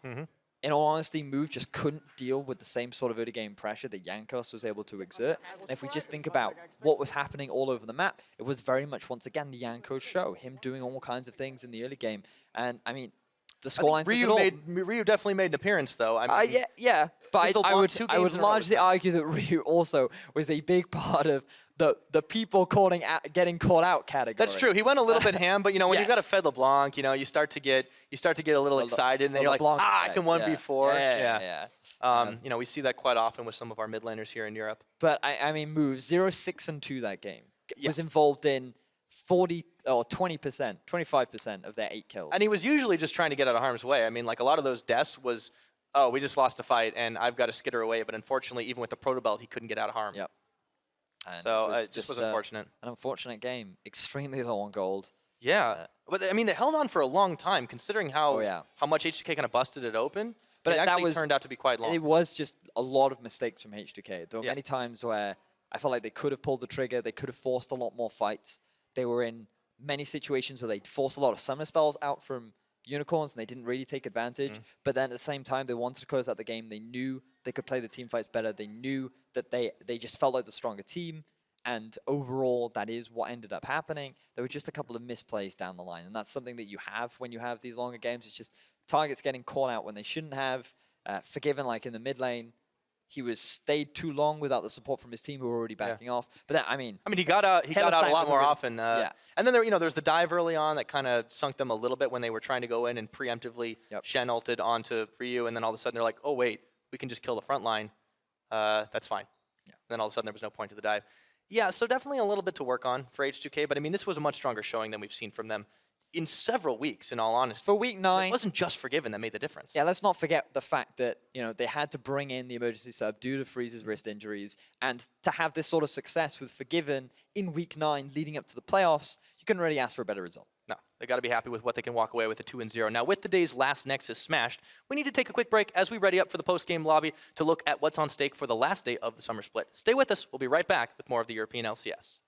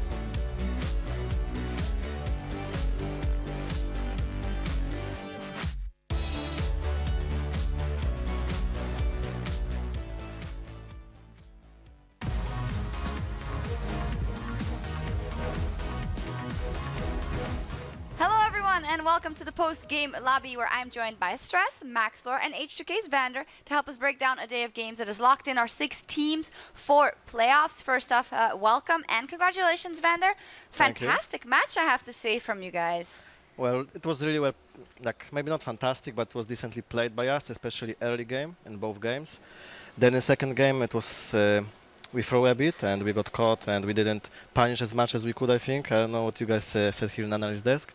And then first game, I think we also tried to bait Nashor a bit too much and we could just play lanes a bit more. And I think we would close out faster. Yeah, it looked like you guys struggled a little bit around the Baron, looking at different options there. How much did Ryu being on LeBlanc influence your team? Because he seemed to be doing a lot in this game compared to what we've seen in the last few weeks. Well, it's Korean LeBlanc, so you have to...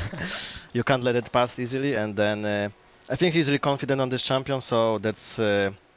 I think like Ryu, if he's confident on his champion, he can play much more, shot call more, and he's much more involved in game than when he plays those new champs like Talia or something, and then he's not that comfortable. So I think LeBlanc is a good pick for him. Certainly looks like a lot of decisiveness and a lot of decisive plays. Maxwell, you were watching Jankos for a lot of it. 2 games of Hecarim out of him, but you were talking about maybe Jankos and Hecarim don't exactly fit the same play style. Maybe if you want to elaborate for viewers, because it's something we discussed off camera.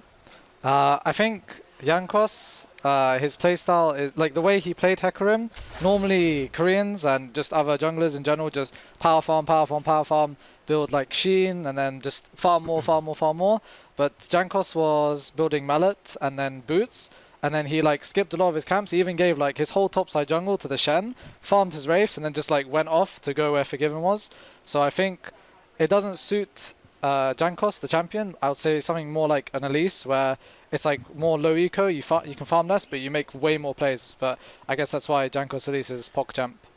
On top of that, you also said you were not intimidated, but you said that H2K was looking actually very scary, and you might be going up to them, up against them in the playoffs at some point. I think patch 6.15 with Forgiven on any team is a huge buff, because lane swaps probably do not exist anymore. And Forgiven, and with Vander, of course, is known for just like punishing the lane and going ham. I mean, Kelty Nami is back. Yeah. Yeah, I mean, it's just like open bot, you know, something like this. Yeah, let's talk a bit about Forgiven. Obviously, Vander, we also have a replay for you. Okay. We're going to get that up on the screen in just a second. I hope, because it's a very beautiful moment. That's not the replay we wanted. Well, maybe it's probably behind that. But we wanted to just take a look at some moves from Forgiving in this. Obviously, Vander, how has it been for you? How has it been for you, obviously, having to now kind of emergency sub in Forgiven and play with him here? Well, it's for sure different. I had to speak up much more because Freeze is more like self-sufficient, and he also is more involved in our communication lately. So it worked for us well in scrims with Freeze, and then transitioning with Forgiven, I had to like step up more, which wasn't a big problem for me. And I mean, the champion was a bit different because he likes to play Tristana, for example. Which is interesting, because he's not the only Tristana player we've seen today. Oh, really? Yeah, we actually, believe it or not, saw it in... Kobe played it. Yeah, Kobe played it. Could you maybe, either of you, whichever feels more comfortable on this, talk about maybe why Tristana is coming in? Vander, I expect you may have a little bit more. Max is already pointing over you. I mean, Tristana was always really good into Kog'Maw matchup because she can force all-ins on him, and she can jump on him and probably outdamage him, as far as I know. So I think it was just more as a counter pick in the Origen Splyce matchup. And for us, like against Sivir, she's not that powerful because Sivir can always block her E, no matter when you put it. But it worked for us because we knew it's like decent into GP, and we knew that they can't punish Tristana in any way early mid game, so she will go to late game pretty smooth. And Forgiven also earned the player of the game in this one. Actually, it was also close for game 1 because he had some fantastic plays on Lucian, but here he got it as well. And I hope we can take a look at that replay now. Because it was a very emotional moment between Vander and Forgiven. I'm gonna keep. It's just gonna come up when we're not talking about it. Yeah. But anyway, of course, this is the $1 million question. How has it been between you and Forgiven? Of course, we all remember the tweets, this and that. How much of that is banter? How much of that do you kind of just have to toss over when it's back? I mean, some of this was banter, and I think between me and Forgiven it's fine. We talked together and we put everything behind, so no hard feelings anymore. Are you implying between someone else and Forgiven it isn't fun? There we go. No. Nah, beautiful. How much did probably pay you for that hug? Dinner is on him tonight. Dinner is on him tonight. On that, do you have any insight into how Freeze is feeling? Yeah, we get the replay as well. Not this side. Do you have any insight into how Freeze is feeling? Obviously, it must be hard for him. He tweeted, I'm watching all this and I really want to play League. How is he kind of slotting into practice? We saw him also talking in between the games and putting in his 2 cents. Well, I'm really sad for this guy, for Freeze, because every time I see his hand, it's a glove, and he like does everything. He wakes up 8 a.m. every morning, goes to sport physiotherapist, and every time he takes the glove off, like his hand is whole red. So it's not going well for him, and I hope he will recover as soon as possible. Yeah, and I wish the best for him, obviously. Yeah, we all hope the same thing as well. Take care there, Freeze, and everyone else who's suffering from these problems, because it seems to be emerging more and more. We do also want to take a look at some other matches of the day that you guys might not have caught. G2 versus Vitality was a 1-1 in the end, and Sean's had a very interesting thing to say on Twitter. He said, "We put up a good fight against G2 Esports, but this was preparation for Schalke tomorrow." Now, guys, Vitality at the point that this match was played still had a chance to make it into playoffs. What do you make of Sean's then tweeting, "Oh well, you know, the important thing is really tomorrow, Schalke"? Max? I mean, it was pretty impressive that they beat G2. But yeah, I like the bold words coming out from Sean's there, striking fear into the hearts of Schalke. There's the banter between Julius and everyone he plays against again. Well, yeah, it's impressive they put 1 point against G2. I mean, they were worst team in my opinion, but they managed to get this point, so it's good for them. And I guess they were realistic, going for 7th place. So good luck to them. Well, we'll see in their matchup tomorrow. Obviously, the Schalke Vitality matchup. Anybody looking at the schedule sees that and thinks, okay, well, that is definitely a hype matchup. Now it's definitely for 7th. Max, you guys gave Schalke a point to stick around, perhaps. Might have been a very difficult time for Schalke if they hadn't have picked that up. Would have needed the 2-0. Max kicked OG out of World Championship contention. It was a tactical defeat. I'm going to put that out there. Yeah, because obviously OG now loses all their championship points, and that means that you guys could possibly still make it on points. However, as you brought up before, Fnatic is also in that race, and so they had a 1-on-1 versus Roccat today. I don't know if you guys caught this, but Fnatic subbed in Whirlip for the 2nd game, and they lost in the end. Well, I think Kikis is between Kikis and Whirlip is really big gap in my opinion. So if they put Whirlip to play, I think they have to count in that the top lane will not be the same. Okay. Max, you were also saying how in scrims and such. I think Kikis is more like with the difference in they play as it's shown on stage. It feels like with Kikis they know what to do more, and that could be because Kikis' communication is better than Whirlip's, or it could be that Fnatic is just more comfortable with Kikis in the team, or maybe Kikis just brings good vibes, you know? Good vibes. Yeah, just like he's got a positive, positive atmosphere, never giving up. Actually, he told me that he does it. That when someone screws up, he's like, "No, it didn't matter, guys. We can still win." It's fine, guys. We can still play, guys. We can still Don't pause. Certainly gives a different edge to Fnatic than we've seen. As you guys said, I'm not really sure exactly how Whirlip fits in and whether this was just a trial run before playoffs. To me, I don't know whether the champ pool or anything like that, or the playstyle between Whirlip and Kikis is that different that it affects the entirety of Fnatic. Obviously, there's the Jax that Whirlip always is going to have that maybe Kikis isn't quite as proficient on, but I mean, maybe they're testing before best of 5s. Maybe Fnatic just looking for different options. Yeah, looking for different options. However, it could be very important to get 3rd place, because now H2K, with that win, UOL, we're going to see the standings in just a second, is now 6th. That means that you guys can both still get 3rd place, and that's very important for the first match you play, because 4 plays 5 and 3 plays 6. Yep. So if I were Fnatic, I'd want to play the best, no? I mean, I think all teams that are in playoffs between 3 and 6, I think all teams have their strengths and weaknesses as a team. Like you can say that the way Unicorns play around mid is really strong, or the H2K with their new bot lane is going to go ham in playoffs.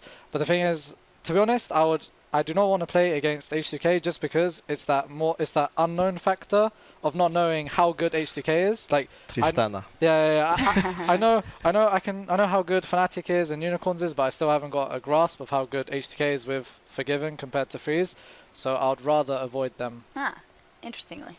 Well, I have to agree that it doesn't really matter if you're 3rd or 6th, but the biggest plus advantage for being fair is that you don't meet G2 on the 2nd round. I think that's the biggest thing. And if you are 6th, you will meet them no matter what if you win. So I think G2 is a bit better than Splyce, especially individually. And if they will step up a bit more their team play or not getting caught by their top laner, so then they will be better than Splyce. How do you think the new patch might influence Splyce, who seem to be on top of the macro game now?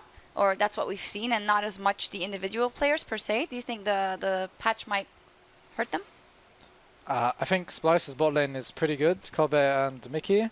And their jungler has started to play more. Before, I think at the start of the split, he played a lot around Wonder, but now Wonder's playing Shen now, and then they're just diving bot lane, and Senkux is playing Talia, and he's going bot. And then there are those games where they play Castin and Fiora top, and even then just Rek'Sai is still bot lane or something. So I think it won't affect them that much because they are a strong lane. I think it will affect the other teams more. Yeah, I think Fnatic will probably suffer the most from this patch because they are more like the smart team, I feel, especially Yellowstar. And then their laning phase on bot lane was a bit shaky lately. They could obviously improve it for playoffs, but I think it's the not Fnatic patch that is coming. I think the interesting thing when looking at Splyce and the new patch, I agree with the points you guys have made, but also that Splyce's strengths we've seen come later into the game. They're not always dominating the early game off lane swaps and that kind of thing, but they're showing really good prowess with 1-3-1 as the map opens up. And I think if that strength maintains through the patch, which nothing we've really seen indicates going against that too much, I think they're still a dangerous team. Yeah, we will see what happens. And you, speaking of Yellowstar, earlier in the show we asked which team our viewers thought would do the best in the playoffs and why. And that Zayan thinks Fnatic are going to kill it in playoffs. Kikis is reinvigorating them. And well, Yellowstar in playoffs, ? Enough said. Now that's opens up a bit of a broader discussion about the big return of Yellowstar to Fnatic, because we've had some question marks. It hasn't been as kind of fantastic as maybe Fnatic themselves had expected. Vander, what have you made of the dynamic with Yellowstar and Fnatic? Well, I think he's really experienced player and probably one of the smartest player about how to play the game and what to do in which moment. So it's really valuable person in the team. But on the other hand, I feel like when I watch him playing the lane or sometimes when he has to execute something mechanically, he often doesn't do it well enough. And I'm not saying I'm doing it or others are doing it. It's just I think he's a bit worse in this case. And then obviously in lane you have to be just really reactive and someone misses this skill, so you have to go in, hit yours, right? That's how laning phase pretty much works. Do you think that before, when Yellowstar was obviously over here, before he went over to North America, was his shot calling just so incredibly on point that we kind of didn't see some of those mechanical errors, or has he just decreased over the last 2 seasons? Well, the meta was a lot different because Alistar, you could always play it, and he was really good Alistar, and he never really lost lane or anything, and the whole meta topside centric fit them really well because of Huni Reignover, who were by far the best top jungle duo. So I'm not saying he was bad or anything. He was much better than now, I feel. So I don't know. I completely agree on the Huni Reignover point. They were crushing everybody in lane, and by the time it ever got to the point where you had to make decisions, it was super easy. And they were really good in transitioning advantage from top to bot with TPs, and I think Yellowstar was setting up a lot from this, just putting wards and forcing 2v2 even when they were behind, and then just Huni with 2 or 3 kills already or screening with Rumble, FLICKR. It was unplayable against them. So. Yeah, well, we will see what happens to all the teams in playoffs, and let's take a look at the standings as all of those spots are now locked and what the standings look like for now. As said, G2 is in first place for now. Splyce can actually still overtake them if they 2-0 tomorrow. Then Fnatic now in third, followed by Giants, H2K, and Unicorns of Love. Schalke and Team Vitality in a duel tomorrow for 7th place, so it'll be in the LCS, and then Origen and Roccat locked in the promotion tournament. Yeah, lots still to be decided though, and the key one to focus in is going to be that first place race. To clarify for viewers at home, and to go back on something I said earlier, if Splyce 2-0 tomorrow and G2 tie, because of the 2-0 match wins, Splyce would jump to first. That's the way it goes. It's number of match wins, then the head-to-head, and if that is all tied, then it is a best-of-1 tiebreaker. So Splyce still have that chance. Kilius has something to say about that.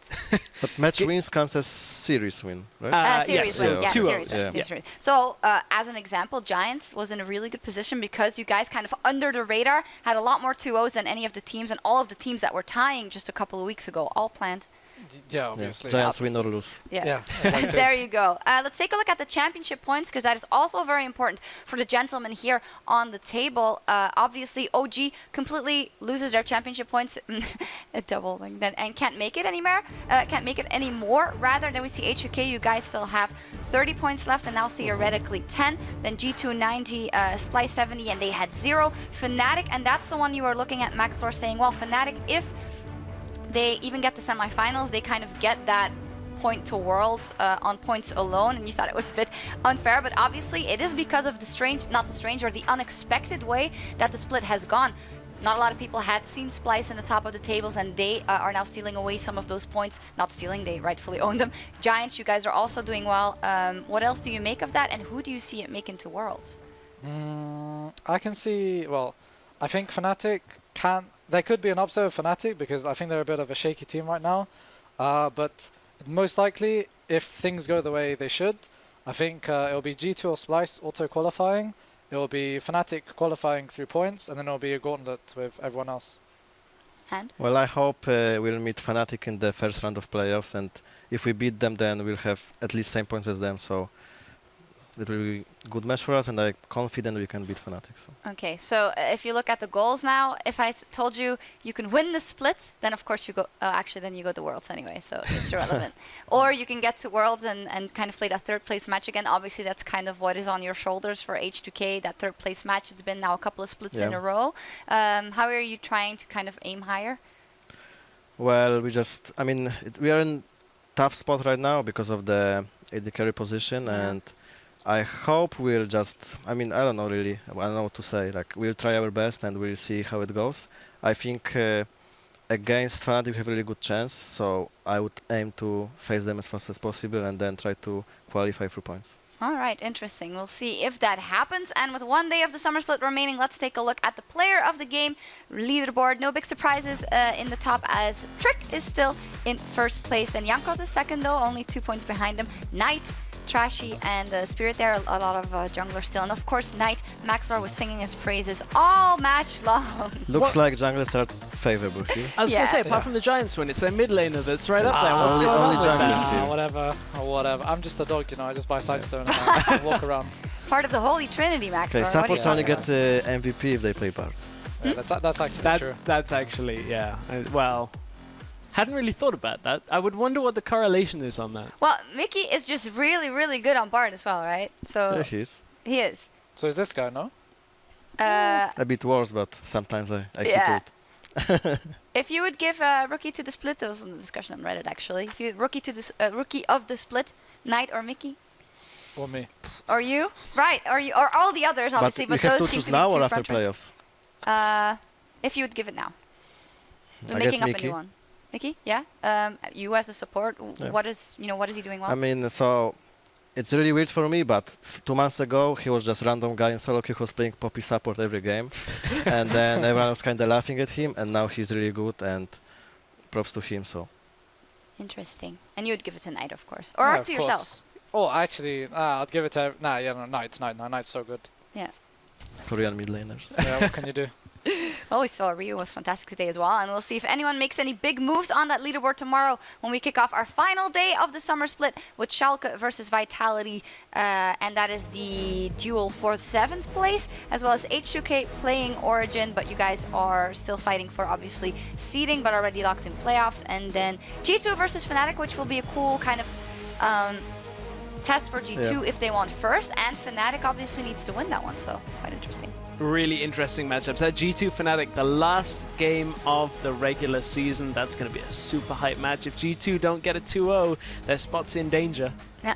I think it's, unless Spirit will go off, then I think it's G2 favorites. G2 favorites. Or if Willip comes in. Kikis' record, by the way, Kikis' record right now is still the same for this split. Every time he gets subbed out from game 1 and then a new top laner comes in, they lose the game after. He's like, excellent. So teams just don't sub Kikis out after game 1. No. What else was I going to say? Damn There's it. a lot in the prompter if you... There is! But no. There was something more... Yeah, whatever. I'm going to let it go. Anyway, before tomorrow's show, Quickshot and the guys will be taking a closer look at all the important matchup as well as our playoff contenders. To join in and ask your questions as the discussion unfolds, tune in live at facebook.com/LOLesports at 11:15 a.m. Central European Time. Always very cool to ask all your questions there. I was going to say, did it really escape me just now? Are you kidding me? I have a question. Yeah, go ahead. I'll think of mine. When will we have bot lane matchup stream in EULCS? Well, I will tell you that we were trying to do it, but something got in the way. No we do have the technology. possibility. Are you volunteering to talk about? About what? To be like a commentator Okay. or a bot center. Sure. Okay. So production has a note that that's locked in. Oh, I was going to say tiebreakers. Right. There might be some tomorrow as well. So to free up everyone's schedule. Just keep an open schedule. Keep both browsers open tomorrow now as well. in BO2 it's much harder to have a tiebreaker, so... Yeah. At least we have that going for us. Yeah. Gone are the days of Europe's 3 a.m. Crepo playing Anivia, Froggen playing Blitzcrank, tiebreakers. Good old times.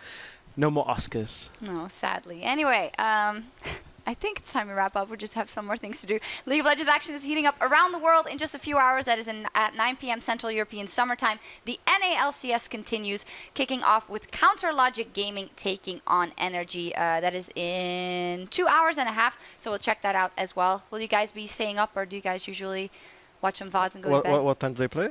9 p.m., so in 2 hours and a half. Oh, I guess we're still 1 up. hour and a half. I mean, it's really early now, so like 7. Yeah. Cool, right? The schedule just ends as you can watch. Actually, I like to play on the weekends like this, but we have to be third match because first is. First is too early. Yes. Yeah. I saw player camps and there was like a lot of pauses between Fnatic and Sunrise, and just Spirit was laying and owning a bit. So. Well, we're helping them fix their sleeping schedules. Obviously, that's the master plan. I mean, here. you know, it's hard because if you play at like 10 p.m. normally, and then we have to jump in next week. So. Yeah, I can't wait to wake up at 9 tomorrow. They'll make a man out of you in the European LCS, Max Floor. That's That'll actually happen. true. Anyway, thank you so much for joining us, guys. Congratulations. Playoff spots also locked in for Thank you. H2K. And good luck tomorrow as well. Thank you very much. All right, it is time for us to log out for the night. Thank you all. And remember, we'll be back tomorrow at noon Central European Summertime for a coverage of the final day of the European LCS Summer Split. Hope you can join us then. Get some sleep. Good night. As we head into game, it's going to be G2 versus Vitality for a first set in the arena here. Purse jumps over the wall. Now he's between Shock and Cavashot with the lockdown from the ultimate. He finds that one, looks for the second. Dual kill in for Miffy. No, today I will carry alone. I feel fresh. Really? Yeah, I sleep 7 hours. It's good. I sleep 3 hours. We lost. Carry please. We lost. I got Jin. Is that Jin? Left. Nice. Come, End come. the game. Really nice, guys.